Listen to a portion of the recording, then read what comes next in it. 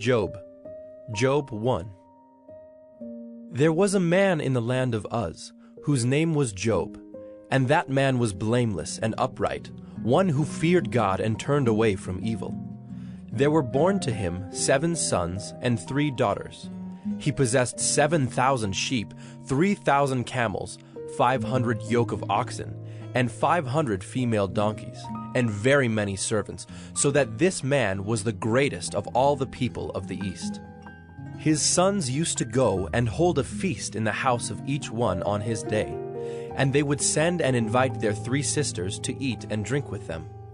And when the days of the feast had run their course, Job would send and consecrate them, and he would rise early in the morning and offer burnt offerings according to the number of them all.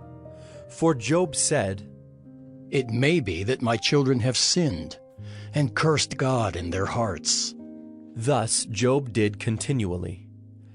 Now there was a day when the sons of God came to present themselves before the Lord, and Satan also came among them.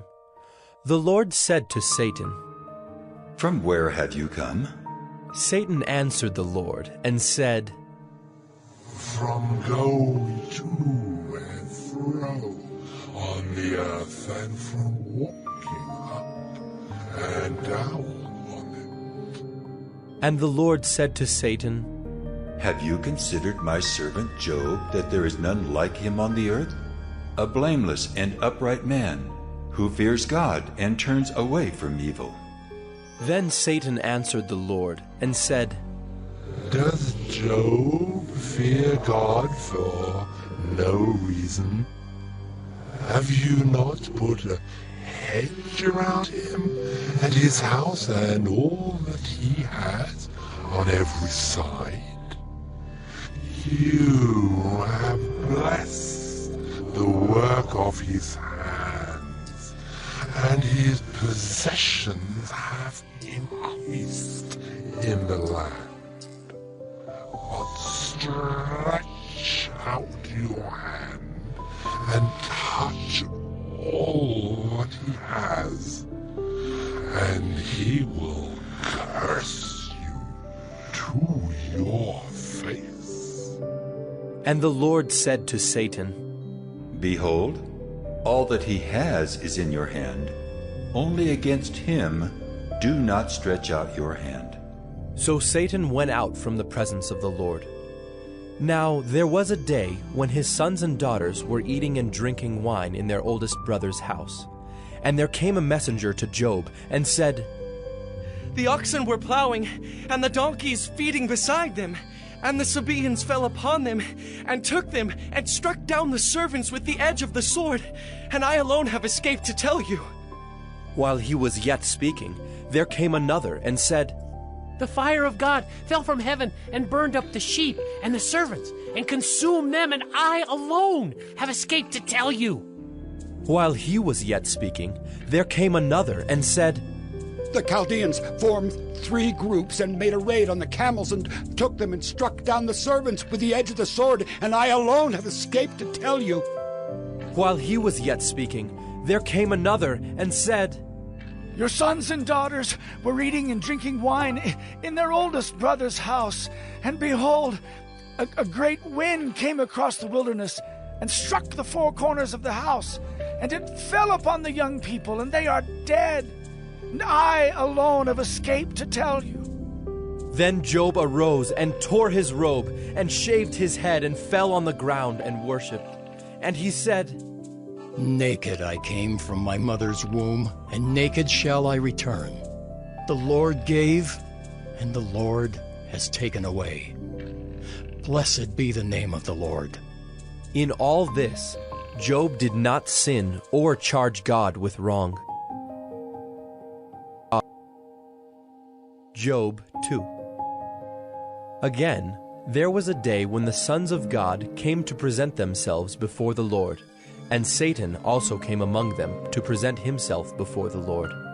And the Lord said to Satan, "From where have you come?"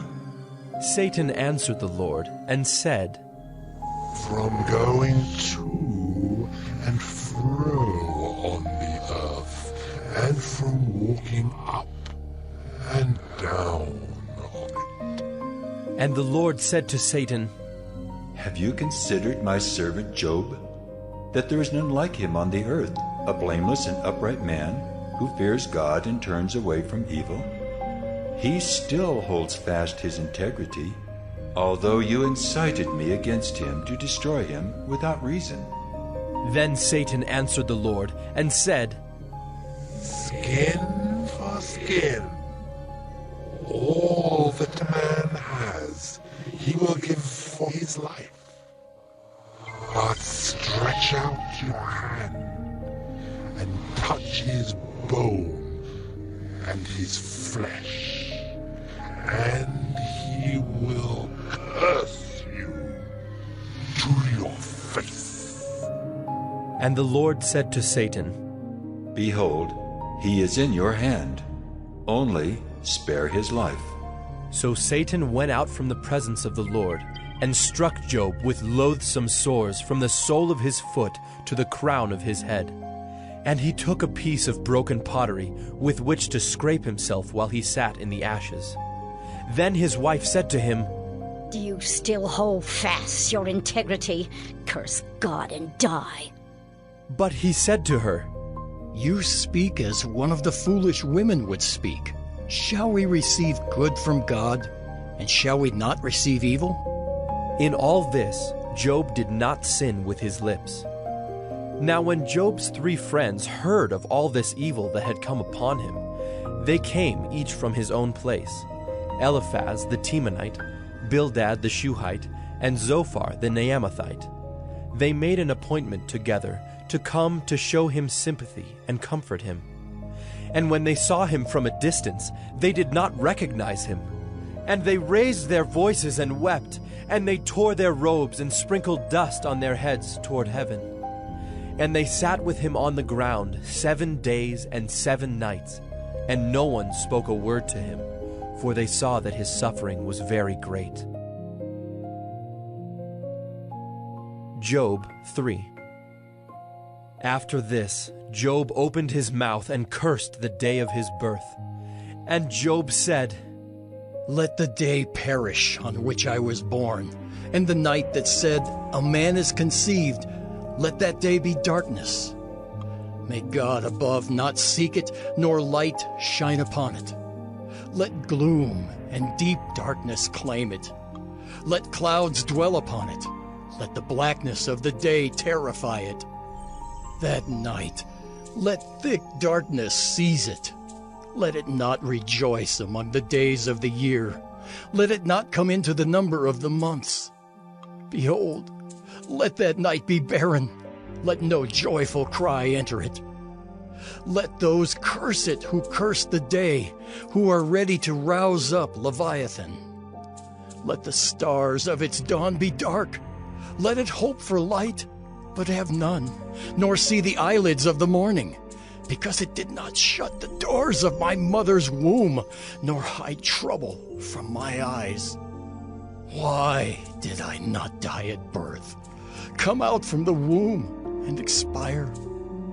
Why did the knees receive me, or why the breasts that I should nurse? For then I would have laid down and been quiet. I would have slept.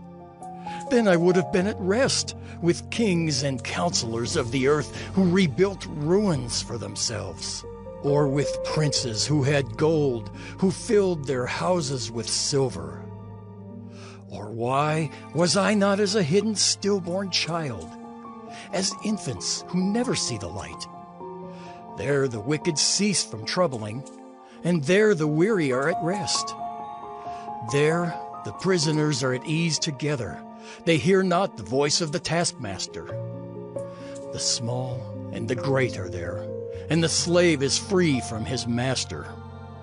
Why is light given to him who is in misery, and life to the bitter in soul, who long for death, but it comes not, and dig for it more than for hidden treasures, who rejoice exceedingly and are glad when they find the grave? Why is light given to a man whose way is hidden, whom God has hedged in? For my sighing comes instead of my bread, and my groanings are poured out like water.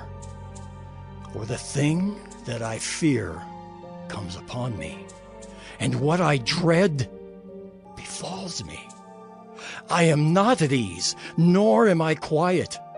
I have no rest, but trouble comes. Job 4. Then Eliphaz the Temanite answered and said, If one ventures a word with you, will you be impatient? Yet who can keep from speaking? Behold, you have instructed many, and you have strengthened the weak hands. Your words have upheld him who was stumbling, and you have made firm the feeble knees.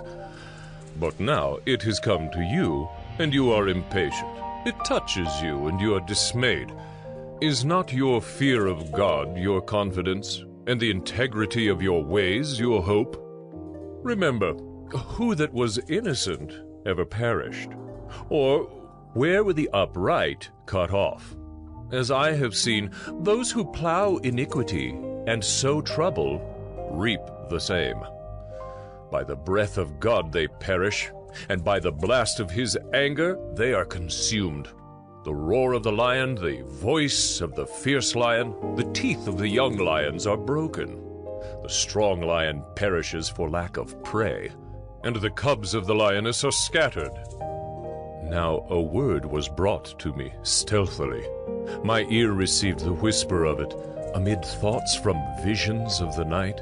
When deep sleep falls on men, dread came upon me, and trembling which made all my bones shake. A spirit glided past my face. The hair of my flesh stood up. It stood still, but I could not discern its appearance. A form was before my eyes. There was silence. Then I heard a voice. Can mortal man be in the right before God? Can a man be pure before his Maker? Even in his servants he puts no trust, and his angels he charges with error.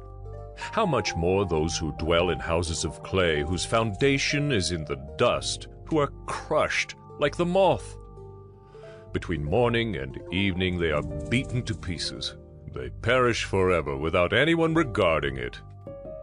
Is not their tent cord plucked up within them? Do they not die, and that without wisdom? Job 5. Call now. Is there anyone who will answer you? To which of the holy ones will you turn? Surely vexation kills the fool, and jealousy slays the simple. I have seen the fool taking root, but suddenly I cursed his dwelling. His children are far from safety. They are crushed in the gate, and there is no one to deliver them.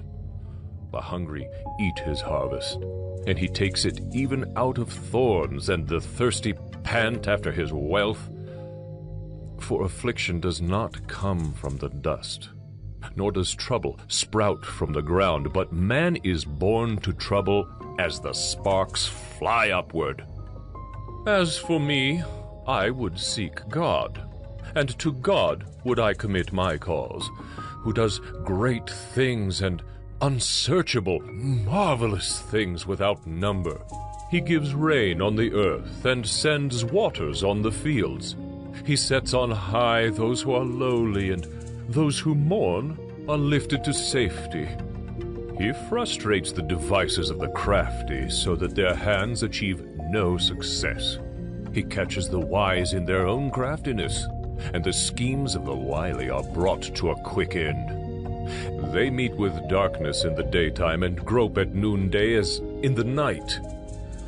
But he saves the needy from the sword of their mouth and from the hand of the mighty, so the poor have hope, and injustice shuts her mouth. Behold, blessed is the one whom God reproves. Therefore despise not the discipline of the Almighty. For he wounds, but he binds up. He shatters, but his hands heal. He will deliver you from 6 troubles. In 7, no evil shall touch you. In famine he will redeem you from death, and in war from the power of the sword. You shall be hidden from the lash of the tongue, and shall not fear destruction when it comes. At destruction and famine you shall laugh, and shall not fear the beasts of the earth. For you shall be in league with the stones of the field, and the beasts of the field shall be at peace with you. You shall know that your tent is at peace, and you shall inspect your fold and miss nothing. You shall know also that your offspring shall be many, and your descendants as the grass of the earth. You shall come to your grave in ripe old age, like a sheaf gathered up in its season. Behold, this we have searched out. It is true. Hear, and know it for your good. Job 6. Then Job answered and said, Oh, that my vexation were weighed, and all my calamity laid in the balances. For then it would be heavier than the sand of the sea. Therefore my words have been rash, for the arrows of the Almighty are in me. My spirit drinks their poison. The terrors of God are arrayed against me. Does the wild donkey bray when he has grass, or the ox low over his fodder? Can that which is tasteless be eaten without salt, or is there any taste in the juice of the mallow? My appetite refuses to touch them. They are as food that is loathsome to me. Oh, that I might have my request, and that God would fulfill my hope, that it would please God to crush me, that he would let loose his hand and cut me off. This would be my comfort. I would even exult in pain unsparing, for I have not denied the words of the Holy One. What is my strength that I should wait? And what is my end that I should be patient? Is my strength the strength of stones, or is my flesh bronze? Have I any help in me when resource is driven from me? He who withholds kindness from a friend forsakes the fear of the Almighty. My brothers are treacherous as a torrent bed, as torrential streams that pass away, which are dark with ice, and where the snow hides itself. When they melt, they disappear. When it is hot, they vanish from their place. The caravans turn aside from their course. They go up into the waste and perish. The caravans of Tema look. The travelers of Sheba hope. They are ashamed because they were confident. They come there and are disappointed.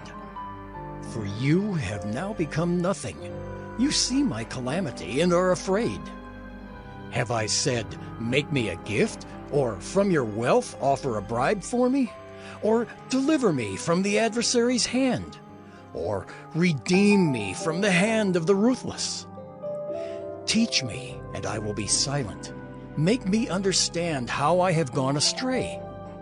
How forceful are upright words, but what does reproof from you reprove? Do you think that you can reprove words when the speech of a despairing man is wind? You would even cast lots over the fatherless and bargain over your friend. But now, be pleased to look at me, for I will not lie to your face. Please turn, let no injustice be done. Turn now, my vindication is at stake. Is there any injustice on my tongue? Cannot my palate discern the cause of calamity? Job 7.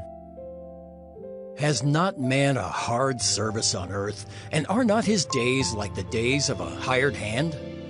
Like a slave who longs for the shadow, and like a hired hand who looks for his wages, so I am allotted months of emptiness, and nights of misery are apportioned to me. When I lie down, I say, when shall I arise? But the night is long, and I am full of tossing till the dawn. My flesh is clothed with worms and dirt. My skin hardens, then breaks out afresh. My days are swifter than a weaver's shuttle, and come to their end without hope. Remember that my life is a breath. My eye will never again see good. The eye of him who sees me will behold me no more. While your eyes are on me, I shall be gone. As the cloud fades and vanishes, so he who goes down to Sheol does not come up.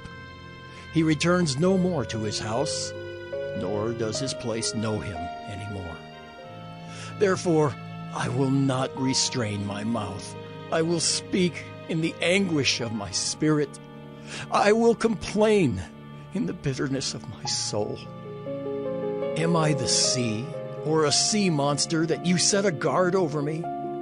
When I say, my bed will comfort me, my couch will ease my complaint, then you scare me with dreams and terrify me with visions, so that I would choose strangling and death rather than my bones. I loathe my life. I would not live forever. Leave me alone, for my days are a breath. What is man, that you make so much of him, and that you set your heart on him? Visit him every morning, and test him every moment. How long will you not look away from me, nor leave me alone till I swallow my spit? If I sin, what do I do to you, you watcher of mankind? Why have you made me your mark? Why have I become a burden to you? Why do you not pardon my transgression and take away my iniquity? For now I shall lie in the earth. You will seek me, but I shall not be. Job 8.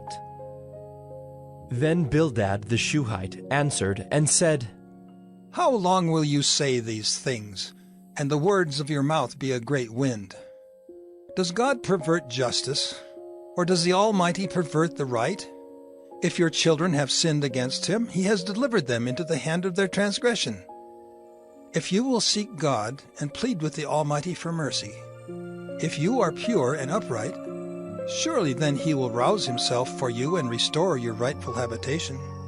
And though your beginning was small, your latter days will be very great. For inquire, please, of bygone ages, and consider what the fathers have searched out. For we are but of yesterday, and know nothing. For our days on earth are a shadow. Will they not teach you and tell you and utter words out of their understanding? Can papyrus grow where there is no marsh? Can reeds flourish where there is no water? While yet in flower and not cut down, they wither before any other plant. Such are the paths of all who forget God. The hope of the godless shall perish. His confidence is severed, and his trust is a spider's web. He leans against his house, but it does not stand. He lays hold of it, but it does not endure.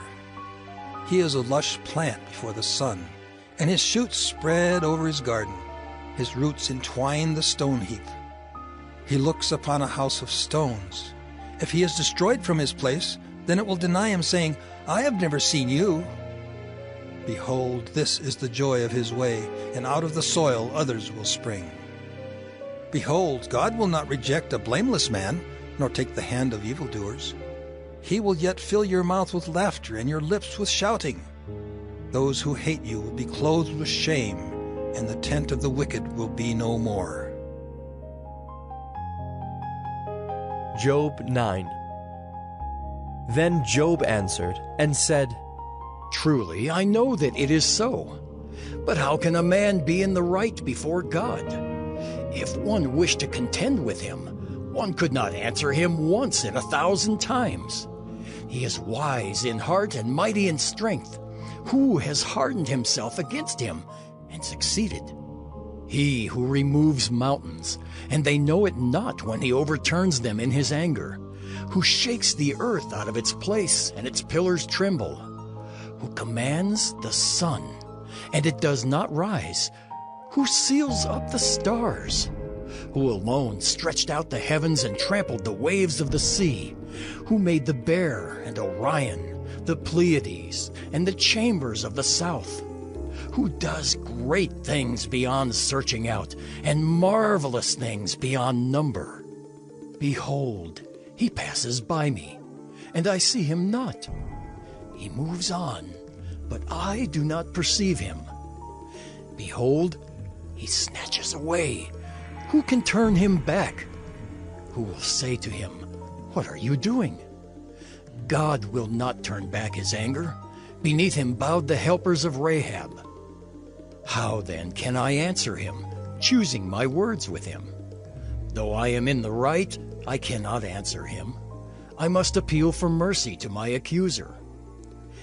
If I summoned him and he answered me, I would not believe that he was listening to my voice. For he crushes me with a tempest and multiplies my wounds without cause. He will not let me get my breath, but fills me with bitterness. If it is a contest of strength, behold, he is mighty. If it is a matter of justice, who can summon him? Though I am in the right, my own mouth would condemn me. Though I am blameless, he would prove me perverse. I am blameless. I regard not myself. I loathe my life. It is all one. Therefore I say, he destroys both the blameless and the wicked. When disaster brings sudden death, he mocks at the calamity of the innocent. The earth is given into the hand of the wicked. He covers the faces of its judges. If it is not he, who then is it? My days are swifter than a runner. They flee away. They see no good. They go by like skiffs of reed, like an eagle swooping on the prey. If I say, I will forget my complaint, I will put off my sad face and be of good cheer, I become afraid of all my suffering, for I know you will not hold me innocent. I shall be condemned. Why then do I labor in vain? If I wash myself with snow and cleanse my hands with lye, yet you will plunge me into a pit, and my own clothes will abhor me. For he is not a man as I am, that I might answer him, that we should come to trial together. There is no arbiter between us who might lay his hand on us both. Let him take his rod away from me, and let not dread of him terrify me. Then I would speak without fear of him, for I am not so in myself. Job 10. I loathe my life. I will give free utterance to my complaint. I will speak in the bitterness of my soul. I will say to God, do not condemn me. Let me know why you contend against me. Does it seem good to you to oppress, to despise the work of your hands and favor the designs of the wicked? Have you eyes of flesh? Do you see as man sees? Are your days as the days of man, or your years as a man's years? That you seek out my iniquity and search for my sin, although you know that I am not guilty, and there is none to deliver out of your hand. Your hands fashioned and made me, and now you have destroyed me altogether. Remember that you have made me like clay, and will you return me to the dust? Did you not pour me out like milk and curdle me like cheese? You clothed me with skin and flesh, and knit me together with bones and sinews. You have granted me life and steadfast love, and your care has preserved my spirit. Yet these things you hid in your heart. I know that this was your purpose. If I sin, you watch me and do not acquit me of my iniquity. If I am guilty, woe to me. If I am in the right, I cannot lift up my head, for I am filled with disgrace and look on my affliction. And were my head lifted up, you would hunt me like a lion, and again work wonders against me. You renew your witnesses against me and increase your vexation toward me. You bring fresh troops against me. Why did you bring me out from the womb? Would that I had died before any eye had seen me, and were as though I had not been, carried from the womb to the grave. Are not my days few?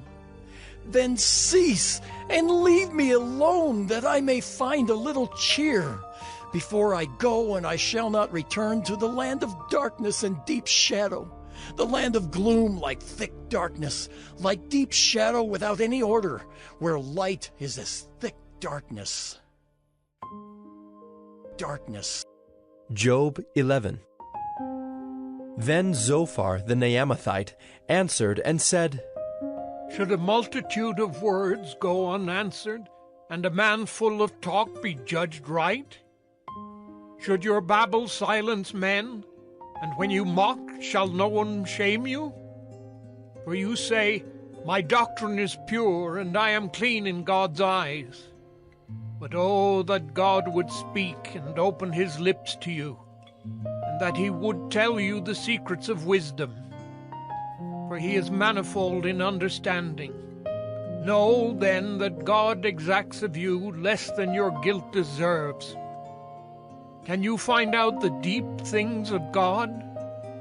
Can you find out the limit of the Almighty? It is higher than heaven. What can you do? Deeper than Sheol. What can you know? Its measure is longer than the earth, and broader than the sea. If he passes through and imprisons and summons the court, who can turn him back? For he knows worthless men. When he sees iniquity, will he not consider it? But a stupid man will get understanding when a wild donkey's colt is born a man. If you prepare your heart, you will stretch out your hands toward him. If iniquity is in your hand, put it far away, and let not injustice dwell in your tents. Surely then you will lift up your face without blemish. You will be secure and will not fear. You will forget your misery. You will remember it as waters that have passed away, and your life will be brighter than the noonday. Its darkness will be like the morning, and you will feel secure because there is hope. You will look around and take your rest in security. You will lie down and none will make you afraid. Many will court your favor, but the eyes of the wicked will fail. All way of escape will be lost to them, and their hope is to breathe their last. Job 12.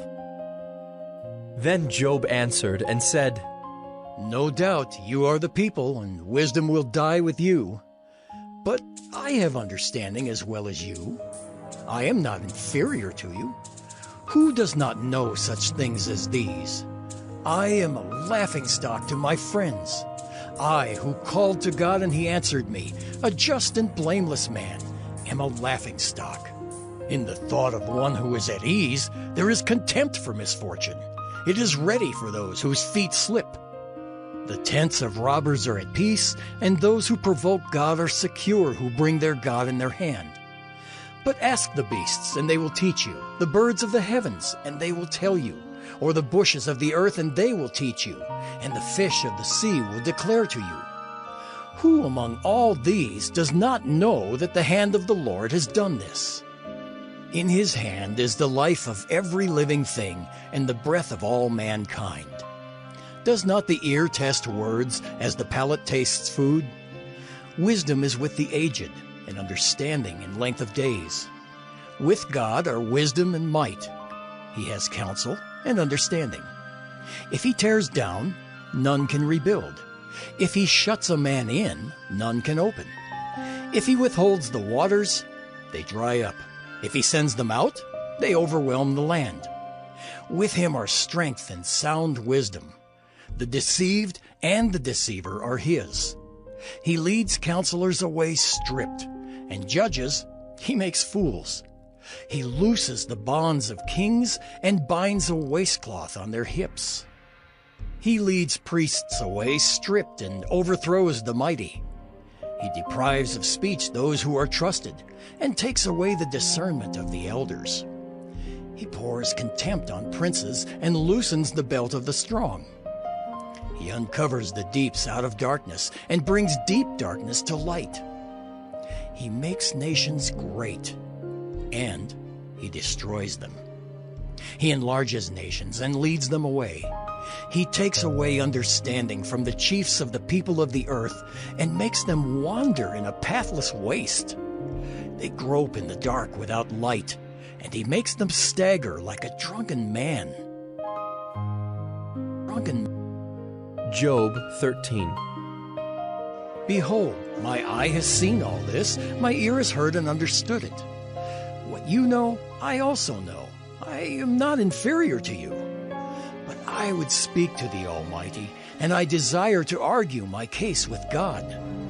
As for you, you whitewash with lies. Worthless physicians are you all. Oh, that you would keep silent, and it would be your wisdom. Hear now my argument, and listen to the pleadings of my lips. Will you speak falsely for God and speak deceitfully for him? Will you show partiality toward him?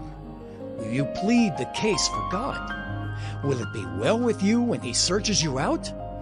Or can you deceive him as one deceives a man? He will surely rebuke you if in secret you show partiality. Will not his majesty terrify you, and the dread of him fall upon you? Your maxims are proverbs of ashes. Your defenses are defenses of clay. Let me have silence, and I will speak, and let come on me what may. Why should I take my flesh in my teeth and put my life in my hand? Though he slay me, I will hope in him. Yet I will argue my ways to his face. This will be my salvation, that the godless shall not come before him. Keep listening to my words, and let my declaration be in your ears. Behold, I have prepared my case. I know that I shall be in the right. Who is there who will contend with me? For then I would be silent and die. Only grant me two things, then I will not hide myself from your face. Withdraw your hand far from me, and let not dread of you terrify me. Then call, and I will answer, or let me speak, and you reply to me. How many are my iniquities and my sins? Make me know my transgression and my sin. Why do you hide your face and count me as your enemy? Will you frighten a driven leaf and pursue dry chaff? For you write bitter things against me and make me inherit the iniquities of my youth. You put my feet in the stocks and watch all my paths. You set a limit for the soles of my feet. Man wastes away like a rotten thing, like a garment that is moth-eaten. Job 14. Man who is born of a woman is few of days and full of trouble. He comes out like a flower and withers. He flees like a shadow and continues not. And do you open your eyes on such a one and bring me into judgment with you? Who can bring a clean thing out of an unclean? There is not one. Since his days are determined, and the number of his months is with you, and you have appointed his limits that he cannot pass, look away from him and leave him alone, that he may enjoy like a hired hand his day. For there is hope for a tree if it be cut down, that it will sprout again, and that its shoots will not cease. Though its root grow old in the earth and its stump die in the soil, yet at the scent of water it will bud and put out branches like a young plant. But a man dies and is laid low. Man breathes his last, and where is he? As waters fail from a lake, and a river wastes away and dries up, so a man lies down and rises not again. Till the heavens are no more, he will not awake or be roused out of his sleep. Oh, that you would hide me in Sheol, that you would conceal me until your wrath be past, that you would appoint me a set time and remember me. If a man dies, shall he live again? All the days of my service I would wait till my renewal should come. You would call, and I would answer you. You would long for the work of your hands, for then you would number my steps. You would not keep watch over my sin. My transgression would be sealed up in a bag, and you would cover over my iniquity. But the mountain falls and crumbles away, and the rock is removed from its place. The waters wear away the stones. The torrents wash away the soil of the earth. So you destroy the hope of man. You prevail forever against him, and he passes. You change his countenance and send him away. His sons come to honor, and he does not know it. They are brought low, and he perceives it not. He feels only the pain of his own body, and he mourns only for himself. Job 15. Then Eliphaz the Temanite answered and said, Should a wise man answer with windy knowledge, and fill his belly with the east wind? Should he argue in unprofitable talk or in words with which he can do no good? But you are doing away with the fear of God and hindering meditation before God. For your iniquity teaches your mouth, and you choose the tongue of the crafty. Your own mouth condemns you, and not I. Your own lips testify against you. Are you the first man who was born? Or were you brought forth before the hills? Have you listened in the counsel of God? And do you limit wisdom to yourself? What do you know that we do not know? What do you understand that is not clear to us? Both the gray-haired and the aged are among us, older than your father. Are the comforts of God too small for you, or the word that deals gently with you? Why does your heart carry you away, and why do your eyes flash, that you turn your spirit against God and bring such words out of your mouth? What is man that he can be pure, or he who is born of a woman that he can be righteous? Behold, God puts no trust in his holy ones, and the heavens are not pure in his sight. How much less one who is abominable and corrupt, a man who drinks injustice like water? I will show you. Hear me, and what I have seen I will declare. What wise men have told without hiding it from their fathers, to whom alone the land was given, and no stranger passed among them? The wicked man writhes in pain all his days, through all the years that are laid up for the ruthless. Dreadful sounds are in his ears. In prosperity the destroyer will come upon him. He does not believe that he will return out of darkness, and he is marked for the sword. He wanders abroad for bread, saying, Where is it? He knows that a day of darkness is ready at his hand. Distress and anguish terrify him. They prevail against him like a king ready for battle.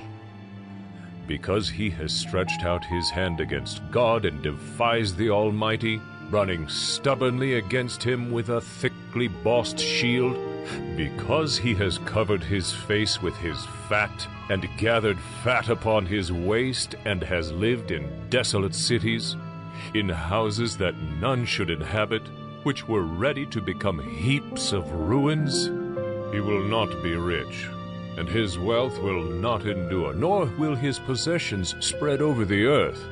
He will not depart from darkness. The flame will dry up his shoots, and by the breath of his mouth he will depart. Let him not trust in emptiness, deceiving himself. For emptiness will be his payment. It will be paid in full before his time, and his branch will not be green. He will shake off his unripe grape like the vine, and cast off his blossom like the olive tree. For the company of the godless is barren, and fire consumes the tents of bribery. They conceive trouble and give birth to evil, and their womb prepares deceit. Job 16. Then Job answered and said, I have heard many such things. Miserable comforters are you all. Shall windy words have an end? Or what provokes you that you answer? I also could speak as you do if you were in my place.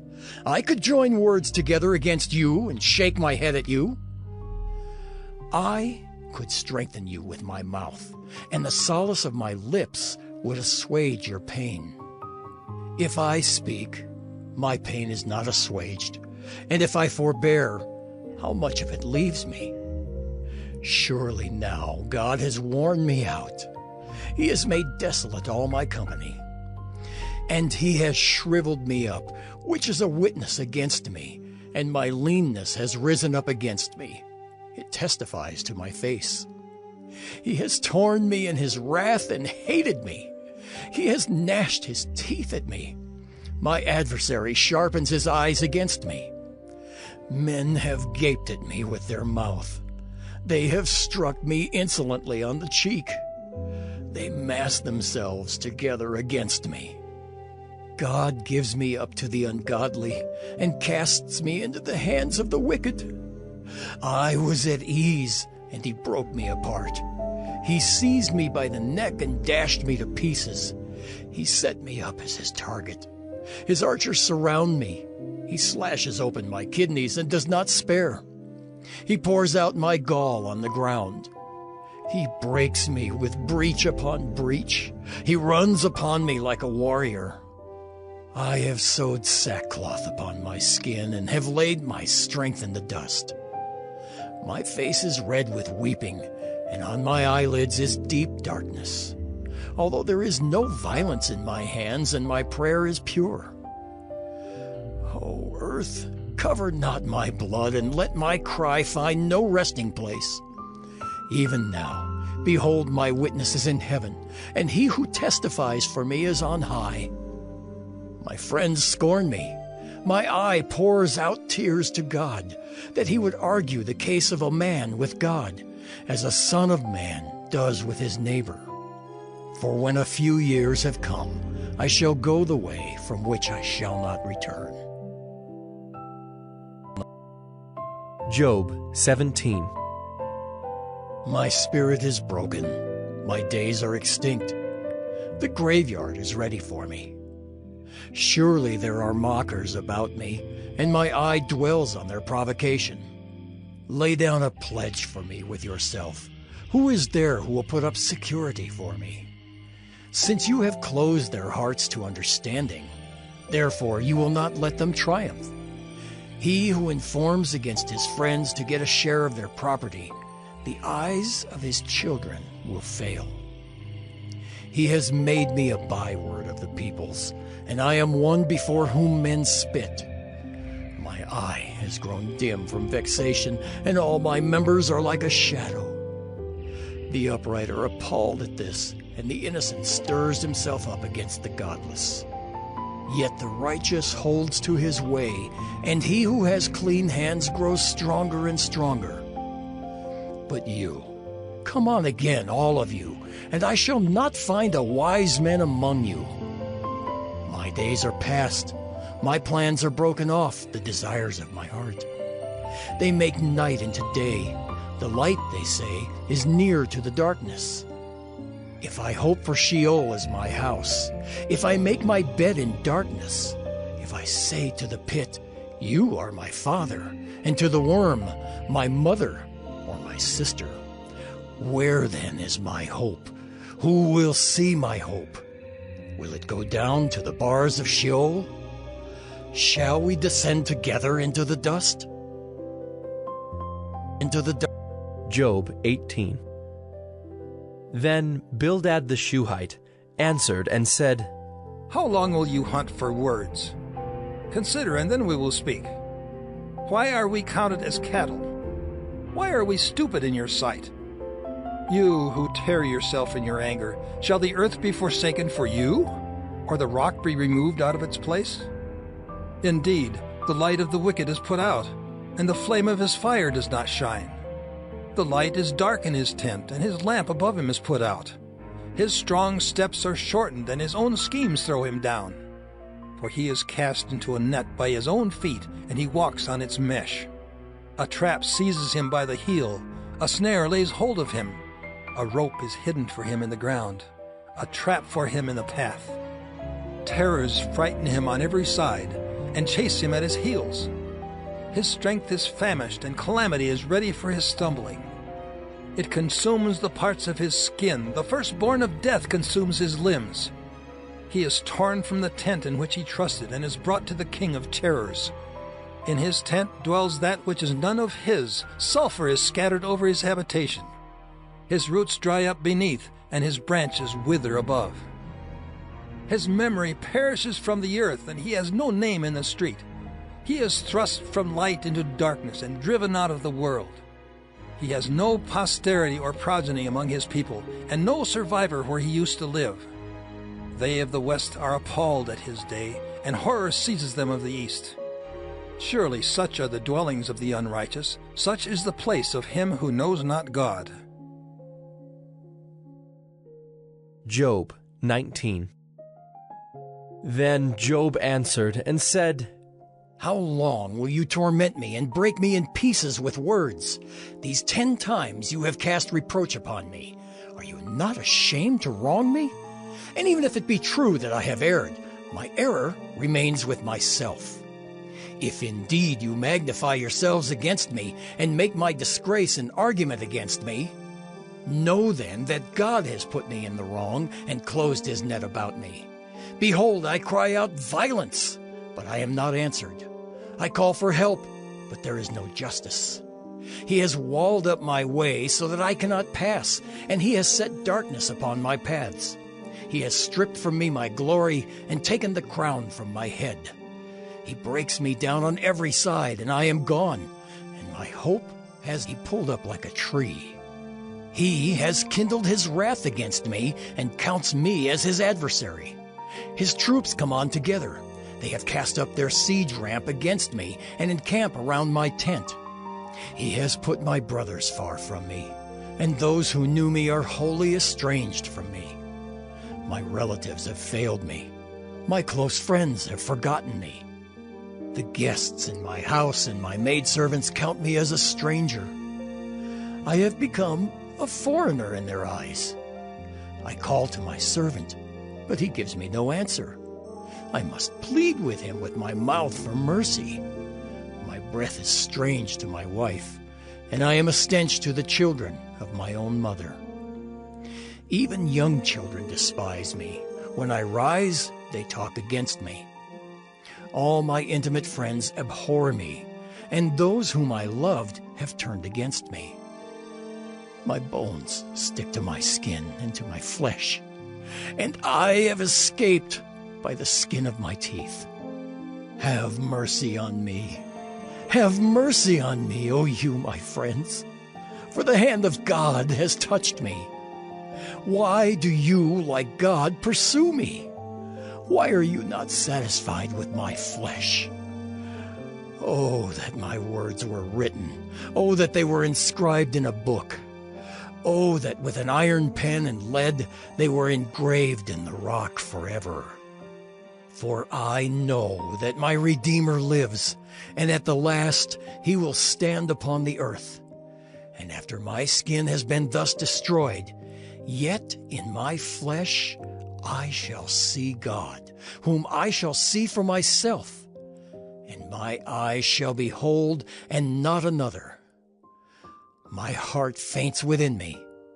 If you say, How we will pursue him, and the root of the matter is found in him, be afraid of the sword, for wrath brings the punishment of the sword, that you may know there is a judgment. Job 20. Then Zophar the Naamathite answered and said, Therefore my thoughts answer me, because of my haste within me. I hear censure that insults me, and out of my understanding a spirit answers me. Do you not know this from of old, since man was placed on earth, that the exulting of the wicked is short, and the joy of the godless but for a moment?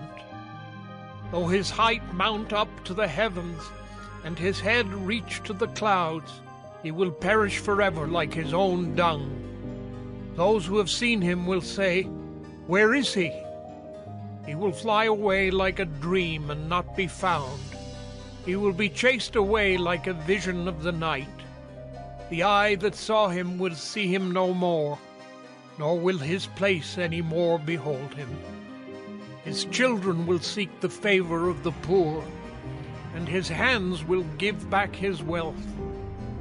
His bones are full of his youthful vigor, but it will lie down with him in the dust. Though evil is sweet in his mouth, though he hides it under his tongue, though he is loath to let it go and holds it in his mouth, yet his food is turned in his stomach. It is the venom of cobras within him. He swallows down riches and vomits them up again. God casts them out of his belly. He would suck the poison of cobras. The tongue of a viper will kill him. He will not look upon the rivers, the streams flowing with honey and curds. He will give back the fruit of his toil and will not swallow it down. From the profit of his trading he will get no enjoyment, for he has crushed and abandoned the poor. He has seized a house that he did not build. Because he knew no contentment in his belly, he will not let anything in which he delights escape him. There was nothing left after he had eaten. Therefore his prosperity will not endure. In the fullness of his sufficiency he will be in distress. The hand of everyone in misery will come against him. To fill his belly to the full, God will send his burning anger against him and rain it upon him into his body. He will flee from an iron weapon. A bronze arrow will strike him through. It is drawn forth and comes out of his body. The glittering point comes out of his gallbladder. Terrors come upon him. Utter darkness is laid up for his treasures. A fire not fanned will devour him. What is left in his tent will be consumed. The heavens will reveal his iniquity, and the earth will rise up against him. The possessions of his house will be carried away, dragged off in the day of God's wrath. This is the wicked man's portion from God, the heritage decreed for him by God. Job 21. Then Job answered and said, Keep listening to my words, and let this be your comfort. Bear with me, and I will speak, and after I have spoken, mock on. As for me, is my complaint against man? Why should I not be impatient? Look at me and be appalled, and lay your hand over your mouth. When I remember, I am dismayed, and shuddering seizes my flesh. Why do the wicked live, reach old age, and grow mighty in power? Their offspring are established in their presence, and their descendants before their eyes. Their houses are safe from fear, and no rod of God is upon them. Their bull breeds without fail. Their cow calves and does not miscarry. They send out their little boys like a flock, and their children dance. They sing to the tambourine and the lyre, and rejoice to the sound of the pipe. They spend their days in prosperity, and in peace they go down to Sheol. They say to God, Depart from us. We do not desire the knowledge of your ways. What is the Almighty that we should serve him? And what profit do we get if we pray to him? Behold, is not their prosperity in their hand? The counsel of the wicked is far from me. How often is it that the lamp of the wicked is put out, that their calamity comes upon them, that God distributes pains in his anger, that they are like straw before the wind, and like chaff that the storm carries away? You say, God stores up their iniquity for their children. Let him pay it out to them, that they may know it. Let their own eyes see their destruction, and let them drink of the wrath of the Almighty. For what do they care for their houses after them, when the number of their months is cut off? Will any teach God knowledge, seeing that he judges those who are on high? One dies in his full vigor, being wholly at ease and secure, his pails full of milk and the marrow of his bones moist. Another dies in bitterness of soul, never having tasted of prosperity. They lie down alike in the dust, and the worms cover them. Behold, I know your thoughts and your schemes to wrong me. For you say, where is the house of the prince? Where is the tent in which the wicked lived? Have you not asked those who travel the roads, and do you not accept their testimony that the evil man is spared in the day of calamity, that he is rescued in the day of wrath? Who declares his way to his face, and who repays him for what he has done? When he is carried to the grave, watch is kept over his tomb. The clods of the valley are sweet to him. All mankind follows after him, and those who go before him are innumerable. How then will you comfort me with empty nothings? There is nothing left of your answers but falsehood. Job 22. Then Eliphaz the Temanite answered and said, Can a man be profitable to God? Surely he who is wise is profitable to himself. Is it any pleasure to the Almighty if you are in the right? Or is it gain to him if you make your ways blameless? Is it for your fear of him that he reproves you and enters into judgment with you? Is not your evil abundant? There is no end to your iniquities. For you have exacted pledges of your brothers for nothing, and stripped the naked of their clothing. You have given no water to the weary to drink, and you have withheld bread from the hungry. The man with power possessed the land, and the favored man lived in it. You have sent widows away empty, and the arms of the fatherless were crushed. Therefore, snares are all around you, and sudden terror overwhelms you, or darkness so that you cannot see, and a flood of water covers you. Is not God high in the heavens? See the highest stars, how lofty they are? But you say, What does God know? Can he judge through the deep darkness? Thick clouds veil him so that he does not see, and he walks on the vault of heaven. Will you keep to the old way that wicked men have trod? They were snatched away before their time. Their foundation was washed away. They said to God, Depart from us, and what can the Almighty do to us? Yet he filled their houses with good things, but the counsel of the wicked is far from me. The righteous see it and are glad. The innocent one mocks at them, saying, Surely our adversaries are cut off, and what they left the fire has consumed.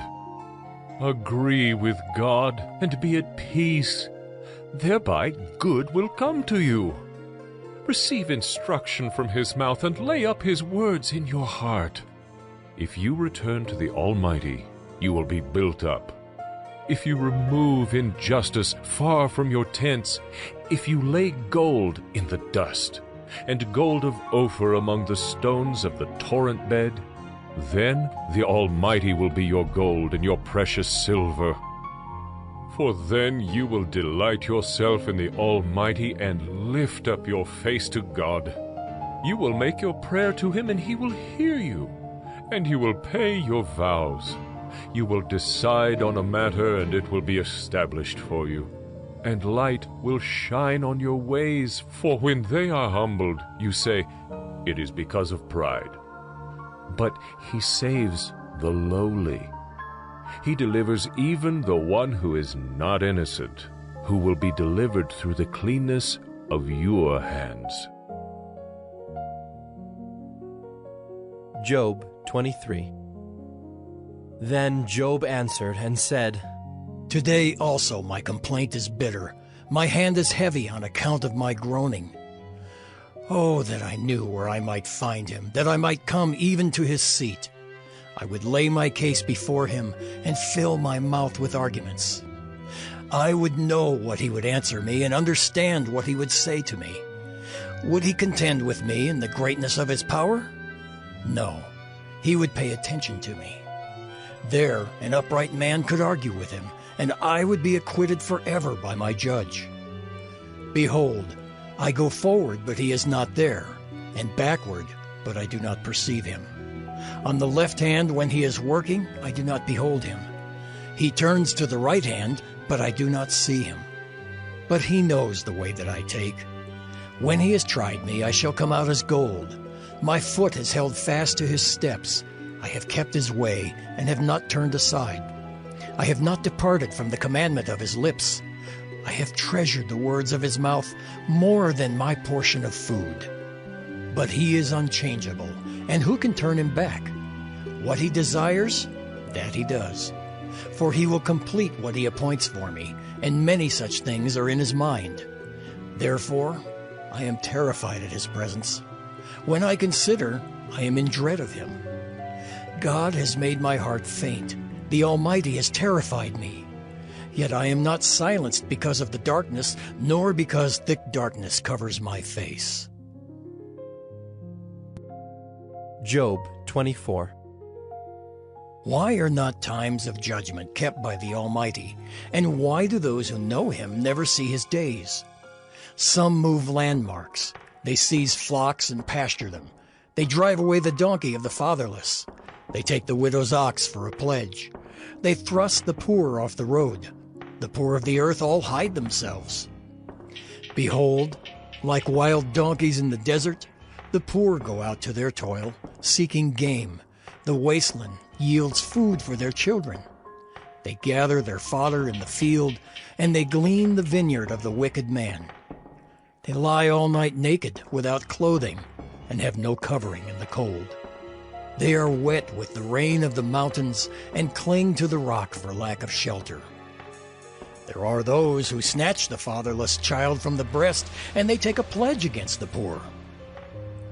They go about naked without clothing. Hungry, they carry the sheaves. Among the olive rows of the wicked they make oil. They tread the wine presses, but suffer thirst. From out of the city the dying groan, and the soul of the wounded cries for help. Yet God charges no one with wrong. There are those who rebel against the light, who are not acquainted with its ways, and do not stay in its paths. The murderer rises before it is light, that he may kill the poor and needy, and in the night he is like a thief. The eye of the adulterer also waits for the twilight, saying, "No eye will see me," and he veils his face. In the dark they dig through houses. By day they shut themselves up. They do not know the light. For deep darkness is morning to all of them, for they are friends with the terrors of deep darkness. You say, "Swift are they on the face of the waters, their portion is cursed in the land. No treader turns toward their vineyards. Drought and heat snatch away the snow waters. So does Sheol those who have sinned. The womb forgets them, the worm finds them sweet, they are no longer remembered. So wickedness is broken like a tree. They wrong the barren, childless woman and do no good to the widow. Yet God prolongs the life of the mighty by his power. They rise up when they despair of life. He gives them security, and they are supported, and his eyes are upon their ways. They are exalted a little while, and then are gone. They are brought low and gathered up like all others. They are cut off like the heads of grain. If it is not so, who will prove me a liar and show that there is nothing in what I say? Job 25. Then Bildad the Shuhite answered and said, Dominion and fear are with God. He makes peace in his high heaven. Is there any number to his armies? Upon whom does his light not arise? How then can man be in the right before God? How can he who was born of woman be pure? Behold, even the moon is not bright, and the stars are not pure in his eyes. How much less man, who is a maggot, and the Son of Man, who is a worm? Job 26. Then Job answered and said, How you have helped him who has no power. How you have saved the arm that has no strength.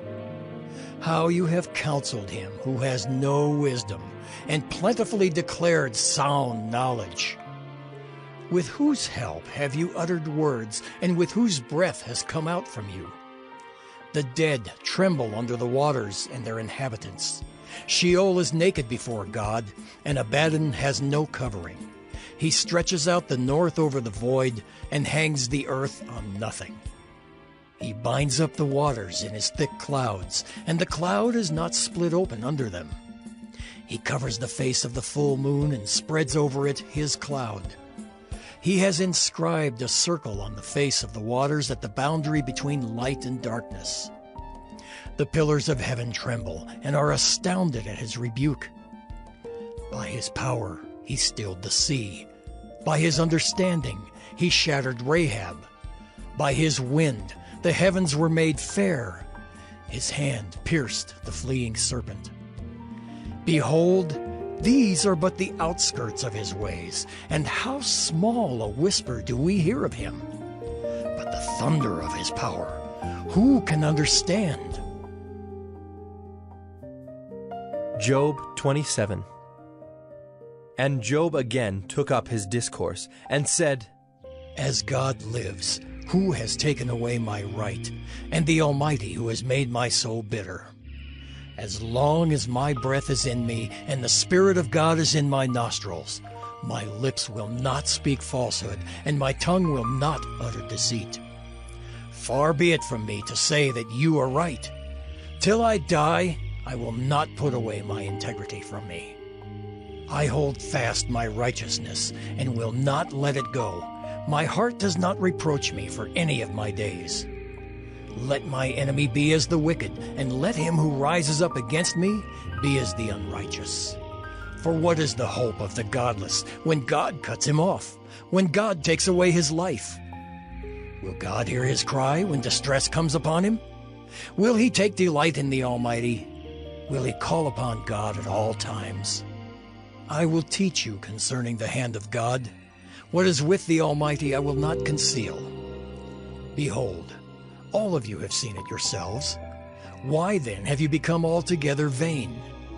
This is the portion of a wicked man with God, and the heritage that oppressors receive from the Almighty. If his children are multiplied, it is for the sword, and his descendants have not enough bread. Those who survive him the pestilence buries, and his widows do not weep.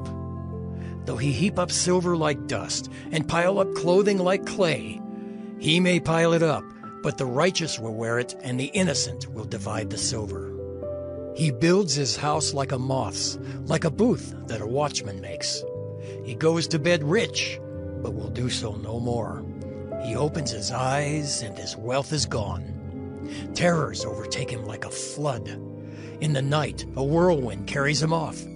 The east wind lifts him up, and he is gone. It sweeps him out of his place. It hurls at him without pity.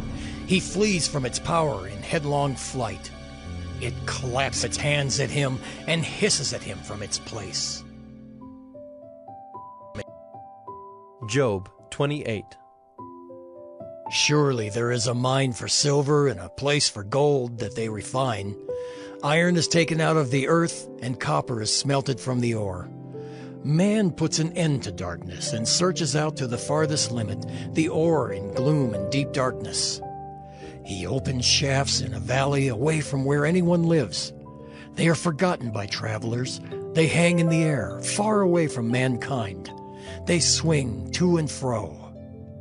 As for the earth, out of it comes bread, but underneath it is turned up as by fire. Its stones are the place of sapphires, and it has dust of gold. That path no bird of prey knows, and the falcon's eye has not seen it. The proud beasts have not trodden it, the lion has not passed over it. Man puts his hand to the flinty rock and overturns mountains by the roots. He cuts out channels in the rocks, and his eye sees every precious thing. He dams up the streams so that they do not trickle, and the thing that is hidden he brings out to light. But where shall wisdom be found? And where is the place of understanding? Man does not know its worth, and it is not found in the land of the living.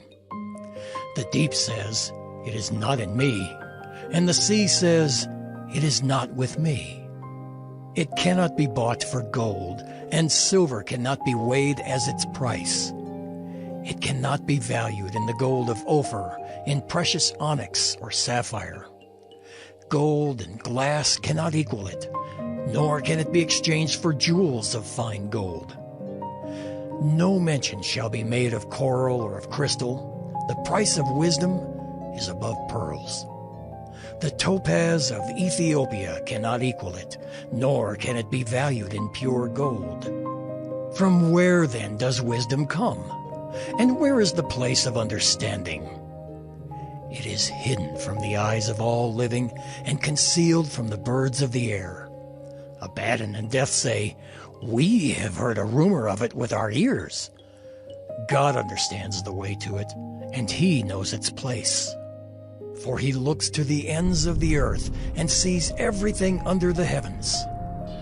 When he gave to the wind its weight and apportioned the waters by measure, when he made a decree for the rain and a way for the lightning of the thunder, then he saw it and declared it. He established it and searched it out. And he said to man, "Behold, the fear of the Lord, that is wisdom, and to turn away from evil is understanding." Job 29. And Job again took up his discourse, and said, "Oh, that I were as in the months of old, as in the days when God watched over me, when his lamp shone upon my head, and by his light I walked through darkness as I was in my prime, when the friendship of God was upon my tent, when the Almighty was yet with me, when my children were all around me, when my steps were washed with butter, and the rock poured out for me streams of oil. When I went out to the gate of the city, when I prepared my seat in the square, the young men saw me and withdrew, and the aged rose and stood. The princes refrained from talking and laid their hand on their mouth. The voice of the nobles was hushed, and their tongues stuck to the roof of their mouth. When the ear heard, it called me blessed, and when the eye saw, it approved, because I delivered the poor who cried for help, and the fatherless who had none to help him. The blessing of him who was about to perish came upon me, and I caused the widow's heart to sing for joy. I put on righteousness, and it clothed me. My justice was like a robe and a turban. I was eyes to the blind and feet to the lame. I was a father to the needy, and I searched out the cause of him whom I did not know. I broke the fangs of the unrighteous and made him drop his prey from his teeth. Then I thought, I shall die in my nest, and I shall multiply my days as the sand. My roots spread out to the waters, with the dew all night on my branches, my glory fresh with me, and my bow ever new in my hand. Men listened to me and waited and kept silence for my counsel. After I spoke, they did not speak again, and my word dropped upon them. They waited for me as for the rain, and they opened their mouths as for the spring rain. I smiled on them when they had no confidence, and the light of my face they did not cast down.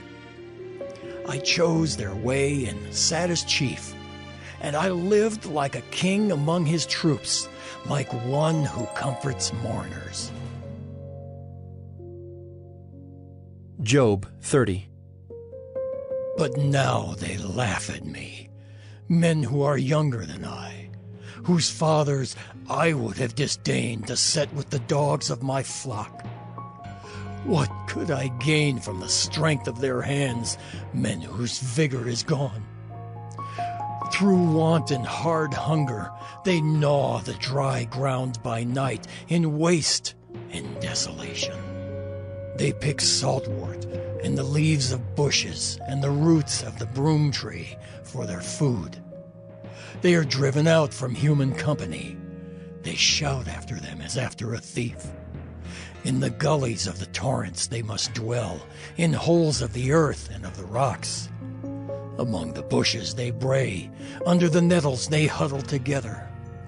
A senseless, a nameless brood, they have been whipped out of the land. And now I have become their song. I am a byword to them. They abhor me. They keep aloof from me. They do not hesitate to spit at the sight of me. Because God has loosed my cord and humbled me, they have cast off restraint in my presence. On my right hand, the rabble rise. They push away my feet. They cast up against me their ways of destruction. They break up my path. They promote my calamity. They need no one to help them. As through a wide breach they come. Amid the crash they roll on. Terrors are turned upon me. My honor is pursued as by the wind, and my prosperity has passed away like a cloud. And now my soul is poured out within me. Days of affliction have taken hold of me. The night racks my bones, and the pain that gnaws me takes no rest. With great force, my garment is disfigured. It binds me about like the collar of my tunic. God has cast me into the mire, and I have become like dust and ashes. I cry to you for help, and you do not answer me. I stand, and you only look at me. You have turned cruel to me. With the might of your hand you persecute me. You lift me up on the wind. You make me ride on it, and you toss me about in the roar of the storm. For I know that you will bring me to death and to the house appointed for all living. Yet does not one in a heap of ruins stretch out his hand and in his disaster cry for help? Did not I weep for him whose day was hard? Was not my soul grieved for the needy? But when I hoped for good, evil came, and when I waited for light, darkness came. My inward parts are in turmoil and never still. Days of affliction come to meet me. I go about darkened, but not by the sun. I stand up in the assembly and cry for help. I am a brother of jackals and a companion of ostriches. My skin turns black and falls from me, and my bones burn with heat. My lyre is turned to mourning, and my pipe to the voice of those who weep. Job 31. I have made a covenant with my eyes. How then could I gaze at a virgin? What would be my portion from God above and my heritage from the Almighty on high? Is not calamity for the unrighteous and disaster for the workers of iniquity? Does not he see my ways and number all my steps? If I have walked with falsehood and my foot has hastened to deceit, let me be weighed in a just balance, and let God know my integrity. If my step is turned aside from the way and my heart has gone after my eyes, and if any spot is stuck to my hands, then let me sow and another eat, and let what grows from me be rooted out. If my heart has been enticed toward a woman, and I have lain in wait at my neighbor's door, then let my wife grind for another, and let others bow down on her. For that would be a heinous crime, That would be an iniquity to be punished by the judges, for that would be a fire that consumes as far as Abaddon, and it would burn to the root all my increase. If I have rejected the cause of my manservant or my maidservant when they brought a complaint against me, what then shall I do when God rises up? When he makes inquiry, what shall I answer him? Did not he who made me in the womb make him? And did not one fashion us in the womb? If I have withheld anything that the poor desired, or have caused the eyes of the widow to fail, or have eaten my morsel alone, and the fatherless has not eaten of it, for from my youth the fatherless grew up with me as with a father, and from my mother's womb I guided the widow. If I have seen anyone perish for lack of clothing, or the needy without covering, if his body has not blessed me, and if he was not warmed with the fleece of my sheep, if I have raised my hand against the fatherless because I saw my help in the gate, then let my shoulder blade fall from my shoulder, and let my arm be broken from its socket. For I was in terror of calamity from God, and I could not have faced his majesty. If I have made gold my trust, or called fine gold my confidence, if I have rejoiced because my wealth was abundant, or because my hand had found much, if I have looked at the sun when it shone, or the moon moving in splendor, and my heart has been secretly enticed, and my mouth has kissed my hand, this also would be an iniquity to be punished by the judges, for I would have been false to God above. If I have rejoiced at the ruin of him who hated me, or exulted when evil overtook him, I have not let my mouth sin by asking for his life with a curse.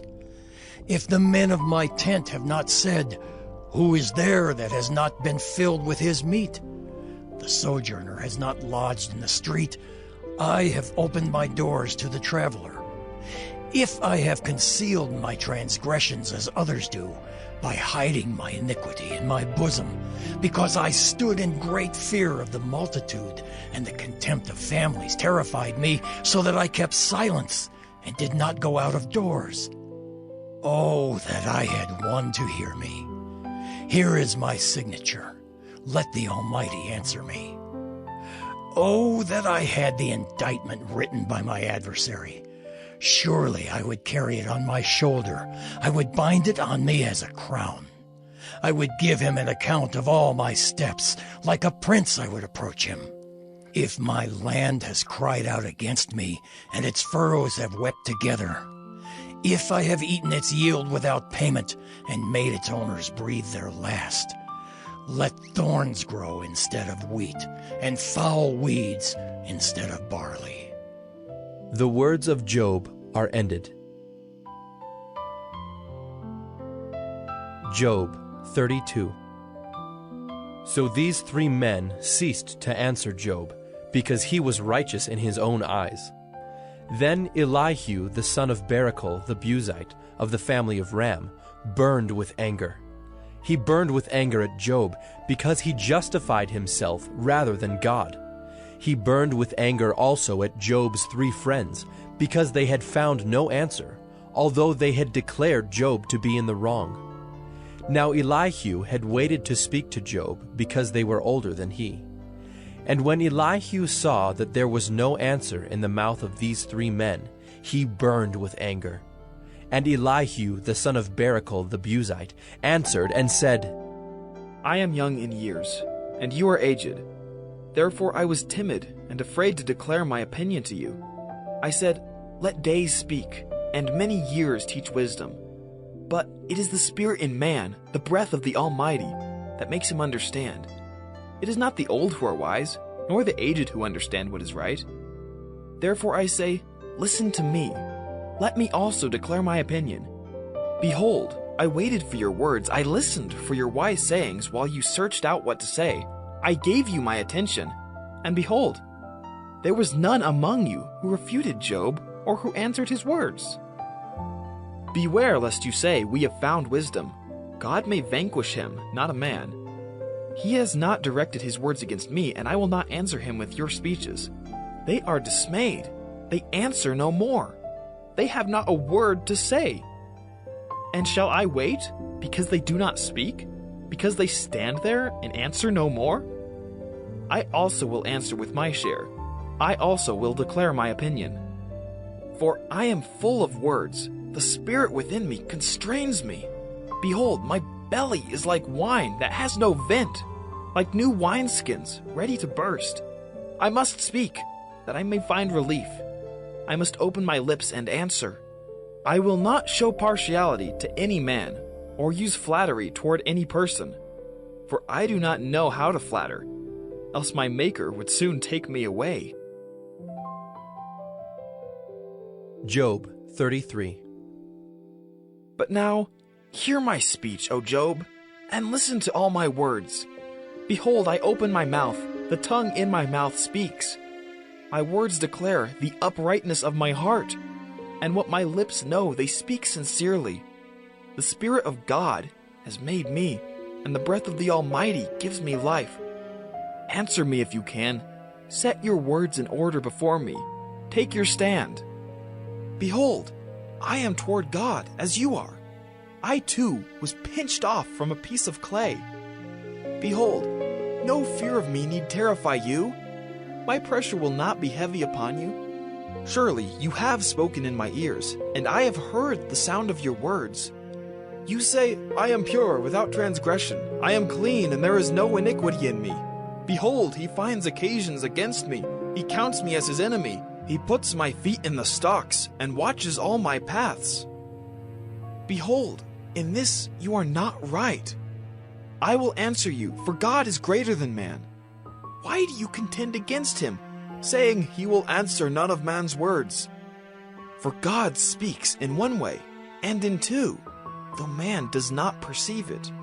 In a dream, in a vision of the night, when deep sleep falls on men, while they slumber on their beds.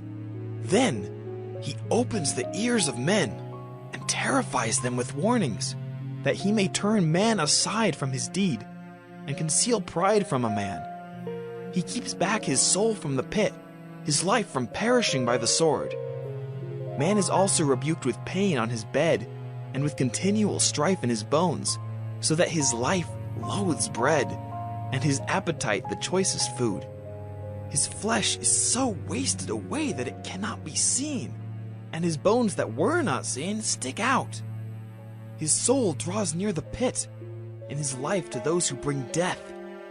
If there be for him an angel, a mediator, one of the 1,000, to declare to man what is right for him, and he is merciful to him and says, Deliver him from going down into the pit. I have found a ransom. Let his flesh become fresh with youth. Let him return to the days of his youthful vigor. Then man prays to God, and he accepts him. He sees his face with a shout of joy, and he restores to man his righteousness. He sings before men and says, I sinned and perverted what was right, and it was not repaid to me. He has redeemed my soul from going down into the pit, and my life shall look upon the light. Behold, God does all these things twice, 3 times with a man, to bring back his soul from the pit, that he may be lighted with the light of life. Pay attention, O Job, listen to me. Be silent, and I will speak. If you have any words, answer me, speak, for I desire to justify you. If not, listen to me. Be silent, and I will teach you wisdom. Job 34.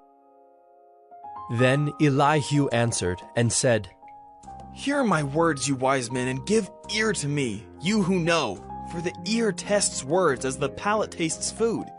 Let us choose what is right. Let us know among ourselves what is good. For Job has said, I am in the right, and God has taken away my right. In spite of my right, I am counted a liar.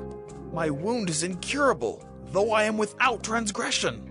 What man is like Job, who drinks up scoffing like water, who travels in company with evildoers and walks with wicked men?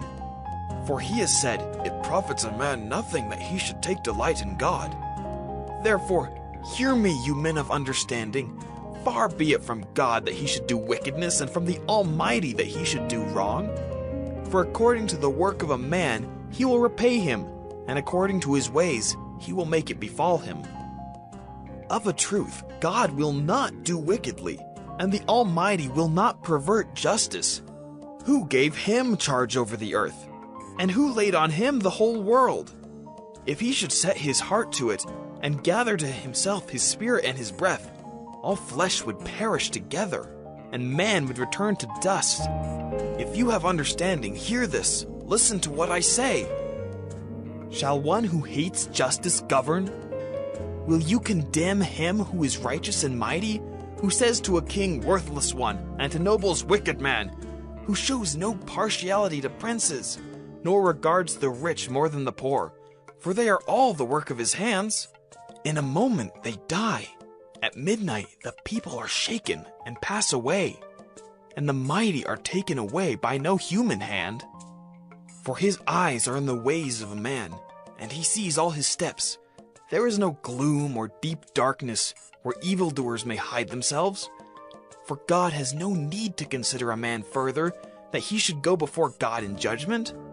He shatters the mighty without investigation, and sets others in their place. Thus, knowing their works, he overturns them in the night, and they are crushed. He strikes them for their wickedness in a place for all to see, because they turned aside from following him, and had no regard for any of his ways, so that they caused the cry of the poor to come to him, and he heard the cry of the afflicted.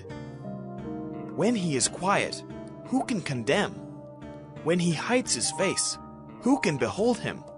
Whether it be a nation or a man, that a godless man should not reign, that he should not ensnare the people. For has anyone said to God, I have borne punishment, I will not offend any more. Teach me what I do not see. If I have done iniquity, I will do it no more. Will he then make repayment to suit you, because you reject it? For you must choose, and not I. Therefore, declare what you know. Men of understanding will say to me, and the wise man who hears me will say, Job speaks without knowledge. His words are without insight. Would that Job were tried to the end, because he answers like wicked men. For he adds rebellion to his sin. He claps his hands among us and multiplies his words against God. Against Job 35.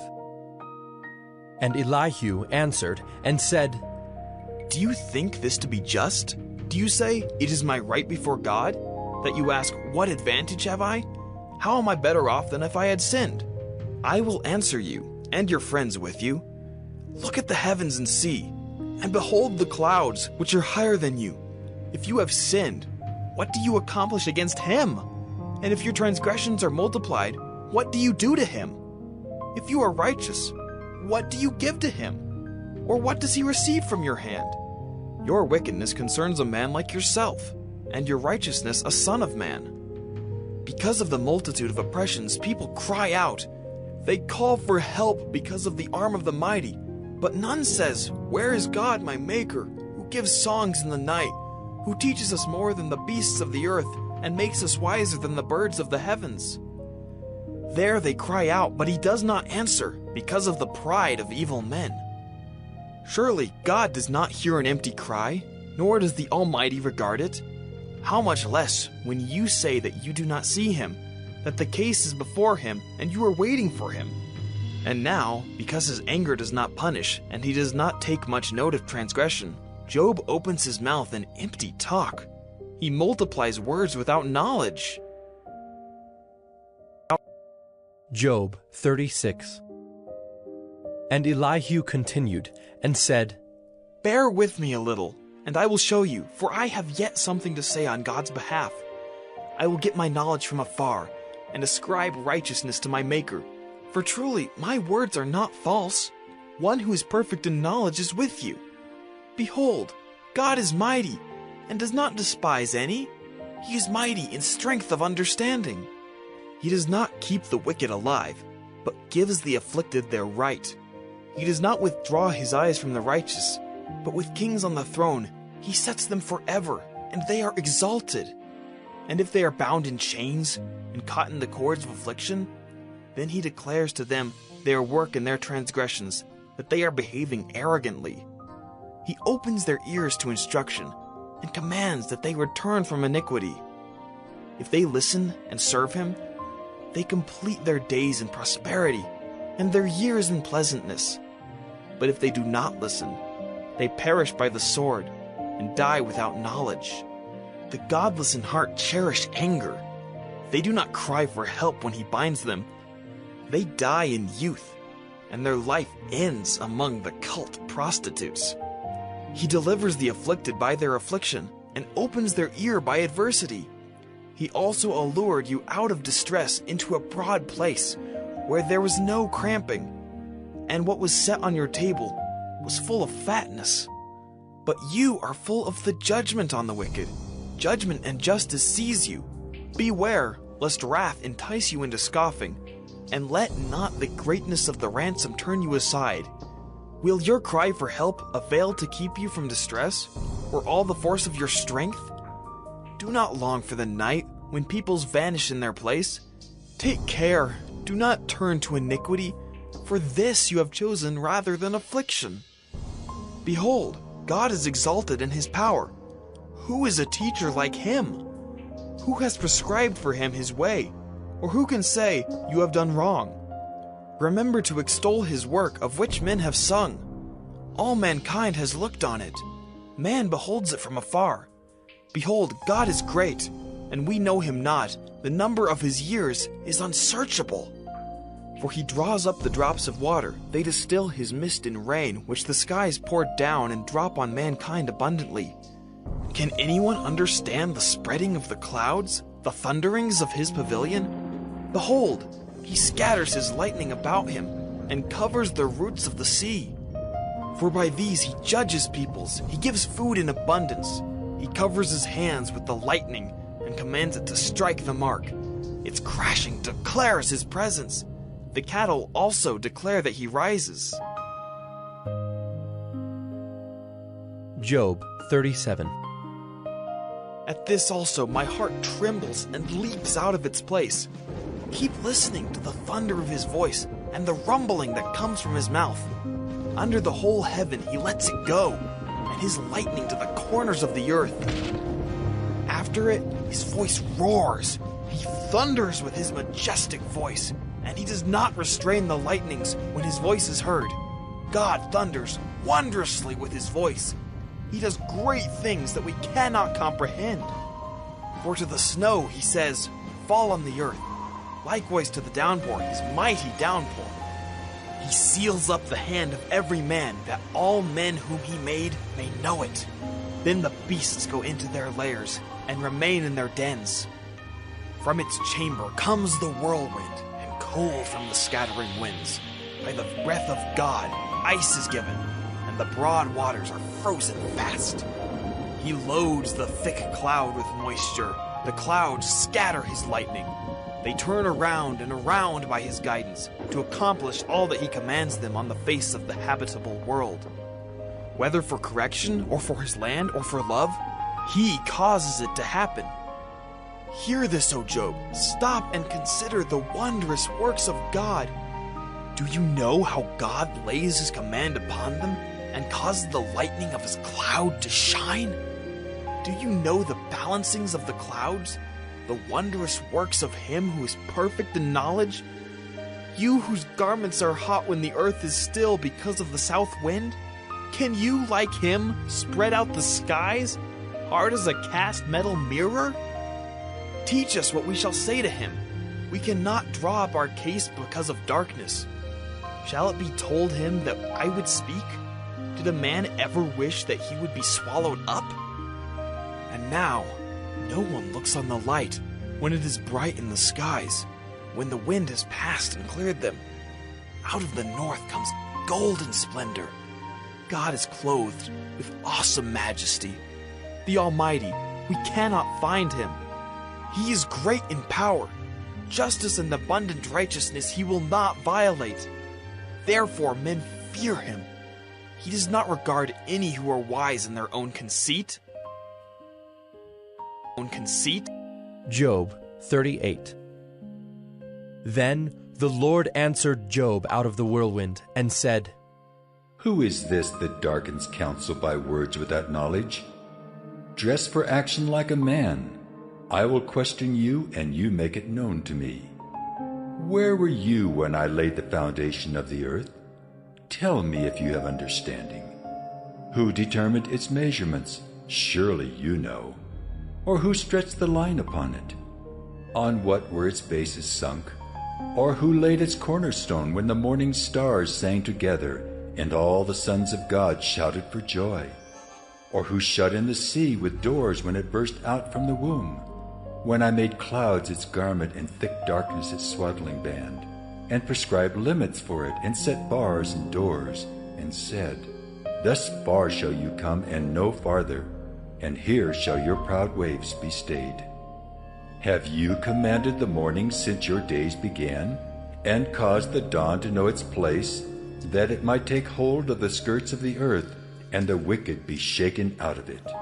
It is changed like clay under the seal, and its features stand out like a garment. From the wicked their light is withheld, and their uplifted arm is broken. Have you entered into the springs of the sea, or walked in the recesses of the deep? Have the gates of death been revealed to you, or have you seen the gates of deep darkness?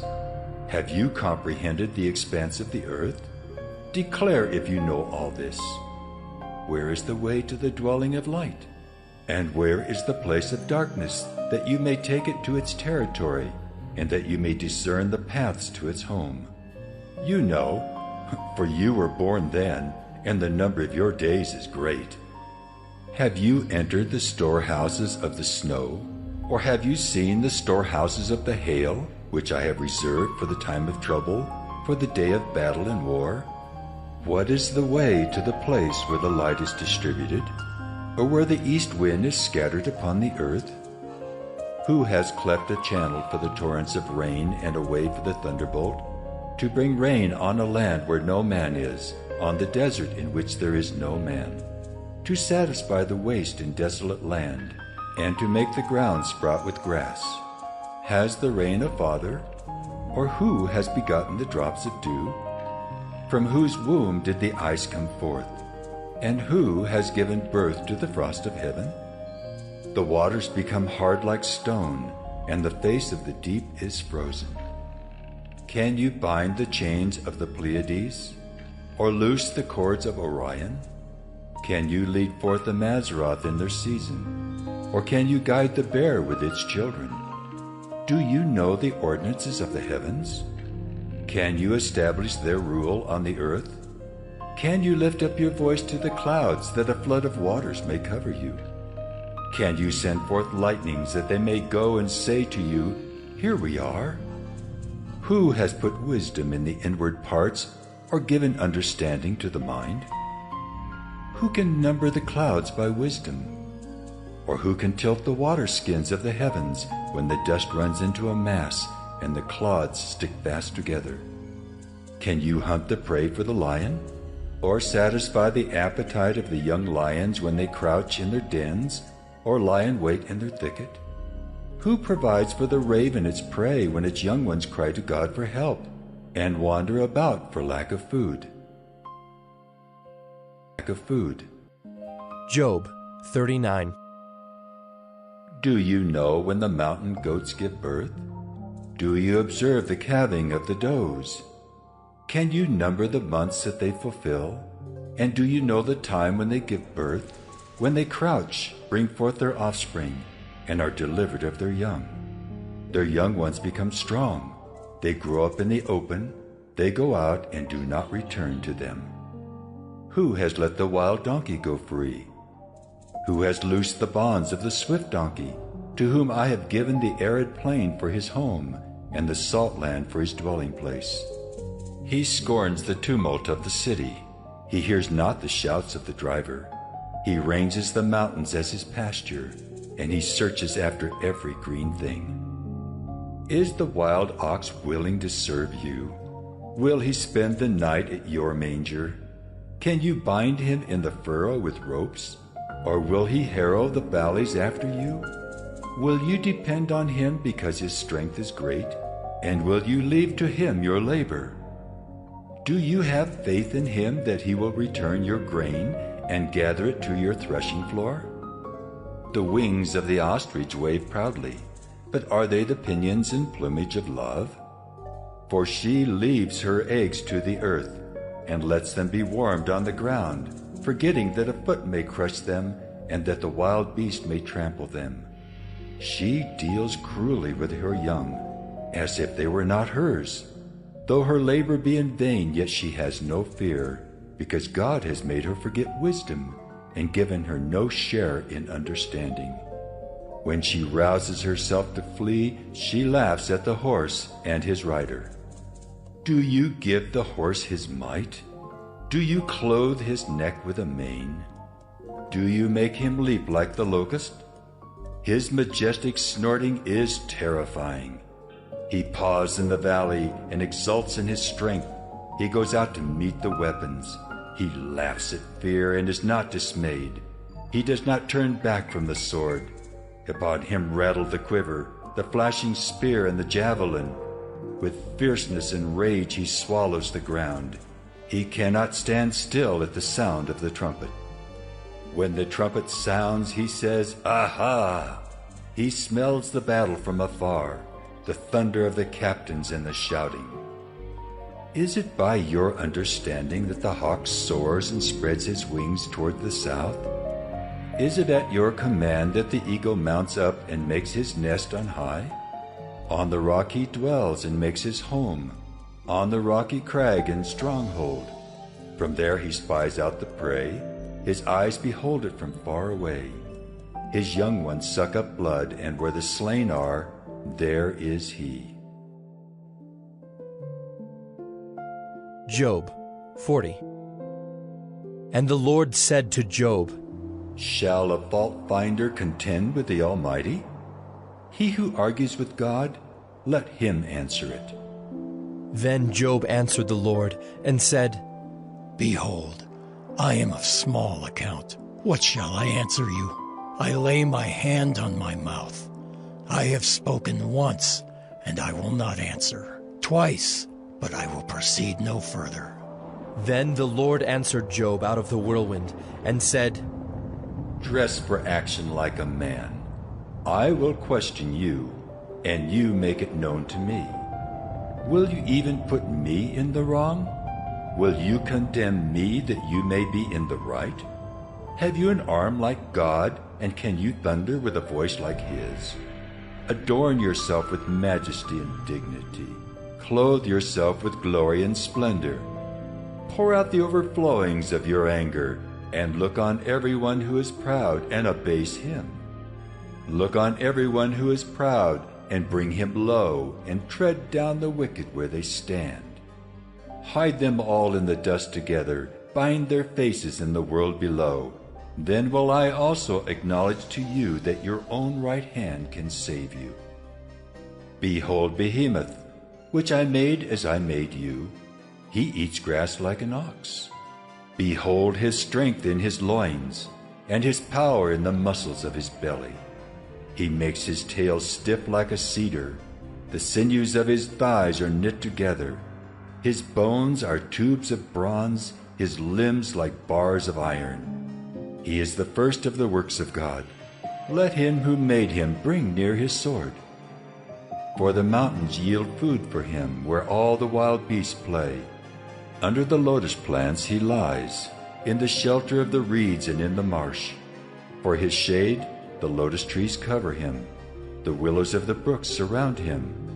Behold, if the river is turbulent, he is not frightened. He is confident though Jordan rushes against his mouth. Can one take him by his eyes, or pierce his nose with a snare?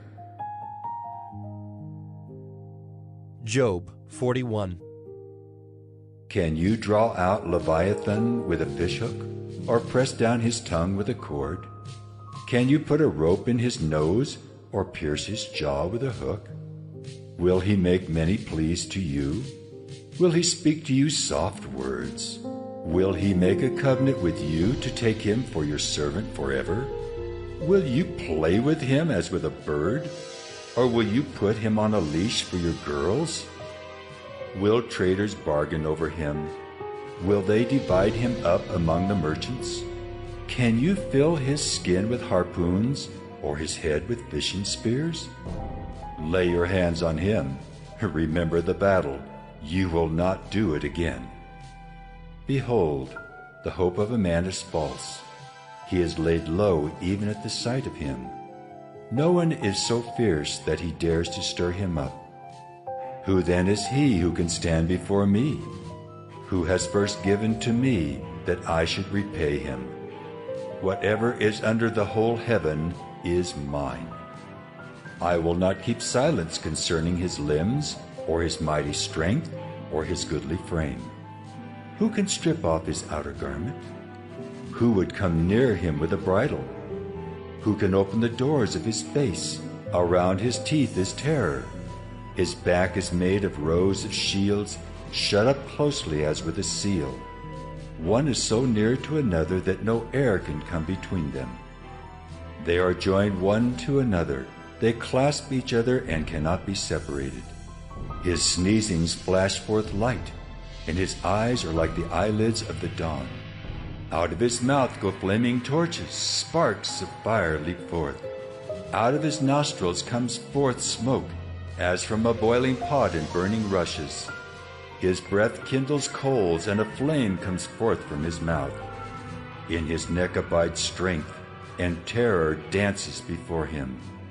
The folds of his flesh stick together, firmly cast on him and immovable. His heart is hard as a stone, hard as the lower millstone. When he raises himself up, the mighty are afraid. At the crashing they are beside themselves. Though the sword reaches him, it does not avail, nor the spear, the dart, or the javelin. He counts iron as straw and bronze as rotten wood. The arrow cannot make him flee. For him sling stones are turned to stubble. Clubs are counted as stubble. He laughs at the rattle of javelins. His underparts are like sharp potsherds. He spreads himself like a threshing sledge on the mire. He makes the deep boil like a pot. He makes the sea like a pot of ointment. Behind him he leaves a shining wake. One would think the deep to be white-haired. On earth there is not his like, a creature without fear. He sees everything that is high. He is king over all the sons of pride. Job 42. Then Job answered the Lord and said, I know that you can do all things, and that no purpose of yours can be thwarted. Who is this that hides counsel without knowledge? Therefore, I have uttered what I did not understand, things too wonderful for me, which I did not know. Hear, and I will speak. I will question you, and you make it known to me. I had heard of you by the hearing of the ear, but now my eye sees you. Therefore, I despise myself, and repent in dust and ashes. After the Lord had spoken these words to Job, the Lord said to Eliphaz the Temanite, My anger burns against you and against your two friends, for you have not spoken of me what is right as my servant Job has.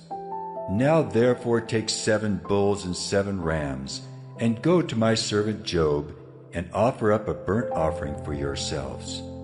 And my servant Job shall pray for you, for I will accept his prayer not to deal with you according to your folly. For you have not spoken of me what is right, as my servant Job has. So Eliphaz the Temanite, and Bildad the Shuhite, and Zophar the Naamathite went and did what the Lord had told them, and the Lord accepted Job's prayer. And the Lord restored the fortunes of Job when he had prayed for his friends. And the Lord gave Job twice as much as he had before. Then came to him all his brothers and sisters, and all who had known him before, and ate bread with him in his house. And they showed him sympathy, and comforted him for all the evil that the Lord had brought upon him. and each of them gave him a piece of money and a ring of gold. And the Lord blessed the latter days of Job more than his beginning. And he had 14,000 sheep, 6,000 camels, 1,000 yoke of oxen, and 1,000 female donkeys. He had also 7 sons and 3 daughters. And he called the name of the first daughter Jemimah, and the name of the second Keziah, and the name of the third Karen-Happuch. And in all the land there were no women so beautiful as Job's daughters. And their father gave them an inheritance among their brothers.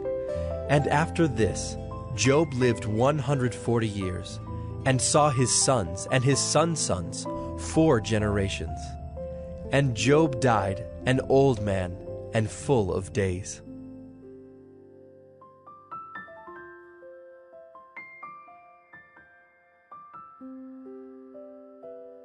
Samuel, chapter 1. There was a certain man from Ramathaim, a Zuphite from the hill country of Ephraim, whose name was Elkanah, son of Jeroham, the son of Elihu, the son of Tohu, the son of Zuph, an Ephraimite. He had 2 wives. One was called Hannah, and the other Peninnah. Peninnah had children, but Hannah had none. Year after year, this man went up from his town to worship and sacrifice to the Lord Almighty at Shiloh, where Hophni and Phinehas, the 2 sons of Eli, were priests of the Lord. Whenever the day came for Elkanah to sacrifice, he would give portions of the meat to his wife Peninnah and to all her sons and daughters. But to Hannah he gave a double portion, because he loved her, and the Lord had closed her womb. Because the Lord had closed Hannah's womb, her rival kept provoking her in order to irritate her. This went on year after year. Whenever Hannah went up to the house of the Lord, her rival provoked her till she wept and would not eat. Her husband, Elkanah, would say to her, "Hannah, why are you weeping? Why don't you eat? Why are you downhearted? Don't I mean more to you than 10 sons?" Once, when they had finished eating and drinking in Shiloh, Hannah stood up. Now Eli the priest was sitting on his chair by the doorpost of the Lord's house. In her deep anguish, Hannah prayed to the Lord, weeping bitterly. And she made a vow, saying, "Lord Almighty, if you will only look on your servant's misery and remember me, and not forget your servant, but give her a son, then I will give him to the Lord for all the days of his life, and no razor will ever be used on his head." As she kept on praying to the Lord, Eli observed her mouth. Hannah was praying in her heart, and her lips were moving, but her voice was not heard. Eli thought she was drunk and said to her, "How long are you going to stay drunk? Put away your wine." "Not so, my lord," Hannah replied. "I am a woman who is deeply troubled. I have not been drinking wine or beer. I was pouring out my soul to the Lord. Do not take your servant for a wicked woman. I have been praying here out of my great anguish and grief." Eli answered, "Go in peace, and may the God of Israel grant you what you have asked of him." She said, "May your servant find favor in your eyes." Then she went away and ate something, and her face was no longer downcast. Early the next morning they arose and worshipped before the Lord, and then went back to their home at Ramah. Elkanah made love to his wife Hannah, and the Lord remembered her. So in the course of time Hannah became pregnant and gave birth to a son. She named him Samuel, saying, "Because I asked the Lord for him." When her husband Elkanah went up with all his family to offer the annual sacrifice to the Lord and to fulfill his vow, Hannah did not go. She said to her husband, "After the boy is weaned, I will take him and present him before the Lord, and he will live there always." "Do what seems best to you," her husband Elkanah told her. "Stay here until you have weaned him. Only may the Lord make good his word."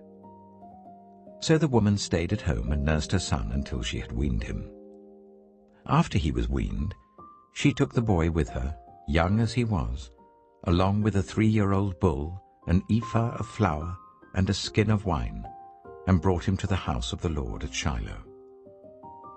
When the bull had been sacrificed, they brought the boy to Eli, and she said to him, "Pardon me, my lord. As surely as you live, I am the woman who stood here beside you praying to the Lord. I prayed for this child, and the Lord has granted me what I asked of him. So now I give him to the Lord. For his whole life he shall be given over to the Lord." And he worshipped the Lord there. 1 Samuel chapter 2. Then Hannah prayed and said, "My heart rejoices in the Lord. In the Lord my horn is lifted high. My mouth boasts over my enemies, for I delight in your deliverance. There is no one holy like the Lord. There is no one besides you. There is no rock like our God. Do not keep talking so proudly, or let your mouth speak such arrogance. For the Lord is a God who knows, and by him deeds are weighed. The bows of the warriors are broken, but those who stumbled are armed with strength. Those who are full hire themselves out for food, but those who are hungry no more. She who was barren has borne 7 children, but she who has had many sons pines away. The Lord brings death and makes alive. He brings down to the grave and raises up. The Lord sends poverty and wealth. He humbles and he exalts. He raises the poor from the dust and lifts the needy from the ash heap. He seats them with princes and makes them inherit a throne of honor. For the foundations of the earth are the Lord's. On them he has set the world. He will guard the feet of his faithful servants, but the wicked will be silenced in the place of darkness. It is not by strength that one prevails. Those who oppose the Lord will be broken. The Most High will thunder from heaven. The Lord will judge the ends of the earth. He will give strength to his king and exalt the horn of his anointed. Then Elkanah went home to Ramah, but the boy ministered before the Lord under Eli the priest. Eli's sons were scoundrels. They had no regard for the Lord. Now it was the practice of the priests that whenever any of the people offered a sacrifice, the priest's servant would come with a 3-pronged fork in his hand while the meat was being boiled, and would plunge the fork into the pan or kettle or cauldron or pot. Whatever the fork brought up, the priest would take for himself. This is how they treated all the Israelites who came to Shiloh. But even before the fat was burned, the priest's servant would come and say to the person who was sacrificing, "Give the priest some meat to roast. He won't accept boiled meat from you, but only raw." If the person said to him, "Let the fat be burned first, and then take whatever you want," the servant would answer, "No, hand it over now. If you don't, I'll take it by force."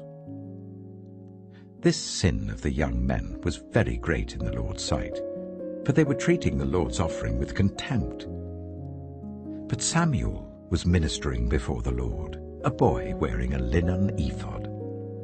Each year his mother made him a little robe and took it to him, when she went up with her husband to offer the annual sacrifice.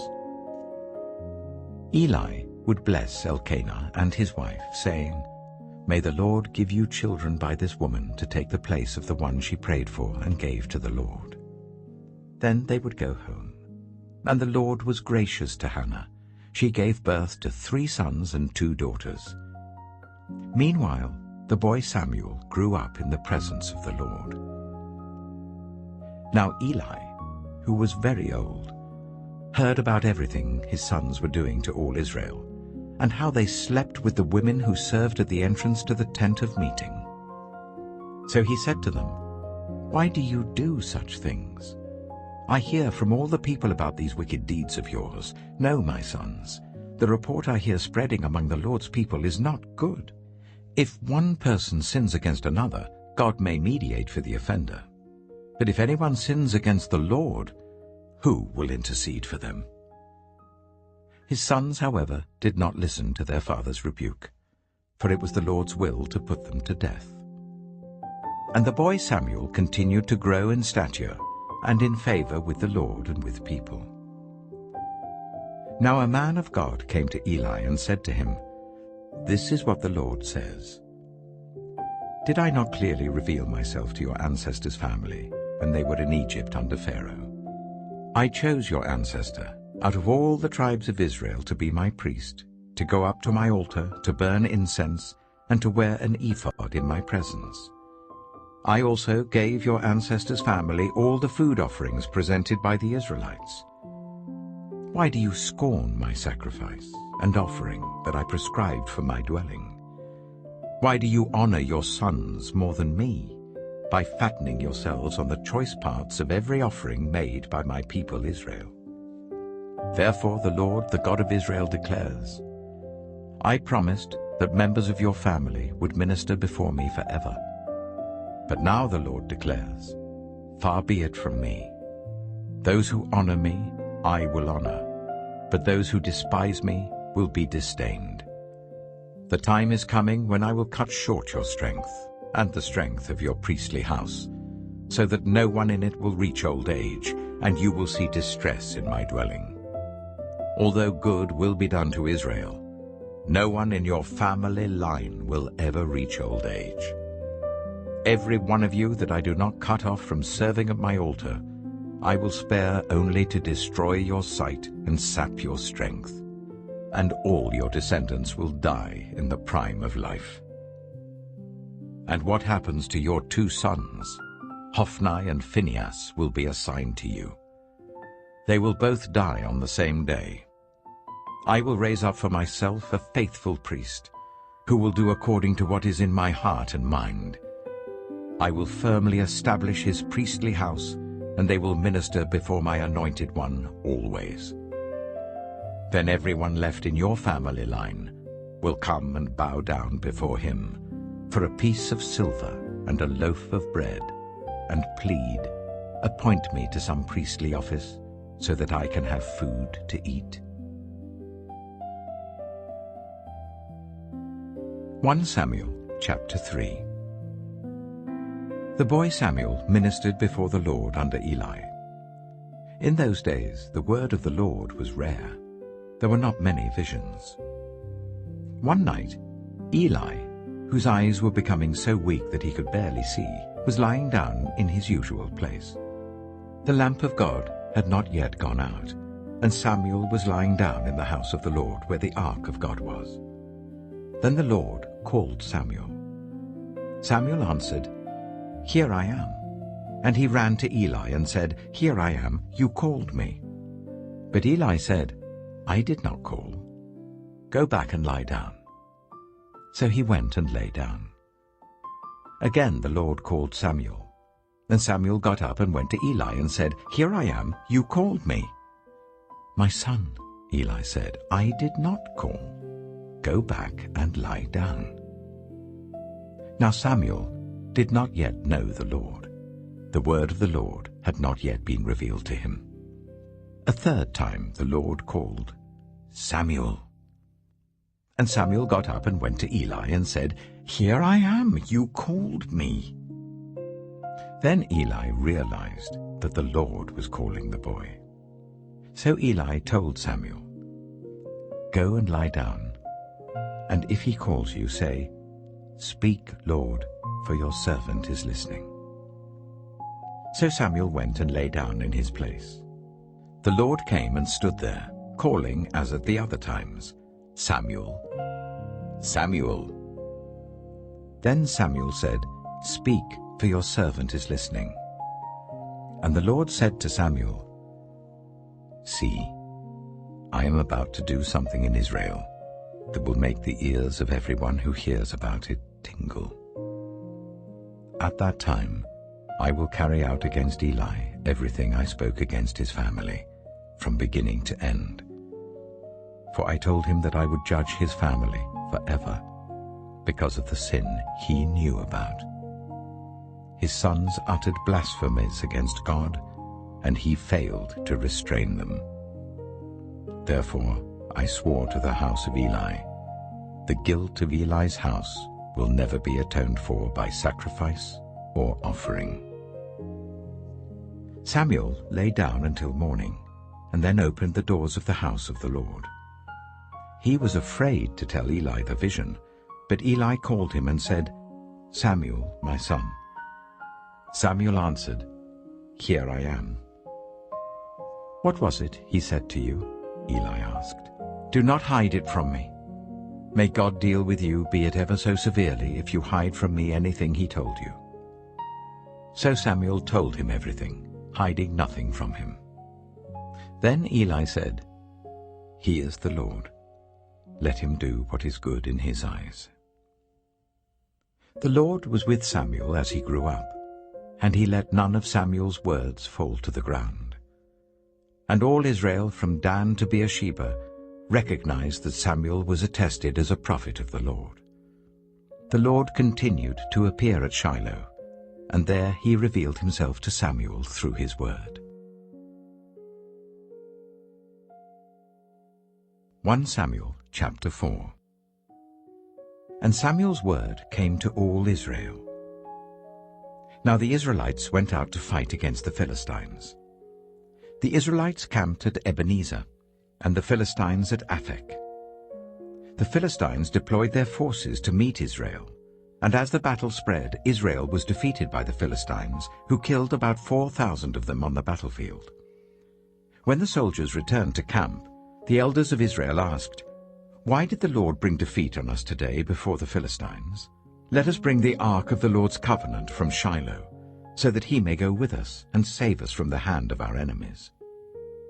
So the people sent men to Shiloh, and they brought back the ark of the covenant of the Lord Almighty, who is enthroned between the cherubim. And Eli's 2 sons, Hophni and Phinehas, were there with the ark of the covenant of God. When the ark of the Lord's covenant came into the camp, all Israel raised such a great shout that the ground shook. Hearing the uproar, the Philistines asked, "What's all this shouting in the Hebrew camp?" When they learned that the ark of the Lord had come into the camp, the Philistines were afraid. "A god has come into the camp," they said. "Oh no, nothing like this has happened before. We're doomed. Who will deliver us from the hand of these mighty gods? They are the gods who struck the Egyptians with all kinds of plagues in the wilderness. Be strong, Philistines. Be men, or you will be subject to the Hebrews, as they have been to you. Be men and fight." So the Philistines fought, and the Israelites were defeated, and every man fled to his tent. The slaughter was very great.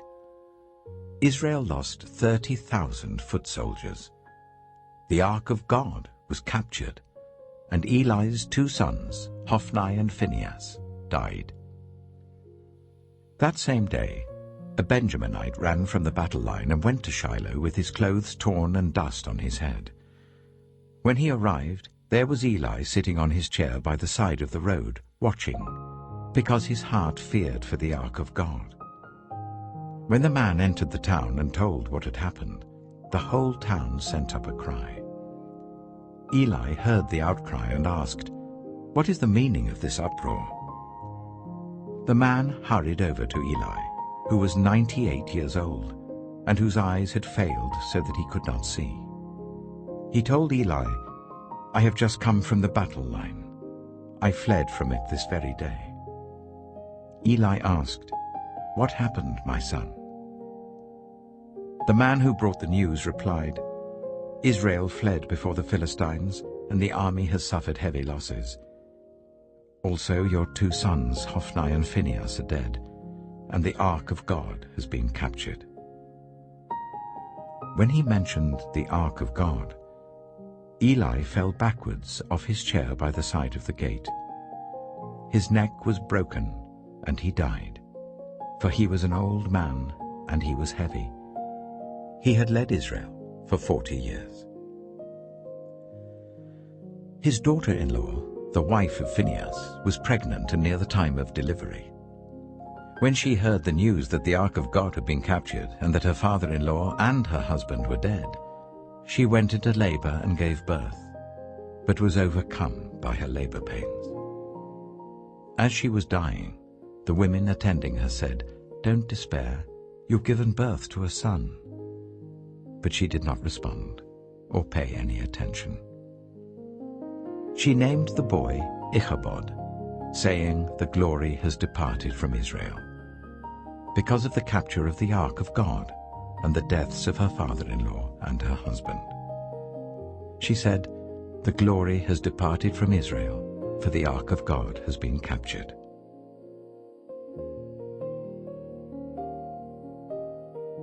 (1 Samuel chapter 5).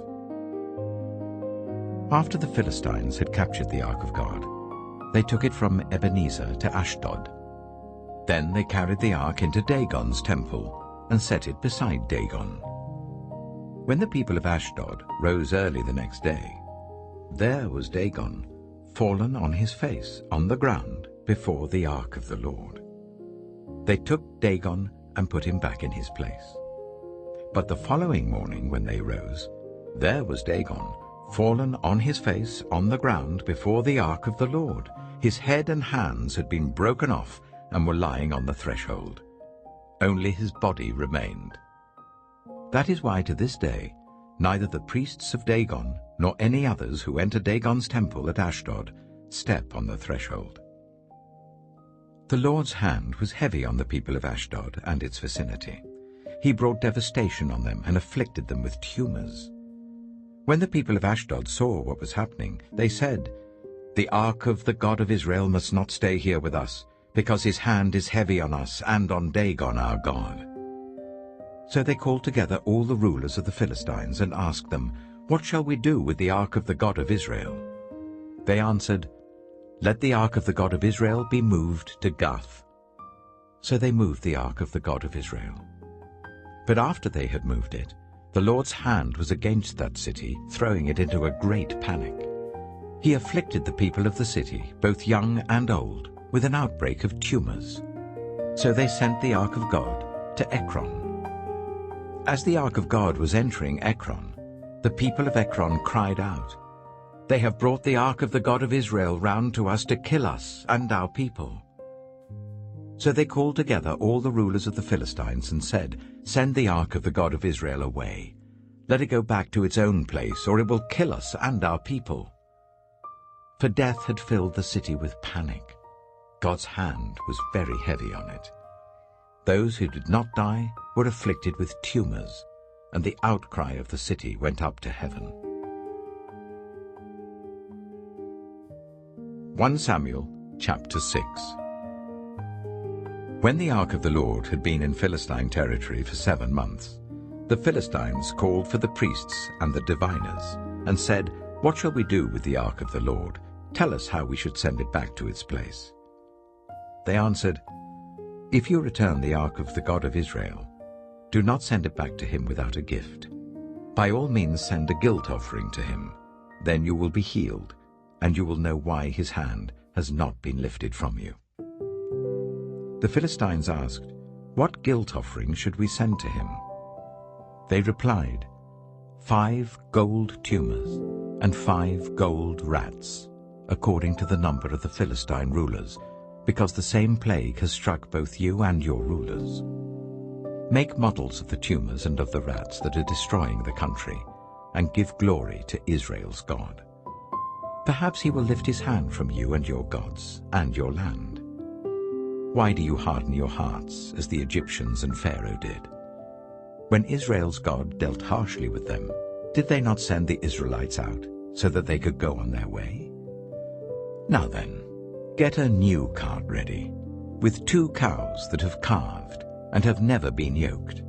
Hitch the cows to the cart, but take their calves away and pen them up. Take the ark of the Lord and put it on the cart, and in a chest beside it put the gold objects you are sending back to him as a guilt offering. Send it on its way, but keep watching it. If it goes up to its own territory, towards Beth Shemesh, then the Lord has brought this great disaster on us. But if it does not, then we shall know that it was not his hand that struck us, but that it happened to us by chance." So they did this. They took 2 such cows and hitched them to the cart and penned up their calves. They placed the ark of the Lord on the cart, and along with it the chest containing the gold rats and the models of the tumors. Then the cows went straight up towards Beth-shemesh, keeping on the road and lowing all the way. They did not turn to the right or to the left. The rulers of the Philistines followed them as far as the border of Beth-shemesh. Now the people of Beth-shemesh were harvesting their wheat in the valley, and when they looked up and saw the ark, they rejoiced at the sight. The ark came to the field of Joshua of Beth-shemesh, and there it stopped beside a large rock. The people chopped up the wood of the cart and sacrificed the cows as a burnt offering to the Lord. The Levites took down the ark of the Lord together with the chest containing the gold objects and placed them on the large rock. On that day, the people of Beth-shemesh offered burnt offerings and made sacrifices to the Lord. The 5 rulers of the Philistines saw all this, and then returned that same day to Ekron. These are the gold tumors the Philistines sent as a guilt offering to the Lord. 1 each for Ashdod, Gaza, Ashkelon, Gath, and Ekron. And the number of the gold rats was according to the number of Philistine towns belonging to the 5 rulers, the fortified towns with their country villages. The large rock on which the Levites set the ark of the Lord is a witness to this day in the field of Joshua of Beth-shemesh. But God struck down some of the inhabitants of Beth-shemesh, putting 70 of them to death because they looked into the ark of the Lord. The people mourned because of the heavy blow the Lord had dealt them. And the people of Beth-shemesh asked, "Who can stand in the presence of the Lord, this holy God? To whom will the ark go up from here?" Then they sent messengers to the people of Kiriath-jearim, saying, "The Philistines have returned the ark of the Lord. Come down and take it up to your town." 1 Samuel chapter 7. So the men of Kiriath-jearim came and took up the ark of the Lord. They brought it to Abinadab's house on the hill, and consecrated Eleazar his son to guard the ark of the Lord. The ark remained at Kiriath-jearim a long time, 20 years in all. Then all the people of Israel turned back to the Lord. So Samuel said to all the Israelites, "If you are returning to the Lord with all your hearts, then rid yourselves of the foreign gods and the Ashtoreths, and commit yourselves to the Lord and serve him only, and he will deliver you out of the hand of the Philistines." So the Israelites put away their Baals and Ashtoreths and served the Lord only.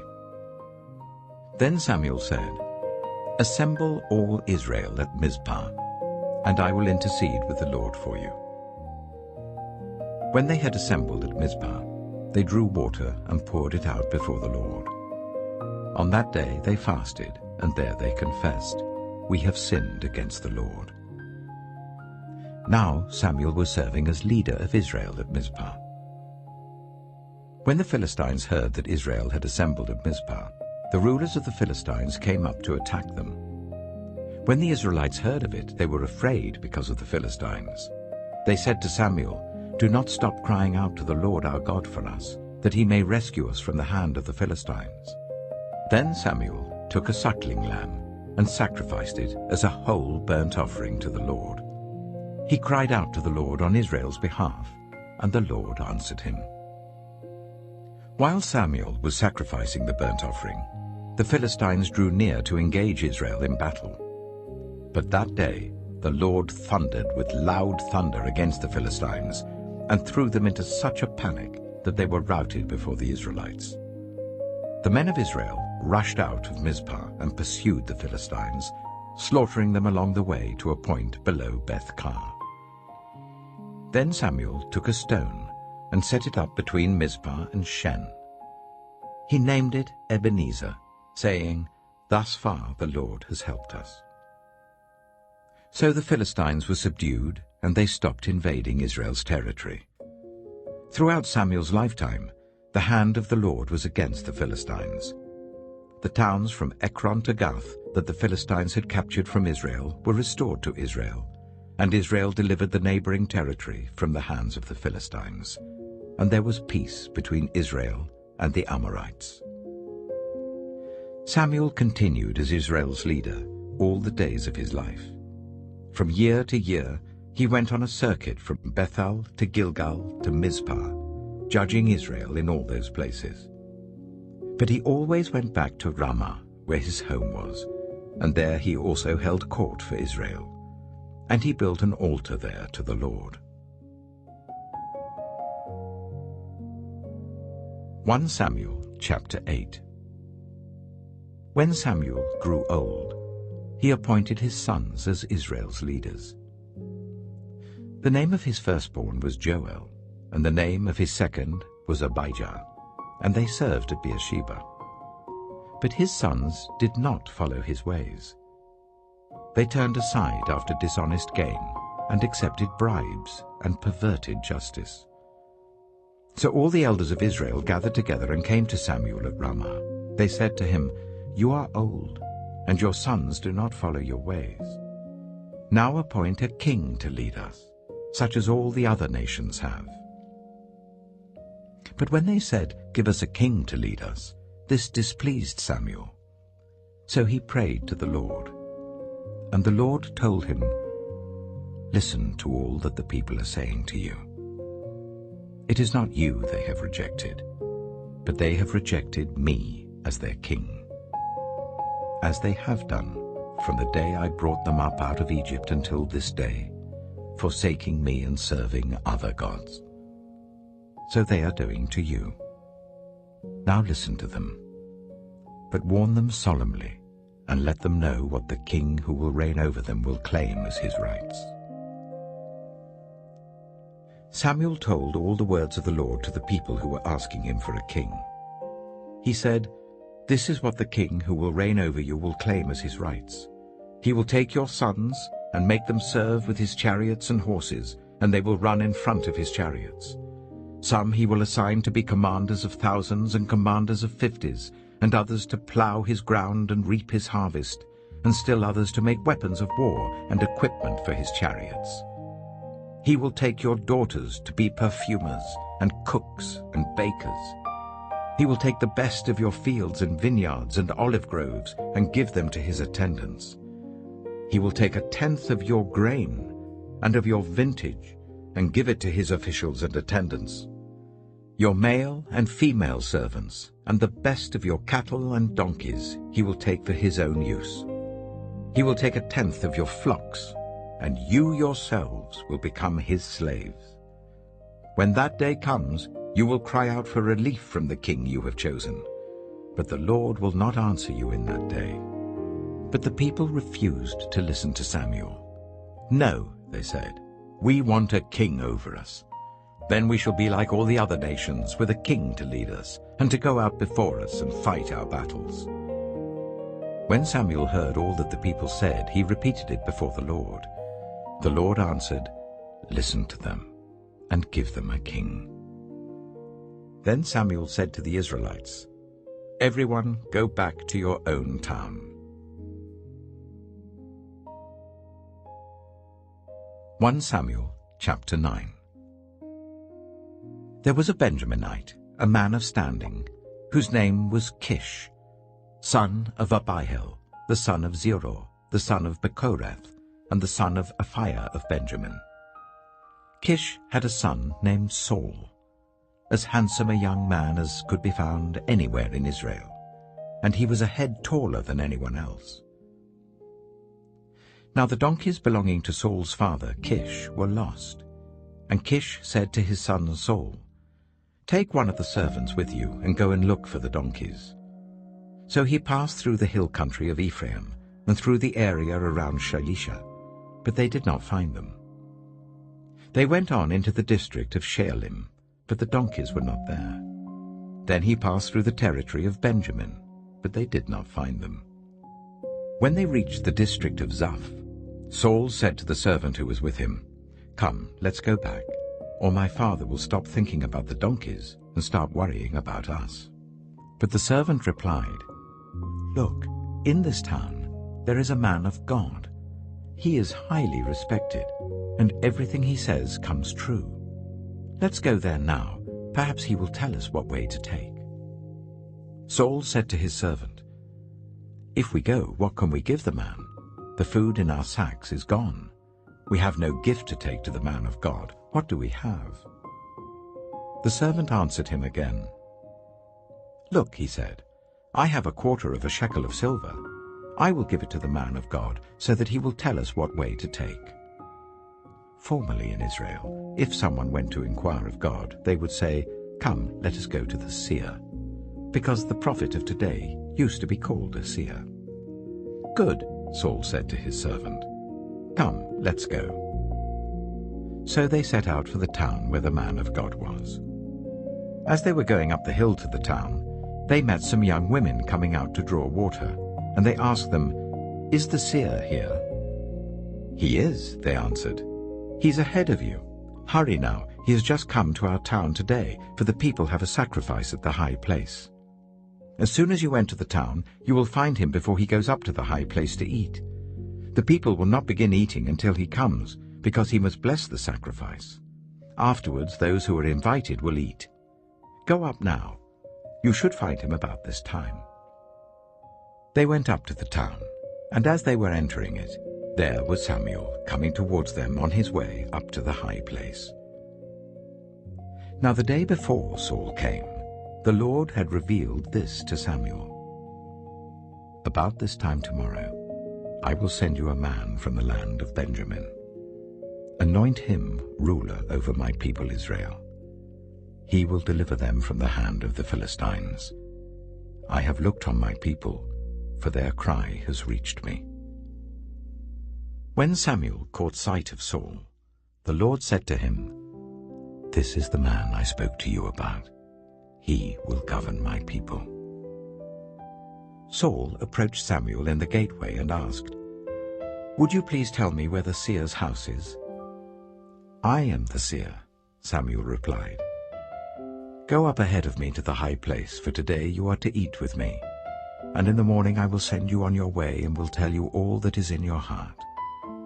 As for the donkeys you lost 3 days ago, do not worry about them. They have been found. And to whom is all the desire of Israel turned, if not to you and your whole family line?" Saul answered, "But am I not a Benjaminite, from the smallest tribe of Israel? And is not my clan the least of all the clans of the tribe of Benjamin? Why do you say such a thing to me?" Then Samuel brought Saul and his servant into the hall, and seated them at the head of those who were invited, about 30 in number.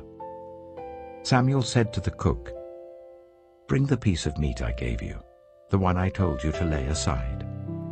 So the cook took up the thigh with what was on it, and set it in front of Saul. Samuel said, "Here is what has been kept for you. Eat, because it was set aside for you for this occasion from the time I said, 'I have invited guests.'" And Saul dined with Samuel that day. After they came down from the high place to the town, Samuel talked with Saul on the roof of his house. They rose about daybreak, and Samuel called to Saul on the roof, "Get ready, and I will send you on your way." When Saul got ready, he and Samuel went outside together. As they were going down to the edge of the town, Samuel said to Saul, "Tell the servant to go on ahead of us." And the servant did so. "But you stay here for a while, so that I may give you a message from God." 1 Samuel chapter 10.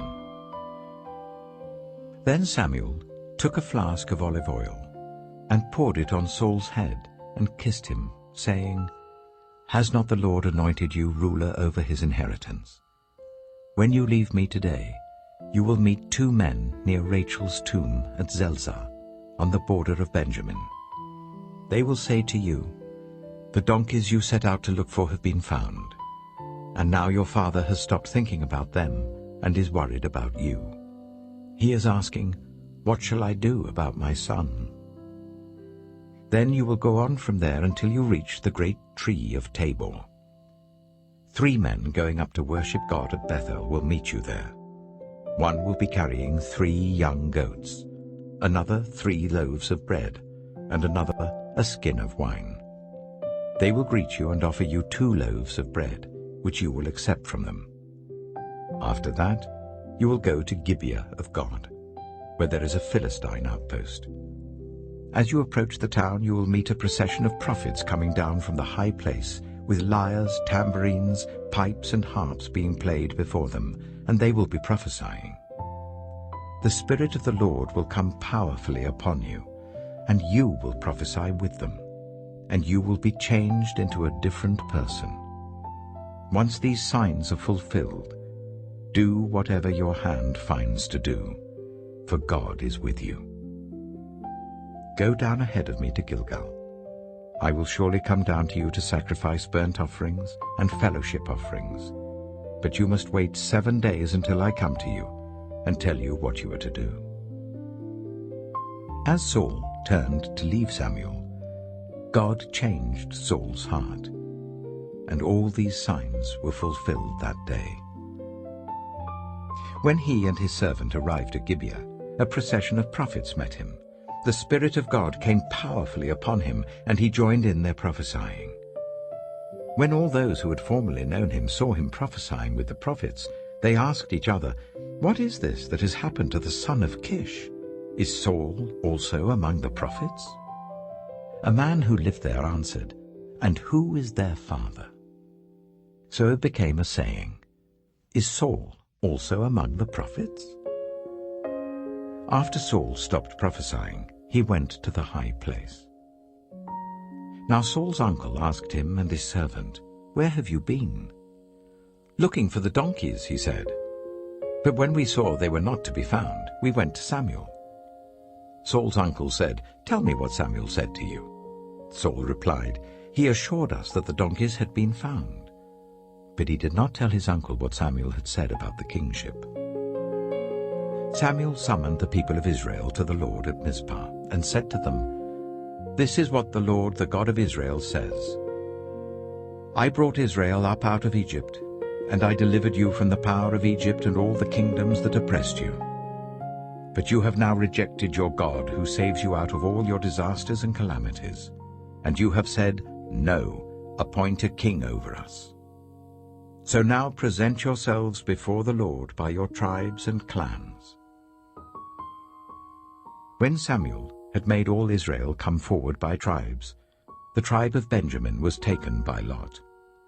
Then he brought forward the tribe of Benjamin clan by clan, and Matri's clan was taken. Finally, Saul, son of Kish, was taken.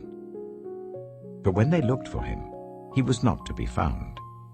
So they inquired further of the Lord, "Has the man come here yet?"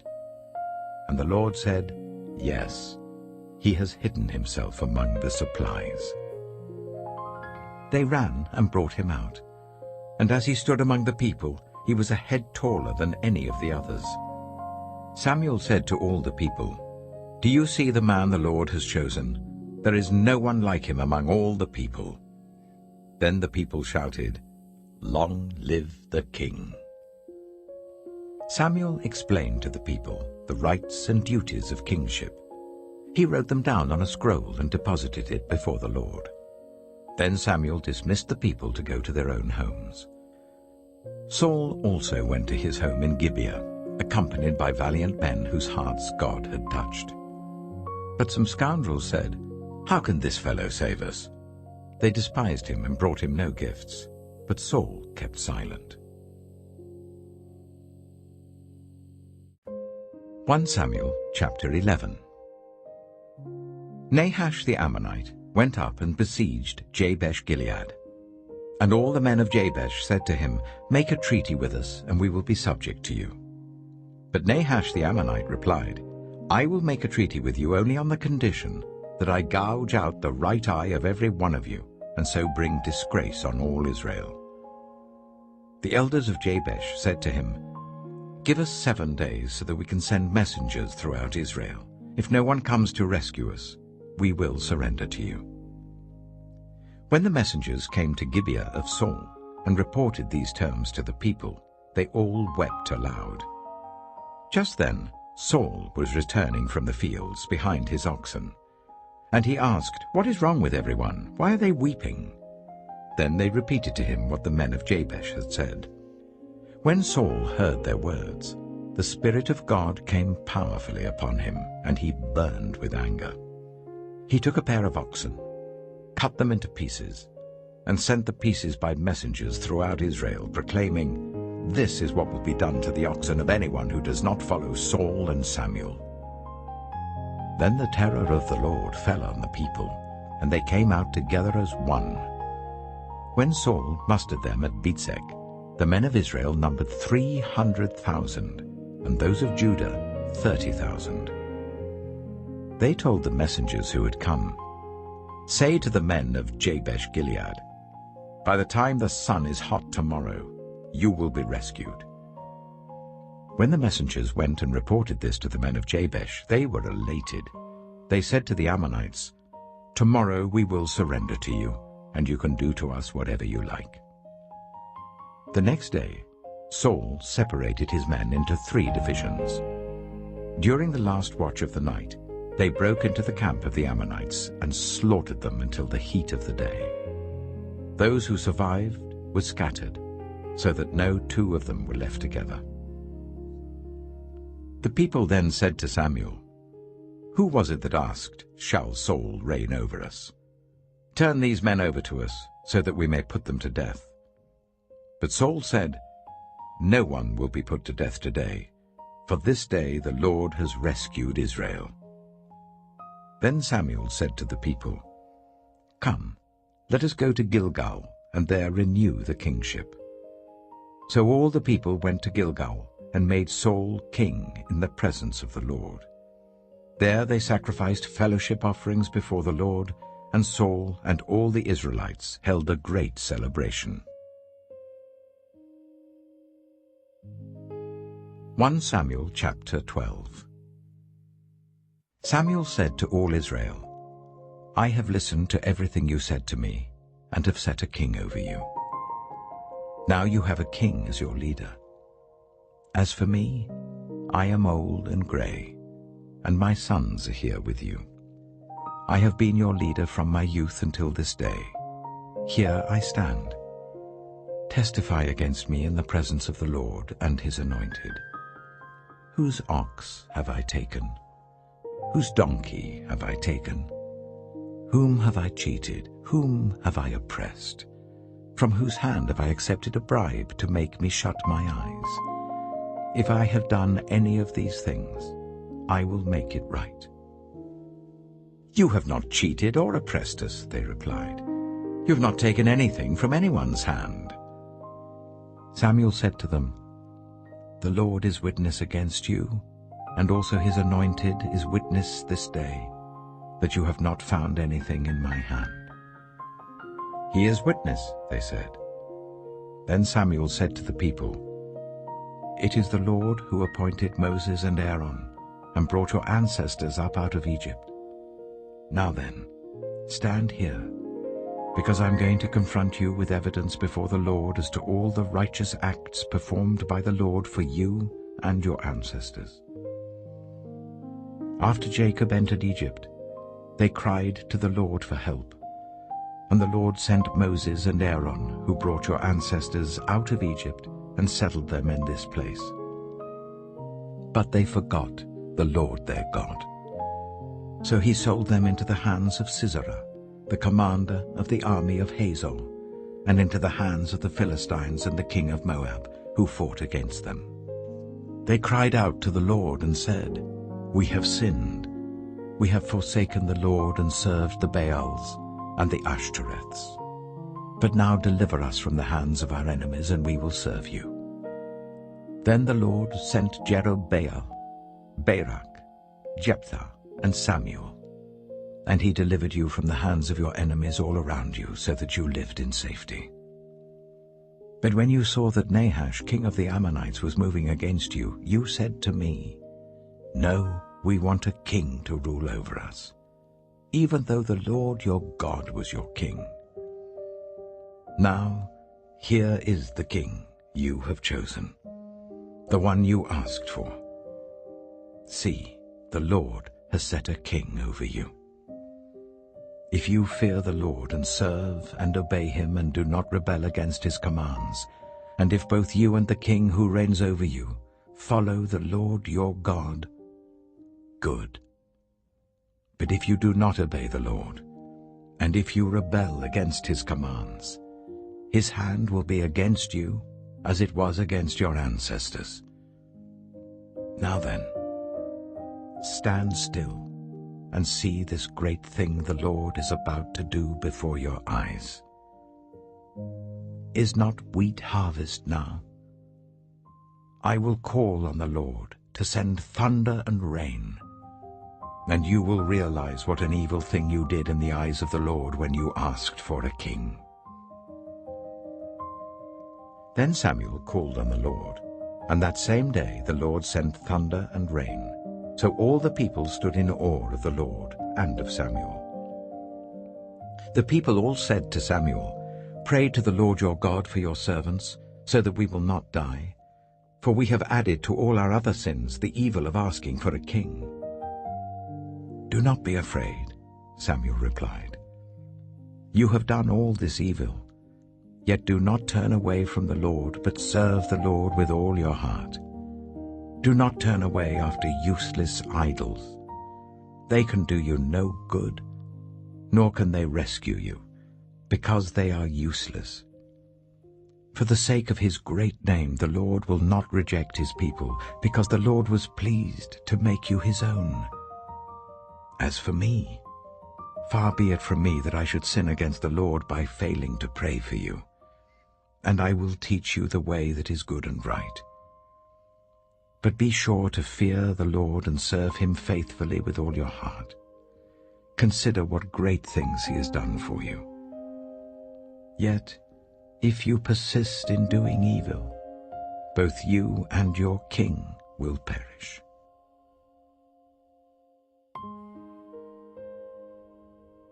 1 Samuel chapter 13. Saul was 30 years old when he became king, and he reigned over Israel for 42 years. Saul chose 3,000 men from Israel. 2,000 were with him at Michmash in the hill country of Bethel, and 1,000 were with Jonathan at Gibeah in Benjamin. The rest of the men he sent back to their homes. Jonathan attacked the Philistine outpost at Geba, and the Philistines heard about it. Then Saul had the trumpet blown throughout the land and said, "Let the Hebrews hear." So all Israel heard the news. Saul has attacked the Philistine outpost, and now Israel has become obnoxious to the Philistines. And the people were summoned to join Saul at Gilgal. The Philistines assembled to fight Israel, with 3,000 chariots, 6,000 charioteers, and soldiers as numerous as the sand on the seashore. They went up and camped at Michmash, east of Bethaven.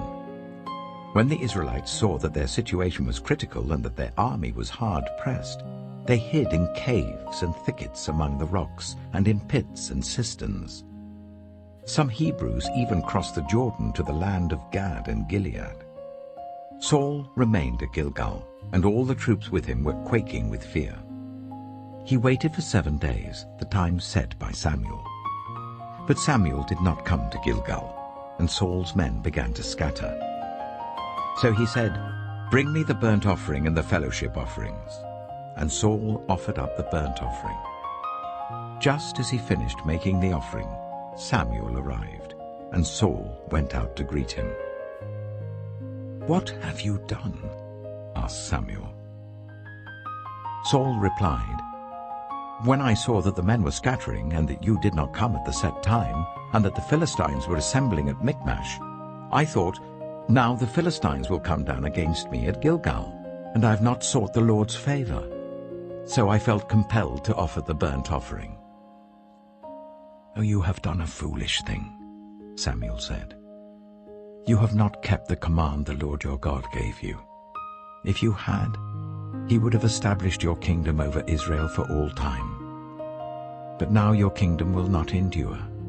The Lord has sought out a man after his own heart, and appointed him ruler of his people, because you have not kept the Lord's command." Then Samuel left Gilgal and went up to Gibeah in Benjamin. And Saul counted the men who were with him. They numbered about 600. Saul and his son Jonathan and the men with them were staying at Gibeah of Benjamin, while the Philistines camped at Michmash. Raiding parties went out from the Philistine camp in 3 detachments. One turned towards Ophrah in the vicinity of Shual, another towards Beth-horon, and the third towards the borderland overlooking the valley of Zeboim, facing the wilderness. Not a blacksmith could be found in the whole land of Israel, because the Philistines had said, "Otherwise the Hebrews will make swords and spears." So all Israel went down to the Philistines to have their plowshares, mattocks, axes, and sickles sharpened. The price was 2/3 of a shekel for sharpening plowshares and mattocks, and 1/3 of a shekel for sharpening forks and axes, and for repointing goads. So on the day of the battle, not a soldier with Saul and Jonathan had a sword or spear in his hand. Only Saul and his son Jonathan had them. Now a detachment of Philistines had gone out to the pass at Michmash. 1 Samuel chapter 14. One day, Jonathan, son of Saul, said to his young armor-bearer, "Come, let's go over to the Philistine outpost on the other side." But he did not tell his father. Saul was staying on the outskirts of Gibeah, under a pomegranate tree in Migron. With him were about 600 men, among whom was Ahijah, who was wearing an ephod. He was a son of Ichabod's brother, Ahitub, son of Phinehas, the son of Eli, the Lord's priest in Shiloh. No one was aware that Jonathan had left. On each side of the pass that Jonathan intended to cross to reach the Philistine outpost was a cliff. One was called Bozez, and the other Sineh. One cliff stood to the north towards Michmash, the other to the south towards Geba. Jonathan said to his young armor-bearer, "Come, let's go over to the outpost of those uncircumcised men. Perhaps the Lord will act on our behalf. Nothing can hinder the Lord from saving, whether by many or by few." "Do all that you have in mind," his armor-bearer said. "Go ahead. I am with you heart and soul." Jonathan said, "Come on then. We will cross over towards them and let them see us. If they say to us, 'Wait there until we come to you,' we will stay where we are and not go up to them. But if they say, 'Come up to us,' we will climb up, because that will be our sign that the Lord has given them into our hands." So both of them showed themselves to the Philistine outpost. "Look," said the Philistines, "the Hebrews are crawling out of the holes they were hiding in." The men of the outpost shouted to Jonathan and his armor-bearer, "Come up to us and we'll teach you a lesson." So Jonathan said to his armor-bearer, "Climb up after me. The Lord has given them into the hand of Israel."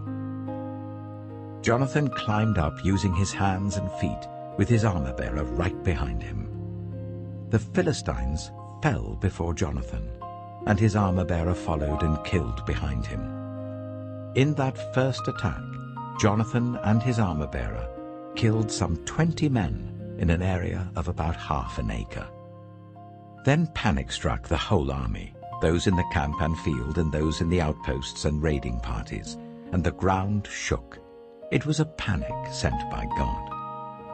Saul's lookouts at Gibeah in Benjamin saw the army melting away in all directions. Then Saul said to the men who were with him, "Muster the forces and see who has left us." When they did, it was Jonathan and his armor-bearer who were not there. Saul said to Ahijah, "Bring the ark of God." At that time it was with the Israelites. While Saul was talking to the priest, the tumult in the Philistine camp increased more and more. So Saul said to the priest, "Withdraw your hand." Then Saul and all his men assembled and went to the battle. They found the Philistines in total confusion, striking each other with their swords.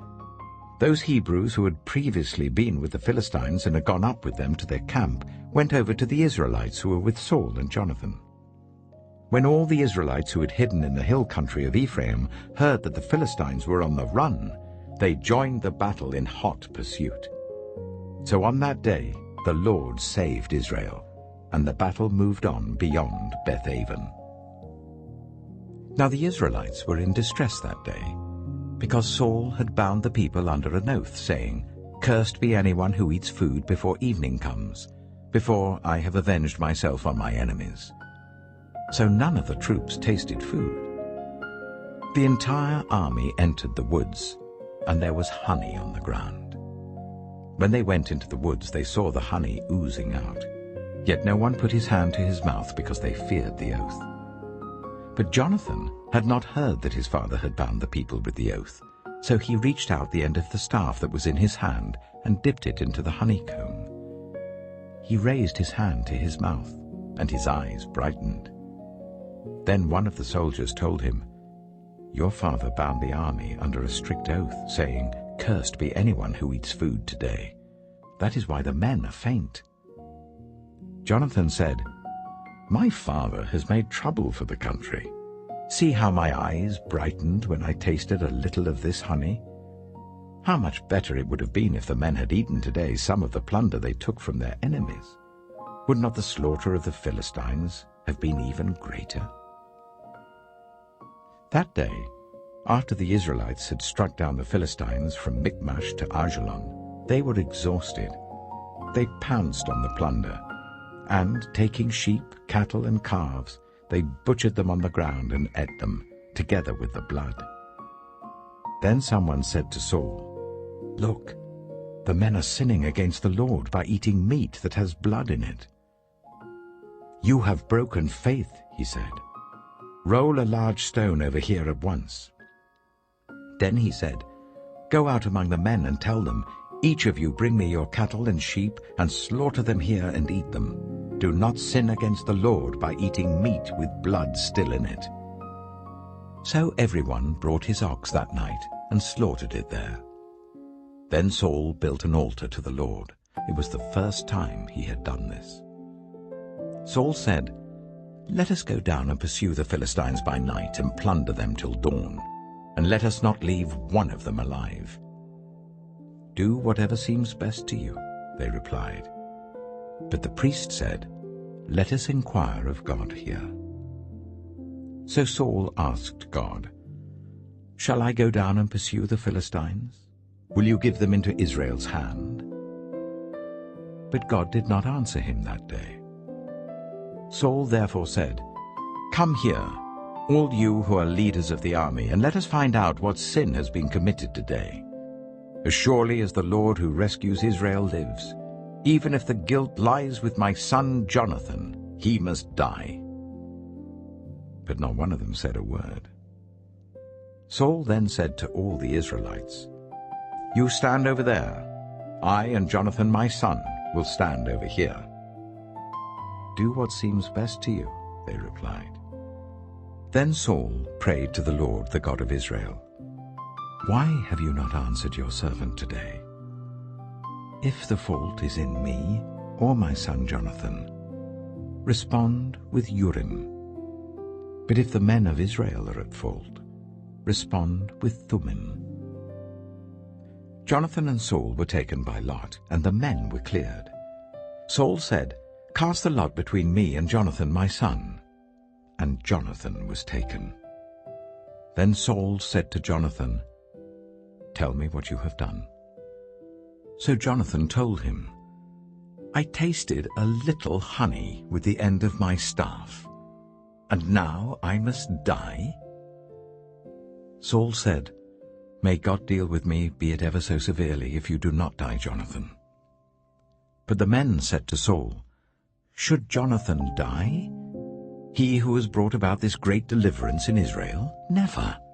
As surely as the Lord lives, not a hair of his head shall fall to the ground, for he did this today with God's help." So the men rescued Jonathan, and he was not put to death. Then Saul stopped pursuing the Philistines, and they withdrew to their own land. After Saul had assumed rule over Israel, he fought against their enemies on every side: Moab, the Ammonites, Edom, the kings of Zobah, and the Philistines. Wherever he turned, he inflicted punishment on them. He fought valiantly and defeated the Amalekites, delivering Israel from the hands of those who had plundered them. Saul's sons were Jonathan, Ishvi, and Malchishua. The name of his elder daughter was Merab, and that of the younger was Michal. His wife's name was Ahinoam, daughter of Ahimaaz. The name of the commander of Saul's army was Abner, son of Ner, and Ner was Saul's uncle. Saul's father, Kish, and Abner's father, Ner, were sons of Abiel. All the days of Saul there was bitter war with the Philistines, and whenever Saul saw a mighty or brave man, he took him into his service. 1 Samuel chapter 15. Samuel said to Saul, "I am the one the Lord sent to anoint you king over his people Israel. So listen now to the message from the Lord. This is what the Lord Almighty says. I will punish the Amalekites for what they did to Israel when they waylaid them as they came up from Egypt. Now go, attack the Amalekites, and totally destroy all that belongs to them. Do not spare them. Put to death men and women, children and infants, cattle and sheep, camels and donkeys." So Saul summoned the men and mustered them at Telaim, 200,000 foot soldiers and 10,000 from Judah. Saul went to the city of Amalek and set an ambush in the ravine. Then he said to the Kenites, "Go away, leave the Amalekites, so that I do not destroy you along with them. For you showed kindness to all the Israelites when they came up out of Egypt." So the Kenites moved away from the Amalekites. Then Saul attacked the Amalekites all the way from Havilah to Shur, near the eastern border of Egypt. He took Agag, king of the Amalekites, alive, and all his people he totally destroyed with the sword. But Saul and the army spared Agag, and the best of the sheep and cattle, the fat calves and lambs, everything that was good. These they were unwilling to destroy completely, but everything that was despised and weak they totally destroyed. Then the word of the Lord came to Samuel. "I regret that I have made Saul king, because he has turned away from me and has not carried out my instructions." Samuel was angry, and he cried out to the Lord all that night. Early in the morning, Samuel got up and went to meet Saul, but he was told, "Saul has gone to Carmel. There he has set up a monument in his own honor, and has turned and gone on down to Gilgal." When Samuel reached him, Saul said, "The Lord bless you. I have carried out the Lord's instructions." But Samuel said, "What then is this bleating of sheep in my ears?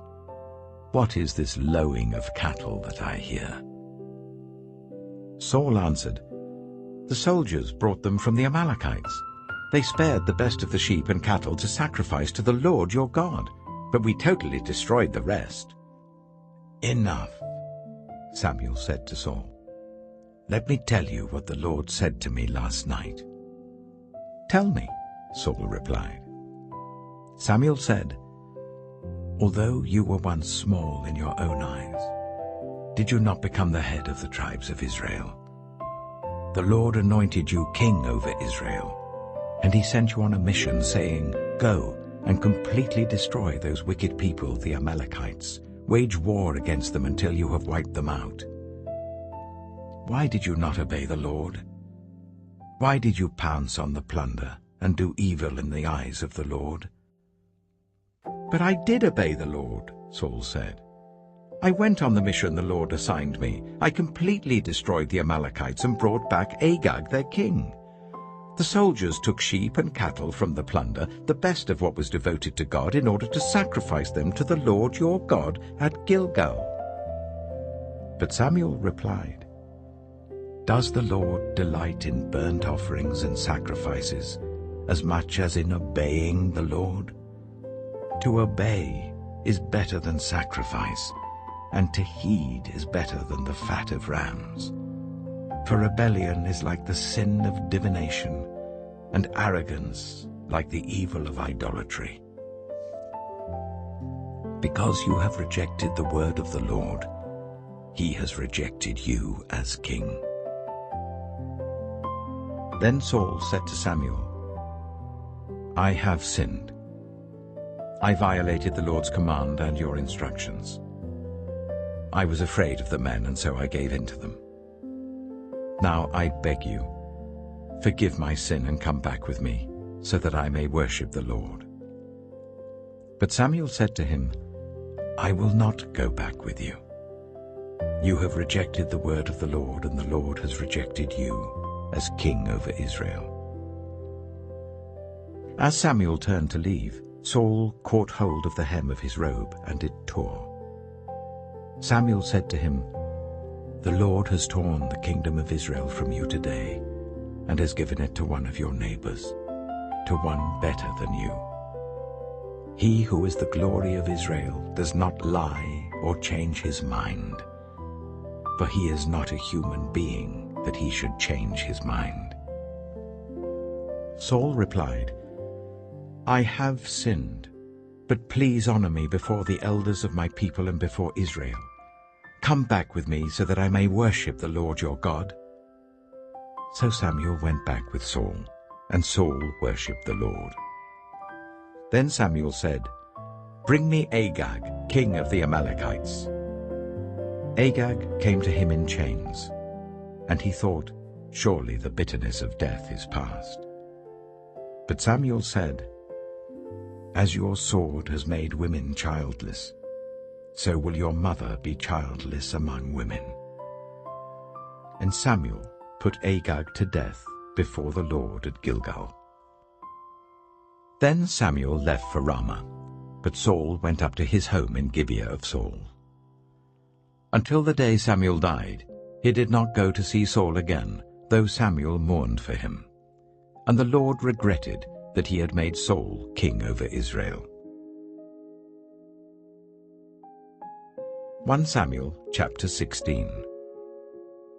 The Lord said to Samuel, How long will you mourn for Saul, since I have rejected him as king over Israel? Fill your horn with oil and be on your way. I am sending you to Jesse of Bethlehem. I have chosen one of his sons to be king. But Samuel said, How can I go? If Saul hears about it, he will kill me. The Lord said, Take a heifer with you and say, I have come to sacrifice to the Lord. Invite Jesse to the sacrifice, and I will show you what to do. You are to anoint for me the one I indicate. Samuel did what the Lord said. When he arrived at Bethlehem, the elders of the town trembled when they met him. They asked, Do you come in peace? Samuel replied, Yes, in peace. I have come to sacrifice to the Lord. Consecrate yourselves and come to the sacrifice with me. Then he consecrated Jesse and his sons and invited them to the sacrifice. When they arrived, Samuel saw Eliab and thought, Surely the Lord's anointed stands here before the Lord. But the Lord said to Samuel, Do not consider his appearance or his height, for I have rejected him. The Lord does not look at the things people look at. People look at the outward appearance, but the Lord looks at the heart. Then Jesse called Abinadab and made him pass in front of Samuel. But Samuel said, The Lord has not chosen this one either. Jesse then made Shammah pass by, but Samuel said, Nor has the Lord chosen this one. Jesse made 7 of his sons pass before Samuel, but Samuel said to him, The Lord has not chosen these. So he asked Jesse, Are these all the sons you have? There is still the youngest, Jesse answered. He's tending the sheep. Samuel said, Send for him. We will not sit down until he arrives.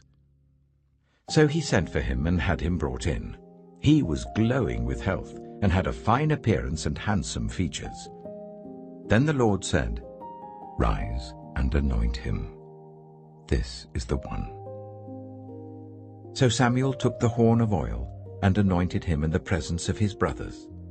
And from that day on, the Spirit of the Lord came powerfully upon David. Samuel then went to Ramah. Now the Spirit of the Lord had departed from Saul, and an evil spirit from the Lord tormented him. Saul's attendants said to him, "See, an evil spirit from God is tormenting you. Let our Lord command his servants here to search for someone who can play the lyre. He will play when the evil spirit from God comes on you, and you will feel better." So Saul said to his attendants, "Find someone who plays well and bring him to me." One of the servants answered, "I've seen a son of Jesse of Bethlehem who knows how to play the lyre. He is a brave man and a warrior. He speaks well and is a fine-looking man, and the Lord is with him." Then Saul sent messengers to Jesse and said, "Send me your son David, who is with the sheep." So Jesse took a donkey loaded with bread, a skin of wine, and a young goat, and sent them with his son David to Saul. David came to Saul and entered his service. Saul liked him very much, and David became one of his armor-bearers. Then Saul sent word to Jesse, saying, "Allow David to remain in my service, for I am pleased with him." Whenever the Spirit from God came on Saul, David would take up his lyre and play. Then relief would come to Saul. He would feel better, and the evil spirit would leave him. 1 Samuel chapter 17. Now the Philistines gathered their forces for war and assembled at Suchet in Judah. They pitched camp at Ephes-Dammim, between Suchet and Azekah. Saul and the Israelites assembled and camped in the valley of Elah, and drew up their battle line to meet the Philistines. The Philistines occupied one hill, and the Israelites another, with the valley between them. A champion named Goliath, who was from Gath, came out of the Philistine camp. His height was 6 cubits and a span. He had a bronze helmet on his head, and wore a coat of scale armor of bronze, weighing 5,000 shekels. On his legs he wore bronze greaves, and a bronze javelin was slung on his back. His spear shaft was like a weaver's rod, and its iron point weighed 600 shekels. His shield-bearer went ahead of him. Goliath stood and shouted to the ranks of Israel, "Why do you come out and line up for battle? Am I not a Philistine, and are you not the servants of Saul? Choose a man and let him come down to me. If he is able to fight and kill me, we will become your subjects. But if I overcome him and kill him, you will become our subjects and serve us." Then the Philistine said, "This day I defy the armies of Israel. Give me a man and let us fight each other." On hearing the Philistines' words, Saul and all the Israelites were dismayed and terrified. Now David was the son of an Ephrathite named Jesse, who was from Bethlehem in Judah. Jesse had 8 sons, and in Saul's time he was very old. Jesse's 3 eldest sons had followed Saul to the war. The firstborn was Eliab, the second Abinadab, and the third Shammah. David was the youngest. The 3 eldest followed Saul, but David went back and forth from Saul to tend his father's sheep at Bethlehem. For 40 days the Philistine came forward every morning and evening and took his stand. Now Jesse said to his son David, "Take this ephah of roasted grain and these 10 loaves of bread for your brothers and hurry to their camp. Take along these 10 cheeses to the commander of their unit. See how your brothers are and bring back some assurance from them. They are with Saul and all the men of Israel in the valley of Elah, fighting against the Philistines." Early in the morning, David left the flock in the care of a shepherd, loaded up and set out as Jesse had directed. He reached the camp as the army was going out to its battle positions, shouting the war cry. Israel and the Philistines were drawing up their lines facing each other. David left his things with the keeper of supplies, ran to the battle lines, and asked his brothers how they were. As he was talking with them, Goliath, the Philistine champion from Gath, stepped out from his lines and shouted his usual defiance, and David heard it. Whenever the Israelites saw the man, they all fled from him in great fear. Now the Israelites had been saying, "Do you see how this man keeps coming out? He comes out to defy Israel.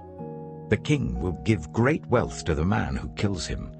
He will also give him his daughter in marriage, and will exempt his family from taxes in Israel." David asked the men standing near him, "What will be done for the man who kills this Philistine and removes this disgrace from Israel? Who is this uncircumcised Philistine that he should defy the armies of the living God?" They repeated to him what they had been saying, and told him, "This is what will be done for the man who kills him." When Eliab, David's eldest brother, heard him speaking with the men, he burned with anger at him and asked, "Why have you come down here? And with whom did you leave those few sheep in the wilderness? I know how conceited you are and how wicked your heart is. You came down only to watch the battle." "Now what have I done?" said David. "Can't I even speak?" He then turned away to someone else and brought up the same matter, and the men answered him as before. What David said was overheard and reported to Saul, and Saul sent for him. David said to Saul, "Let no one lose heart on account of this Philistine. Your servant will go and fight him." Saul replied, "You are not able to go out against this Philistine and fight him. You're only a young man, and he has been a warrior from his youth." But David said to Saul, "Your servant has been keeping his father's sheep. When a lion or a bear came and carried off a sheep from the flock, I went after it, struck it, and rescued the sheep from its mouth. When it turned on me, I seized it by its hair, struck it, and killed it. Your servant has killed both the lion and the bear. This uncircumcised Philistine will be like one of them, because he has defied the armies of the living God. The Lord who rescued me from the paw of the lion and the paw of the bear will rescue me from the hand of this Philistine." Saul said to David, "Go, and the Lord be with you." Then Saul dressed David in his own tunic. He put a coat of armor on him and a bronze helmet on his head. David fastened on his sword over the tunic and tried walking around because he was not used to them. "I cannot go in these," he said to Saul, "because I'm not used to them." So he took them off. Then he took his staff in his hand, chose 5 smooth stones from the stream, put them in the pouch of his shepherd's bag, and with his sling in his hand, approached the Philistine. Meanwhile, the Philistine, with his shield-bearer in front of him, kept coming closer to David. He looked David over and saw that he was little more than a boy, glowing with health and handsome, and he despised him. He said to David, "Am I a dog, that you come at me with sticks?" And the Philistine cursed David by his gods. "Come here," he said, "and I'll give your flesh to the birds and the wild animals." David said to the Philistine, "You come against me with sword and spear and javelin, but I come against you in the name of the Lord Almighty, the God of the armies of Israel, whom you have defied. This day the Lord will deliver you into my hands, and I'll strike you down and cut off your head.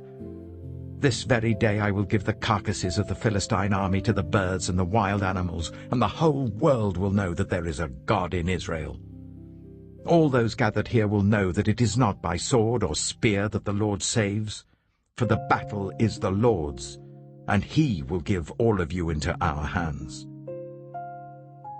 As the Philistine moved closer to attack him, David ran quickly towards the battle line to meet him. Reaching into his bag and taking out a stone, he slung it and struck the Philistine on the forehead. The stone sank into his forehead, and he fell face down on the ground. So David triumphed over the Philistine with a sling and a stone. Without a sword in his hand, he struck down the Philistine and killed him. David ran and stood over him. He took hold of the Philistine's sword and drew it from the sheath. After he killed him, he cut off his head with the sword.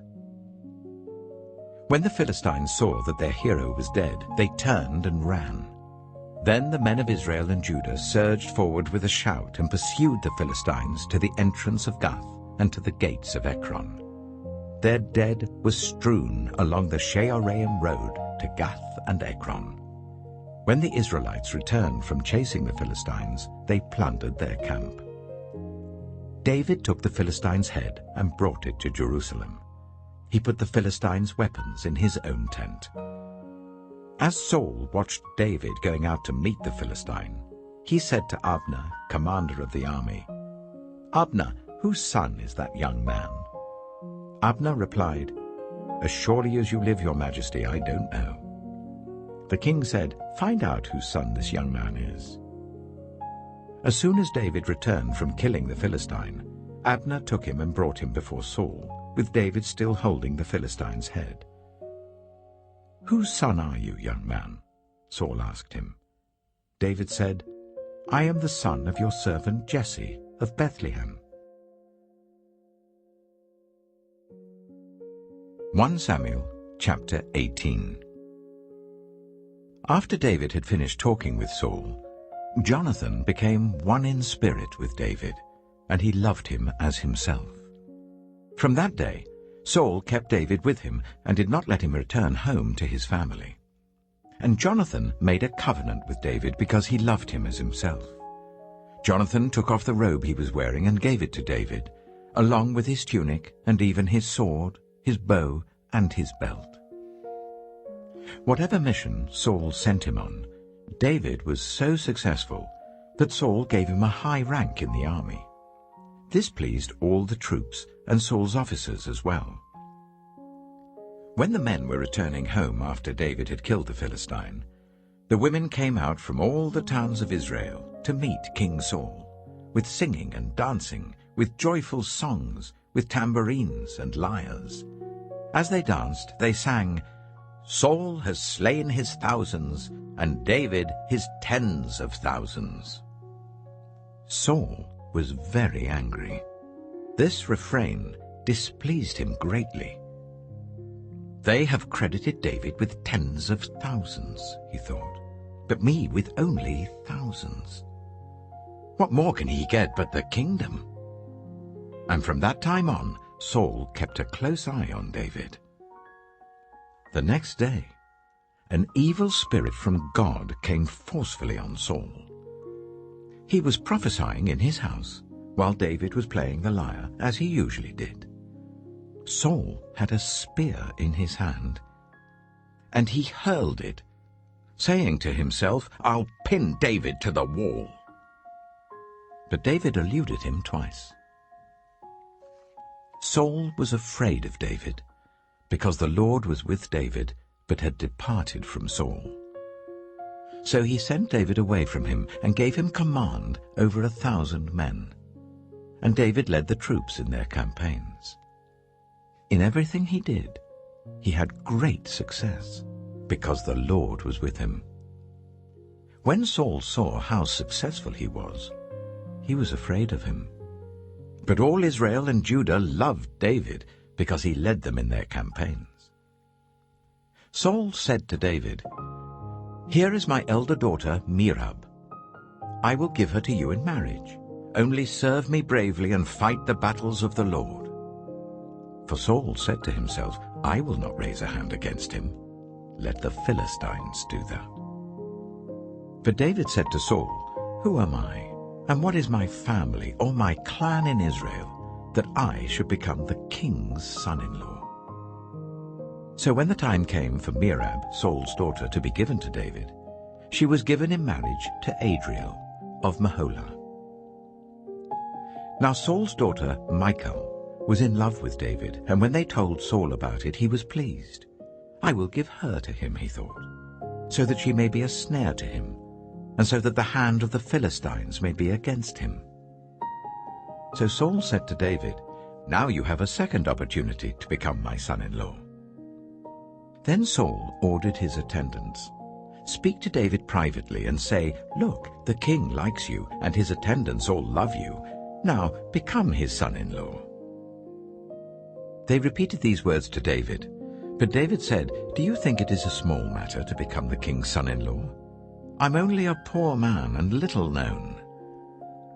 When Saul's servants told him what David had said, Saul replied, Say to David, The king wants no other price for the bride than 100 Philistine foreskins to take revenge on his enemies.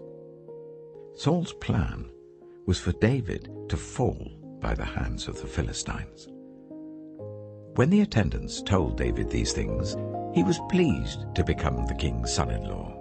So before the allotted time elapsed, David took his men with him and went out and killed 200 Philistines and brought back their foreskins.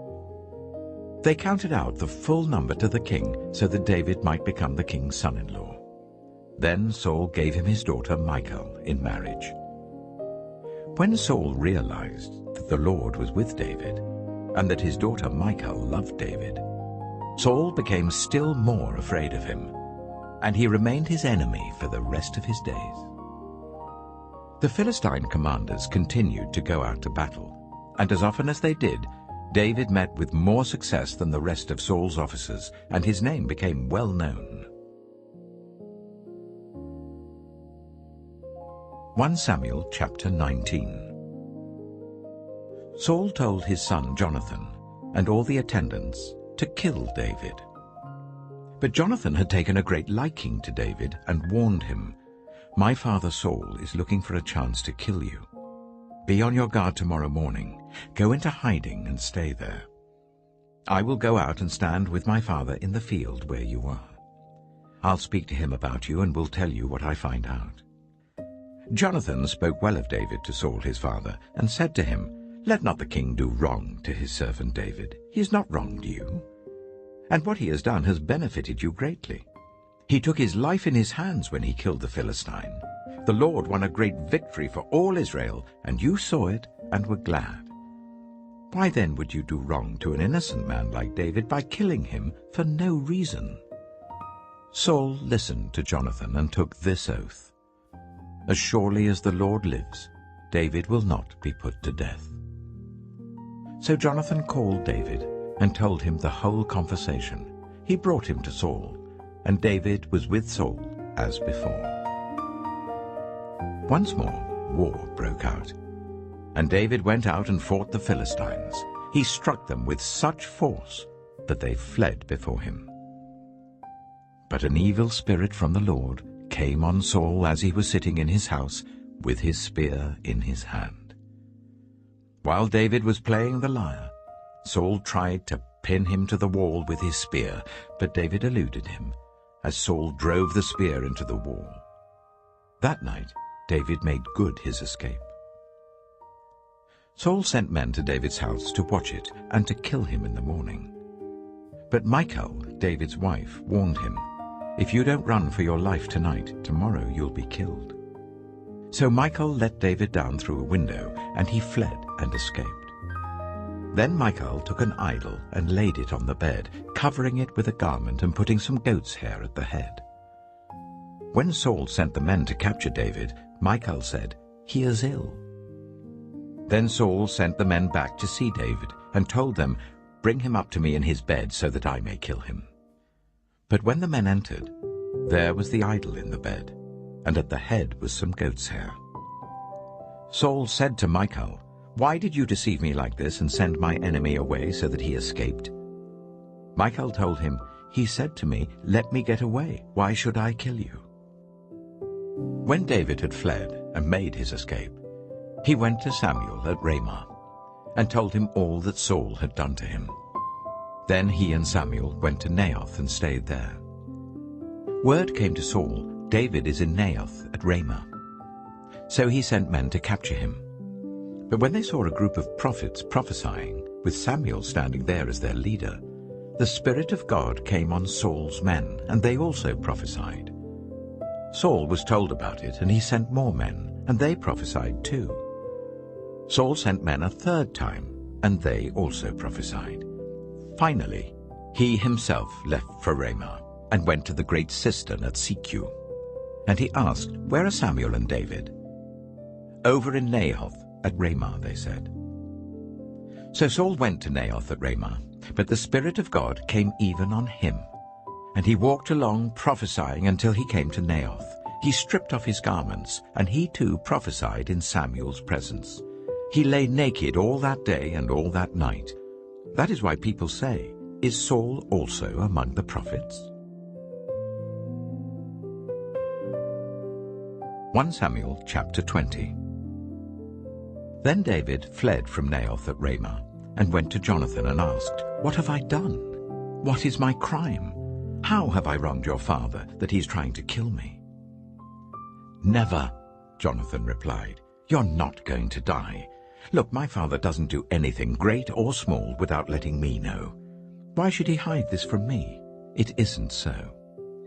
But David took an oath and said, "Your father knows very well that I have found favor in your eyes. And he has said to himself, 'Jonathan must not know this, or he will be grieved.' Yet as surely as the Lord lives and as you live, there is only a step between me and death." Jonathan said to David, "Whatever you want me to do, I'll do for you." So David said, "Look, tomorrow is the new moon feast, and I am supposed to dine with the king. But let me go and hide in the field until the evening of the day after tomorrow. If your father misses me at all, tell him, 'David earnestly asked my permission to hurry to Bethlehem, his hometown, because an annual sacrifice is being made there for his whole clan.' If he says, 'Very well,' then your servant is safe. But if he loses his temper, you can be sure that he is determined to harm me. As for you, show kindness to your servant, for you have brought him into a covenant with you before the Lord. If I am guilty, then kill me yourself. Why hand me over to your father?" "Never," Jonathan said. "If I had the least inkling that my father was determined to harm you, wouldn't I tell you?" David asked, "Who will tell me if your father answers you harshly?" "Come," Jonathan said, "let's go out into the field." So they went there together. Then Jonathan said to David, "I swear by the Lord, the God of Israel, that I will surely sound out my father by this time the day after tomorrow. If he is favorably disposed towards you, will I not send you word and let you know? But if my father intends to harm you, may the Lord deal with me, be it ever so severely, if I do not let you know and send you away in peace. May the Lord be with you, as he has been with my father.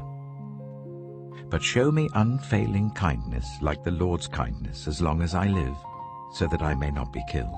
And do not ever cut off your kindness from my family, not even when the Lord has cut off every one of David's enemies from the face of the earth." So Jonathan made a covenant with the house of David, saying, "May the Lord call David's enemies to account." And Jonathan made David reaffirm his oath out of love for him, because he loved him as he loved himself. Then Jonathan said to David, "Tomorrow is the new moon feast. You will be missed, because your seat will be empty. The day after tomorrow, towards evening, go to the place where you hid when this trouble began, and wait by the stone easel. I will shoot 3 arrows to the side of it, as though I were shooting at a target. Then I will send a boy and say, 'Go find the arrows.' If I say to him, 'Look, the arrows are on this side of you, bring them here,' then come, because as surely as the Lord lives, you are safe, there is no danger. But if I say to the boy, 'Look, the arrows are beyond you,' then you must go, because the Lord has sent you away. And about the matter you and I discussed, remember, the Lord is witness between you and me forever." So David hid in the field.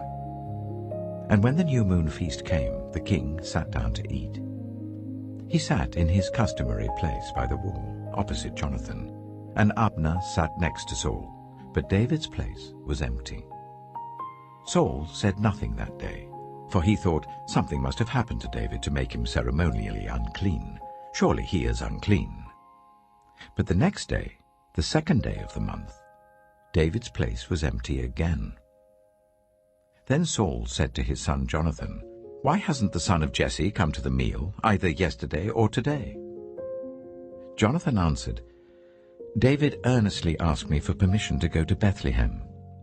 He said, 'Let me go because our family is observing a sacrifice in the town, and my brother has ordered me to be there. If I have found favor in your eyes, let me go to see my brothers.' That is why he has not come to the king's table." Saul's anger flared up at Jonathan, and he said to him, "You son of a perverse and rebellious woman! Don't I know that you have sided with the son of Jesse to your own shame, and to the shame of the mother who bore you? As long as the son of Jesse lives on this earth, neither you nor your kingdom will be established. Now send someone to bring him to me, for he must die." "Why should he be put to death? What has he done?" Jonathan asked his father. But Saul hurled his spear at him to kill him. Then Jonathan knew that his father intended to kill David. Jonathan got up from the table in fierce anger. On that second day of the feast he did not eat, because he was grieved at his father's shameful treatment of David. In the morning, Jonathan went out to the field for his meeting with David. He had a small boy with him, and he said to the boy, "Run and find the arrows I shoot." As the boy ran, he shot an arrow beyond him. When the boy came to the place where Jonathan's arrow had fallen, Jonathan called out after him, "Isn't the arrow beyond you?" Then he shouted, "Hurry, go quickly, don't stop." The boy picked up the arrow and returned to his master. The boy knew nothing about all this, only Jonathan and David knew. Then Jonathan gave his weapons to the boy and said, "Go, carry them back to town." After the boy had gone, David got up from the south side of the stone and bowed down before Jonathan 3 times with his face to the ground. Then they kissed each other and wept together. But David wept the most. Jonathan said to David, "Go in peace, for we have sworn friendship with each other in the name of the Lord, saying, 'The Lord is witness between you and me, and between your descendants and my descendants forever.'" Then David left, and Jonathan went back to the town. 1 Samuel chapter 21. David went to Nob, to Ahimelech the priest. Ahimelech trembled when he met him and asked, "Why are you alone? Why is no one with you?" David answered Ahimelech the priest, "The king sent me on a mission and said to me, 'No one is to know anything about the mission I'm sending you on. As for my men, I've told them to meet me at a certain place. Now then, what have you to hand? Give me 5 loaves of bread, or whatever you can find." But the priest answered David, "I don't have any ordinary bread to hand. However, there is some consecrated bread here, provided the men have kept themselves from women." David replied, "Indeed, women have been kept from us, as usual whenever I set out. The men's bodies are holy even on missions that are not holy. How much more so today?" So the priest gave him the consecrated bread, since there was no bread there except the bread of the presence that had been removed from before the Lord and replaced by hot bread on the day it was taken away. Now one of Saul's servants was there that day, detained before the Lord. He was Doeg, the Edomite, Saul's chief shepherd. David asked Ahimelech, "Don't you have a spear or sword here? I haven't brought my sword or any other weapon, because the king's mission was urgent." The priest replied, The sword of Goliath the Philistine, whom you killed in the valley of Elah, is here. It is wrapped in a cloth behind the ephod. If you want it, take it. There is no sword here but that one." David said, "There is none like it. Give it to me." That day David fled from Saul and went to Achish, king of Gath. But the servants of Achish said to him, "Isn't this David, the king of the land? Isn't he the one they sing about in their dances? Saul has slain his thousands, and David his tens of thousands." David took these words to heart, and was very much afraid of Achish, king of Gath. So he feigned insanity in their presence. And while he was in their hands, he acted like a madman, making marks on the doors of the gate and letting saliva run down his beard. Achish said to his servants, "Look at the man, he's insane. Why bring him to me? Am I so short of madmen that you have to bring this fellow here to carry on like this in front of me? Must this man come into my house?" 1 Samuel chapter 22. David left Gath and escaped to the cave of Adullam. When his brothers and his father's household heard about it, they went down to him there. All those who were in distress or in debt or discontented gathered round him, and he became their commander. About 400 men were with him. From there David went to Mizpah in Moab, and said to the king of Moab, "Would you let my father and mother come and stay with you until I learn what God will do for me?" So he left them with the king of Moab, and they stayed with him as long as David was in the stronghold. But the prophet Gad said to David, "Do not stay in the stronghold. Go into the land of Judah." So David left and went to the forest of Hereth. Now Saul heard that David and his men had been discovered, and Saul was seated, spear in hand, under the tamarisk tree on the hill at Gibeah, with all his officials standing at his side. He said to them, "Listen, men of Benjamin. Will the son of Jesse give all of you fields and vineyards? Will he make all of you commanders of thousands and commanders of hundreds? Is that why you've all conspired against me? No one tells me when my son makes a covenant with the son of Jesse. None of you is concerned about me or tells me that my son has incited my servant to lie in wait for me as he does today." But Doeg the Edomite, who was standing with Saul's officials, said, "I saw the son of Jesse come to Ahimelech, son of Ahitub at Nob. Ahimelech inquired of the Lord for him. He also gave him provisions and the sword of Goliath the Philistine." Then the king sent for the priest Ahimelech, son of Ahitub, and all the men of his family, who were the priests at Nob, and they all came to the king. Saul said, "Listen now, son of Ahitub." "Yes, my lord," he answered.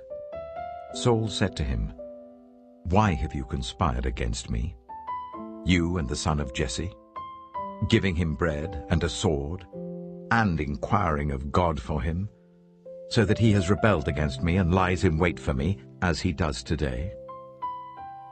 Ahimelech answered the king, "Who of all your servants is as loyal as David, the king's son-in-law, captain of your bodyguard, and highly respected in your household?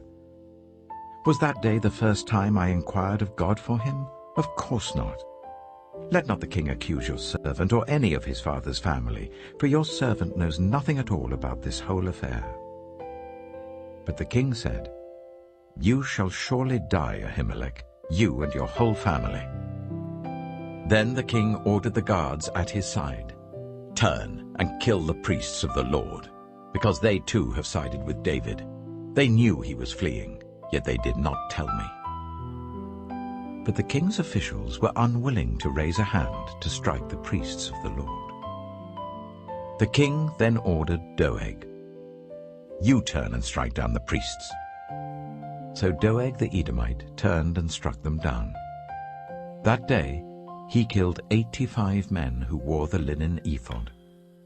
He also put to the sword Nob, the town of the priests, with its men and women, its children and infants, and its cattle, donkeys, and sheep. But one son of Ahimelech, son of Ahitub, named Abiathar, escaped and fled to join David. He told David that Saul had killed the priests of the Lord. Then David said to Abiathar, "That day, when Doeg the Edomite was there, I knew he would be sure to tell Saul. I am responsible for the death of your whole family. Stay with me, don't be afraid. The man who wants to kill you is trying to kill me too. You will be safe with me." 1 Samuel chapter 23. When David was told, "Look, the Philistines are fighting against Keilah and are looting the threshing floors," he inquired of the Lord, saying, "Shall I go and attack these Philistines?" The Lord answered him, "Go, attack the Philistines, and save Keilah." But David's men said to him, "Here in Judah we are afraid. How much more then if we go to Keilah against the Philistine forces?" Once again David inquired of the Lord, and the Lord answered him, "Go down to Keilah, for I am going to give the Philistines into your hand." So David and his men went to Keilah, fought the Philistines and carried off their livestock. He inflicted heavy losses on the Philistines and saved the people of Keilah. Now Abiathar, son of Ahimelech, had brought the ephod down with him when he fled to David at Keilah.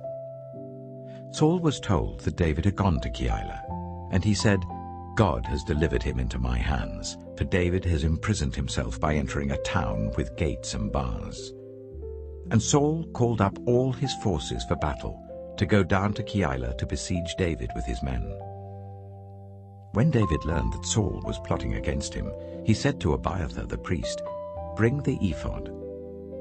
David said, "Lord God of Israel, your servant has heard definitely that Saul plans to come to Keilah and destroy the town on account of me. Will the citizens of Keilah surrender me to him? Will Saul come down as your servant has heard? Lord God of Israel, tell your servant." And the Lord said, "He will."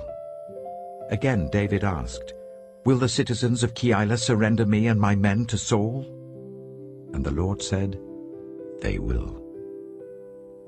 So David and his men, about 600 in number, left Keilah and kept moving from place to place. When Saul was told that David had escaped from Keilah, he did not go there. David stayed in the wilderness strongholds and in the hills of the desert of Ziph. Day after day Saul searched for him, but God did not give David into his hands. While David was at Horesh in the desert of Ziph, he learned that Saul had come out to take his life. And Saul's son Jonathan went to David at Horesh and helped him to find strength in God. "Don't be afraid," he said. "My father Saul will not lay a hand on you. You shall be king over Israel, and I will be second to you. Even my father Saul knows this." The two of them made a covenant before the Lord. Then Jonathan went home, but David remained at Horesh. The Ziphites went up to Saul at Gibeah and said, "Is not David hiding among us in the strongholds at Horesh, on the hill of Keilah, south of Jeshimon? Now your majesty, come down whenever it pleases you to do so, and we will be responsible for giving him into your hands." Saul replied, "The Lord bless you for your concern for me. Go and get more information. Find out where David usually goes and who has seen him there. They tell me he's very crafty. Find out about all the hiding places he uses and come back to me with definite information. Then I will go with you. If he is in the area, I will track him down among all the clans of Judah." So they set out and went to Ziph, ahead of Saul. Now David and his men were in the desert of Maon, in the Arabah south of Jeshimon.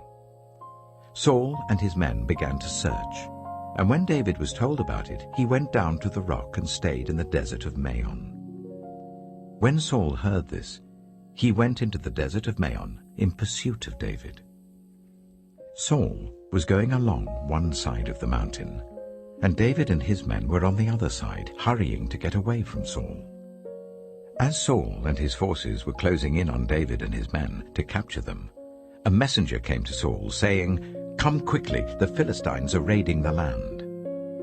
Then Saul broke off his pursuit of David and went to meet the Philistines. That is why they call this place Selah Hamalakoth. And David went up from there and lived in the strongholds of En-gedi. 1 Samuel chapter 24. After Saul returned from pursuing the Philistines, he was told, "David is in the desert of En-gedi." So Saul took 3,000 able young men from all Israel and set out to look for David and his men near the crags of the wild goats. He came to the sheepfolds along the way. A cave was there, and Saul went in to relieve himself. David and his men were far back in the cave.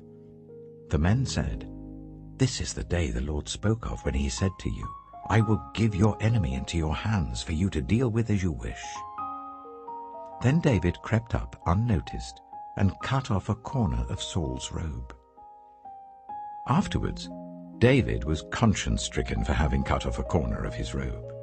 He said to his men, "The Lord forbid that I should do such a thing to my master, the Lord's anointed, or lay my hand on him. For he is the anointed of the Lord." With these words David sharply rebuked his men, and did not allow them to attack Saul. And Saul left the cave and went his way. Then David went out of the cave and called out to Saul, "My lord the king." When Saul looked behind him, David bowed down and prostrated himself with his face to the ground. He said to Saul, "Why do you listen when men say, 'David is bent on harming you'? This day you have seen with your own eyes how the Lord gave you into my hands in the cave. Some urged me to kill you, but I spared you. I said, 'I will not lay my hand on my Lord because he is the Lord's anointed.' See, my father, look at this piece of your robe in my hand. I cut off the corner of your robe, but did not kill you. See that there is nothing in my hand to indicate that I am guilty of wrongdoing or rebellion. I have not wronged you, but you are hunting me down to take my life. May the Lord judge between you and me, and may the Lord avenge the wrongs you have done to me, but my hand will not touch you. As the old saying goes, from evildoers come evil deeds, so my hand will not touch you. Against whom has the king of Israel come out? Who are you pursuing? A dead dog? A flea? May the Lord be our judge and decide between us. May he consider my cause and uphold it. May he vindicate me by delivering me from your hand." When David finished saying this, Saul asked, "Is that your voice, David my son?" And he wept aloud. "You are more righteous than I," he said. "You have treated me well, but I have treated you badly. You have just now told me about the good you did to me. The Lord gave me into your hands, but you did not kill me. When a man finds his enemy, does he let him get away unharmed? May the Lord reward you well for the way you've treated me today. I know that you will surely be king, and that the kingdom of Israel will be established in your hands. Now swear to me by the Lord that you will not kill off my descendants, or wipe out my name from my father's family." So David gave his oath to Saul. Then Saul returned home, but David and his men went up to the stronghold. 1 Samuel chapter 25. Now Samuel died, and all Israel assembled and mourned for him, and they buried him at his home in Ramah. Then David moved down into the desert of Paran. A certain man in Maon, who had property there at Carmel, was very wealthy. He had 1,000 goats and 3,000 sheep, which he was shearing in Carmel. His name was Nabal, and his wife's name was Abigail. She was an intelligent and beautiful woman, but her husband was surly and mean in his dealings. He was a Calebite. While David was in the wilderness, he heard that Nabal was shearing sheep. So he sent 10 young men and said to them, "Go up to Nabal at Carmel and greet him in my name. Say to him, 'Long life to you, good health to you and your household, and good health to all that is yours.' Now I hear that it is sheep-shearing time. When your shepherds were with us, we did not ill-treat them, and the whole time they were at Carmel, nothing of theirs was missing. Ask your own servants, and they will tell you. Therefore be favorable towards my men, since we come at a festive time. Please give your servants and your son David whatever you can find for them." When David's men arrived, they gave Nabal this message in David's name. Then they waited. Nabal answered David's servant, "Who is this David? Who is this son of Jesse? Many servants are breaking away from their masters these days. Why should I take my bread and water and the meat I've slaughtered for my shearers and give it to men coming from who knows where?"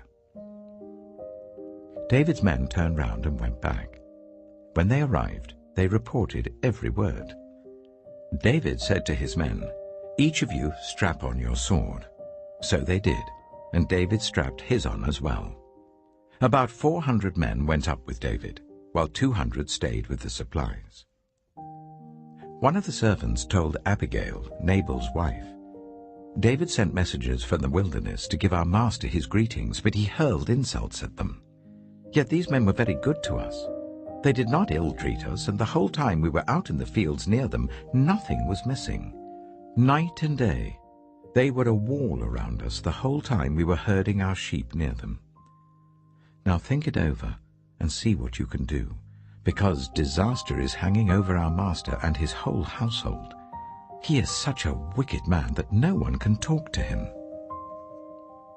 Abigail acted quickly.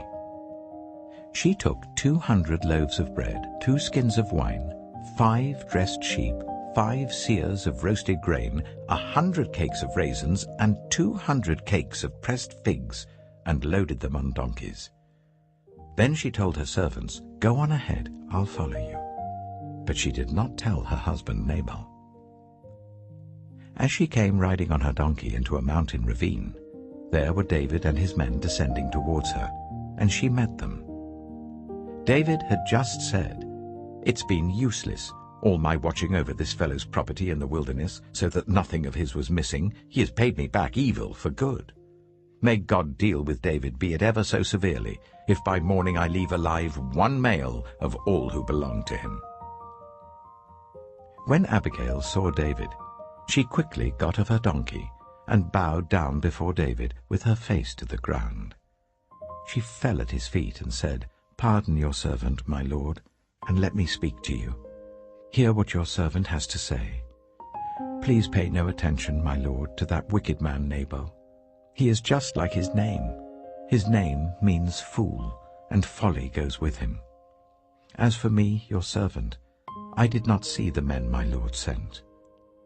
And now, my lord, as surely as the Lord your God lives and as you live, since the Lord has kept you from bloodshed and from avenging yourself with your own hands, may your enemies and all who are intent on harming my lord be like Nabal.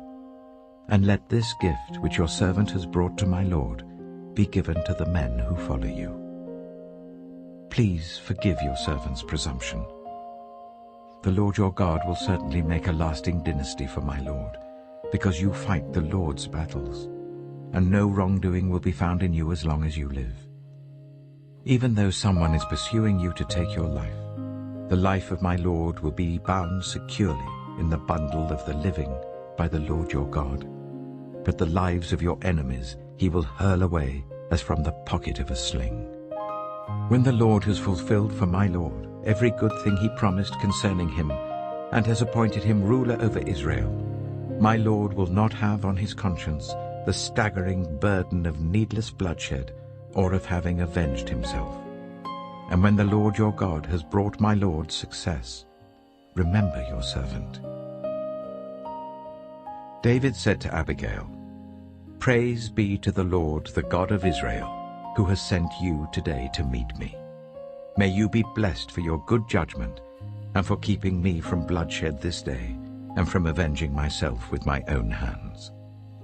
Otherwise, as surely as the Lord, the God of Israel, lives, who has kept me from harming you, if you had not come quickly to meet me, not one male belonging to Nabal would have been left alive by daybreak."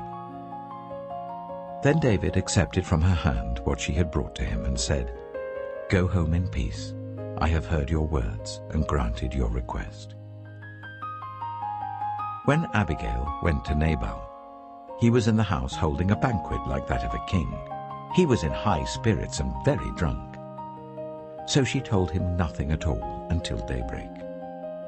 Then, in the morning, when Nabal was sober, his wife told him all these things, and his heart failed him, and he became like a stone.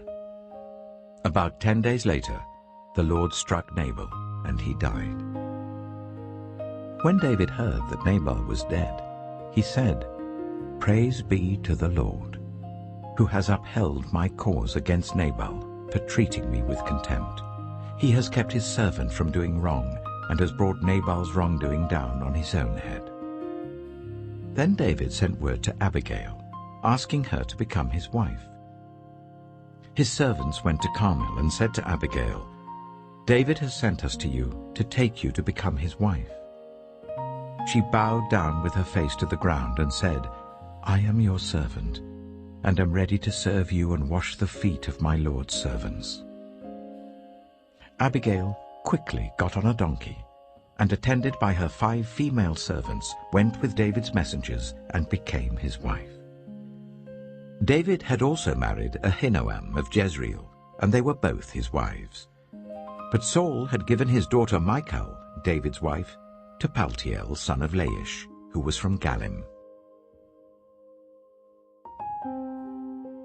1 Samuel chapter 26. The Ziphites went to Saul at Gibeah, and said, "Is not David hiding on the hill of Hachilah, which faces Jeshimon?" So Saul went down to the desert of Ziph with his 3,000 select Israelite troops to search there for David. Saul made his camp beside the road on the hill of Hachilah facing Jeshimon, but David stayed in the wilderness. When he saw that Saul had followed him there, he sent out scouts and learned that Saul had definitely arrived. Then David set out and went to the place where Saul had camped. He saw where Saul and Abner, son of Ner, the commander of the army, had lain down. Saul was lying inside the camp, with the army camped around him. David then asked Ahimelech the Hittite and Abishai, son of Zeruiah, Joab's brother, "Who will go down into the camp with me to Saul?" "I'll go with you," said Abishai. So David and Abishai went to the army by night, and there was Saul, lying asleep inside the camp with his spear stuck in the ground near his head. Abner and the soldiers were lying round him. Abishai said to David, "Today God has given your enemy into your hands. Now let me pin him to the ground with one thrust of the spear. I won't strike him twice."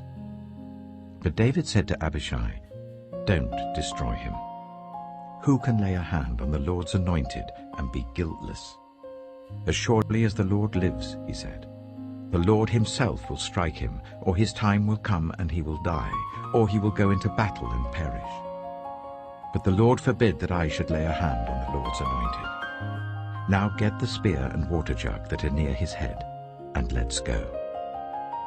So David took the spear and water jug near Saul's head, and they left. No one saw or knew about it, nor did anyone wake up.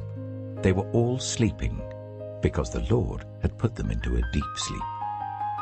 Then David crossed over to the other side and stood on top of the hill some distance away.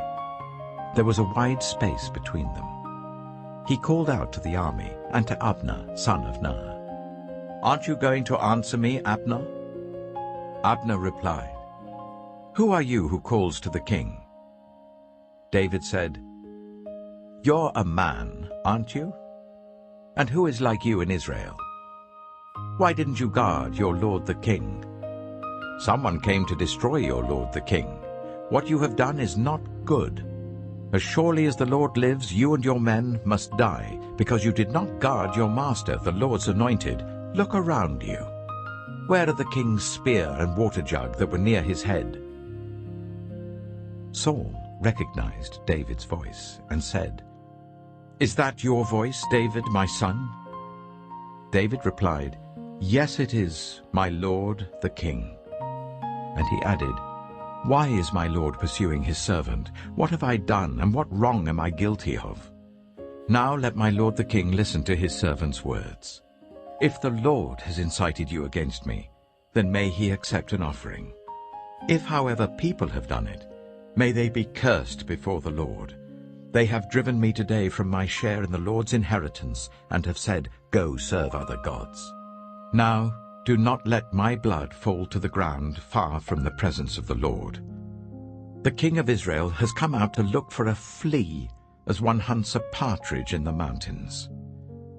Then Saul said, "I have sinned. Come back, David my son. Because you considered my life precious today, I will not try to harm you again. Surely I have acted like a fool, and have been terribly wrong." "Here is the king's spear," David answered. "Let one of your young men come over and get it. The Lord rewards everyone for their righteousness and faithfulness. The Lord gave you into my hands today, but I would not lay a hand on the Lord's anointed. As surely as I valued your life today, so may the Lord value my life and deliver me from all trouble." Then Saul said to David, "May you be blessed, David my son. You will do great things and surely triumph." So David went on his way, and Saul returned home. 1 Chapter 27.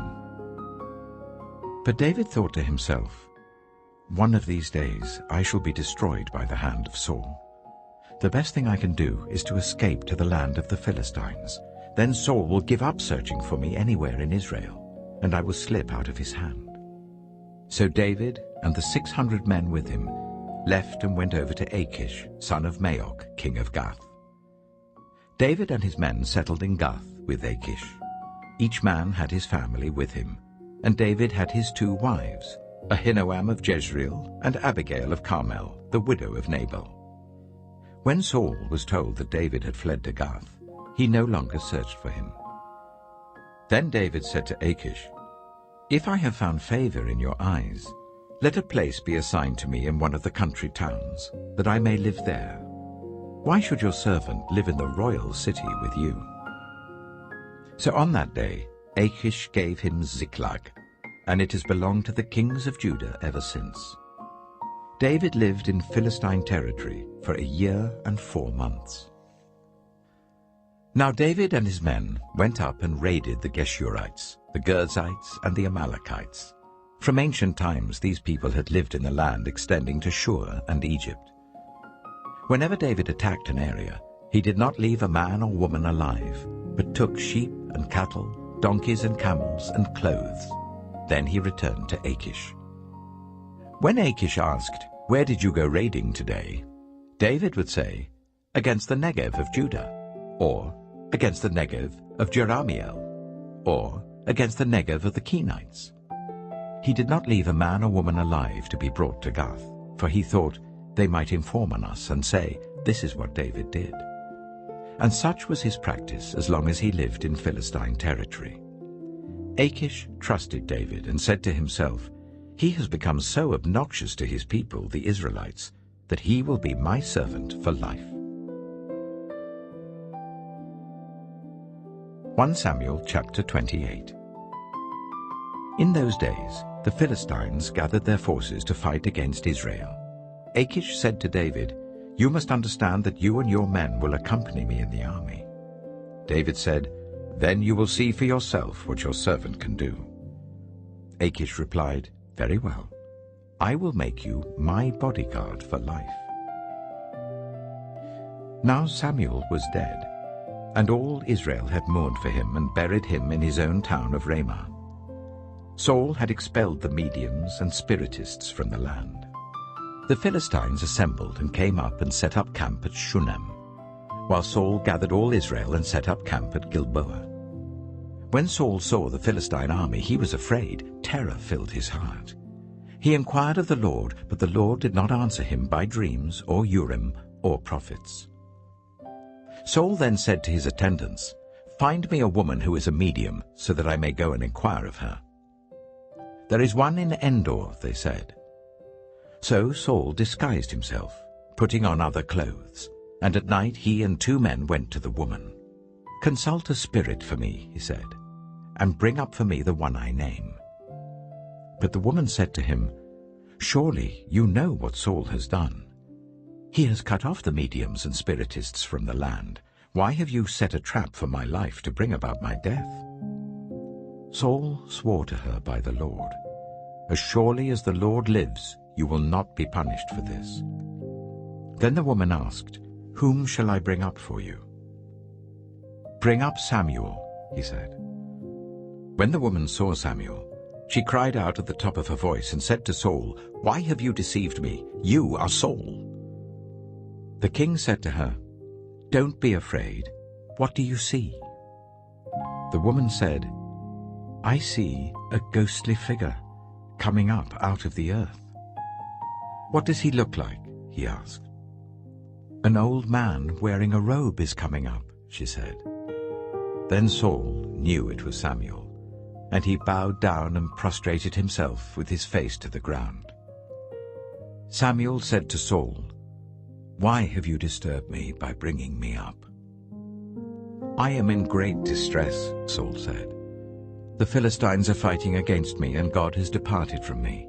He no longer answers me either by prophets or by dreams. So I have called on you to tell me what to do." Samuel said, "Why do you consult me, now that the Lord has departed from you and become your enemy?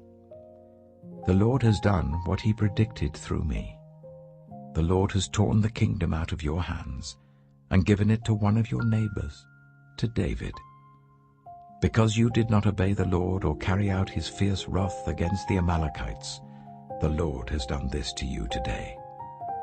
The Lord will deliver both Israel and you into the hands of the Philistines, and tomorrow you and your sons will be with me.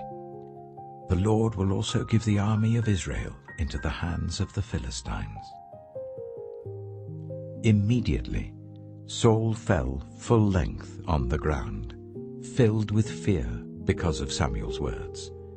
His strength was gone, for he had eaten nothing all that day and all that night.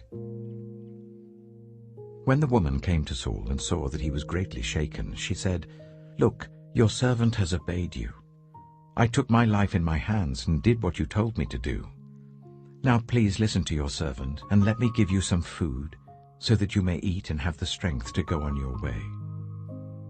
He refused and said, "I will not eat." But his men joined with the woman in urging him, and he listened to them. He got up from the ground and sat on the couch. The woman had a fattened calf at the house, which she slaughtered at once. She took some flour, kneaded it, and baked bread without yeast. Then she set it before Saul and his men, and they ate. That same night they got up and left. 1 Samuel chapter 29. The Philistines gathered all their forces at Aphek, and Israel camped by the spring in Jezreel. As the Philistine rulers marched with their units of hundreds and thousands, David and his men were marching at the rear with Achish. The commanders of the Philistines asked, "What about these Hebrews?" Achish replied, "Is this not David, who was an officer of Saul, king of Israel? He has already been with me for over a year, and from the day he left Saul until now, I have found no fault in him." But the Philistine commanders were angry with Achish and said, "Send the man back, that he may return to the place you assigned him. He must not go with us into battle, or he will turn against us during the fighting. How better could he regain his master's favor than by taking the heads of our own men? Isn't this the David they sang about in their dances? Saul has slain his thousands, and David his tens of thousands." So Achish called David and said to him, "As surely as the Lord lives, you have been reliable, and I would be pleased for you to serve with me in the army. From the day you came to me until today, I have found no fault in you, but the rulers don't approve of you. Now turn back and go in peace. Do nothing to displease the Philistine rulers." "But what have I done?" asked David. "What have you found against your servant from the day I came to you until now? Why can't I go and fight against the enemies of my lord the king?" Achish answered, "I know that you have been as pleasing in my eyes as an angel of God. Nevertheless, the Philistine commanders have said, 'He must not go up with us into battle.' Now get up early, along with your master's servants who have come with you, and leave in the morning as soon as it is light." So David and his men got up early in the morning to go back to the land of the Philistines, and the Philistines went up to Jezreel. 1 Samuel chapter 30. David and his men reached Ziklag on the 3rd day. Now the Amalekites had raided the Negev and Ziklag. They had attacked Ziklag and burned it, and had taken captive the women and everyone else in it, both young and old. They killed none of them, but carried them off as they went on their way. When David and his men reached Ziklag, they found it destroyed by fire, and their wives and sons and daughters taken captive. So David and his men wept aloud until they had no strength left to weep. David's 2 wives had been captured, Ahinoam of Jezreel and Abigail, the widow of Nabal of Carmel. David was greatly distressed because the men were talking of stoning him. Each one was bitter in spirit because of his sons and daughters. But David found strength in the Lord his God. Then David said to Abiathar the priest, the son of Ahimelech, "Bring me the ephod." Abiathar brought it to him, and David inquired of the Lord, "Shall I pursue this raiding party? Will I overtake them?" "Pursue them," he answered. "You will certainly overtake them and succeed in the rescue." David and 600 men with him came to the Bezor valley, where some stayed behind. 200 of them were too exhausted to cross the valley, but David and the other 400 continued the pursuit. They found an Egyptian in a field and brought him to David. They gave him water to drink and food to eat, part of a cake of pressed figs and 2 cakes of raisins.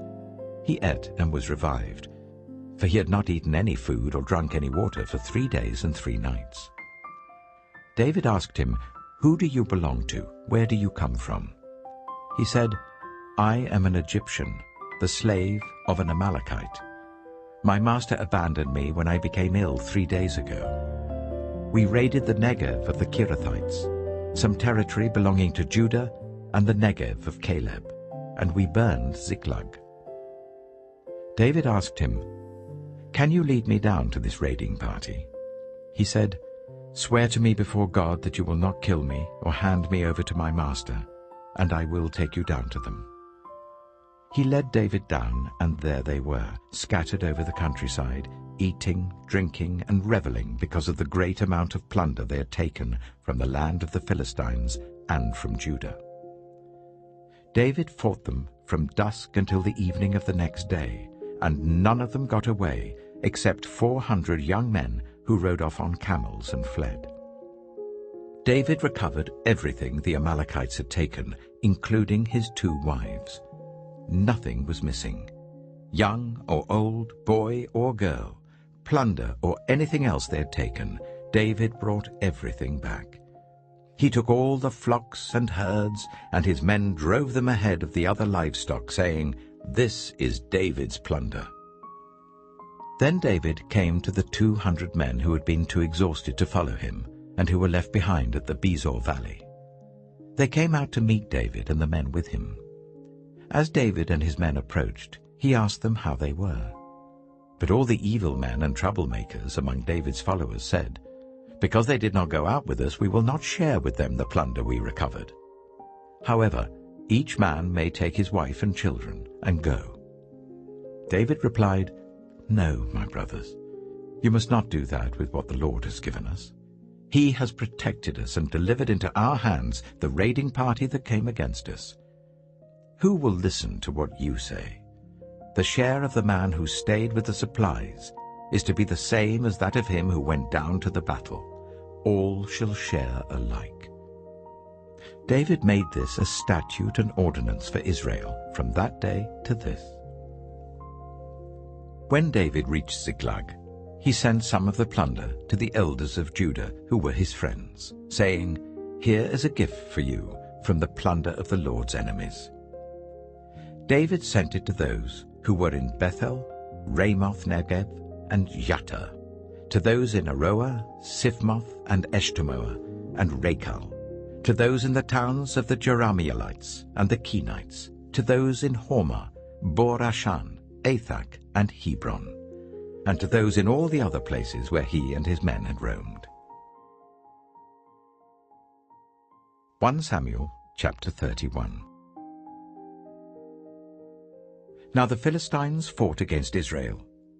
The Israelites fled before them, and many fell dead on Mount Gilboa. The Philistines were in hot pursuit of Saul and his sons, and they killed his sons Jonathan, Abinadab, and Malchishua. The fighting grew fierce around Saul, and when the archers overtook him, they wounded him critically. Saul said to his armor-bearer, "Draw your sword and run me through, or these uncircumcised fellows will come and run me through and abuse me." But the armor-bearer was terrified and would not do it.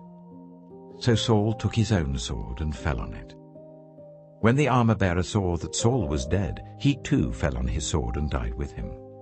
So Saul and his 3 sons and his armor-bearer and all his men died together that same day.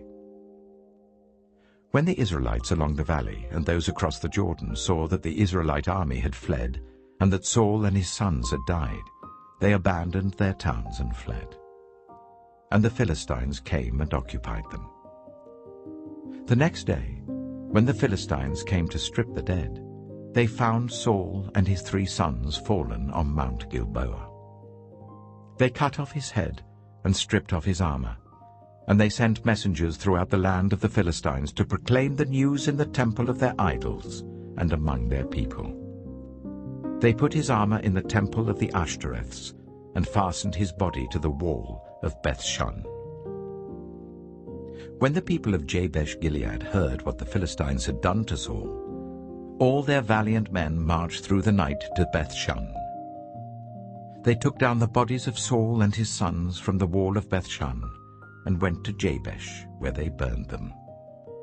Then they took their bones and buried them under a tamarisk tree at Jabesh, and they fasted 7 days.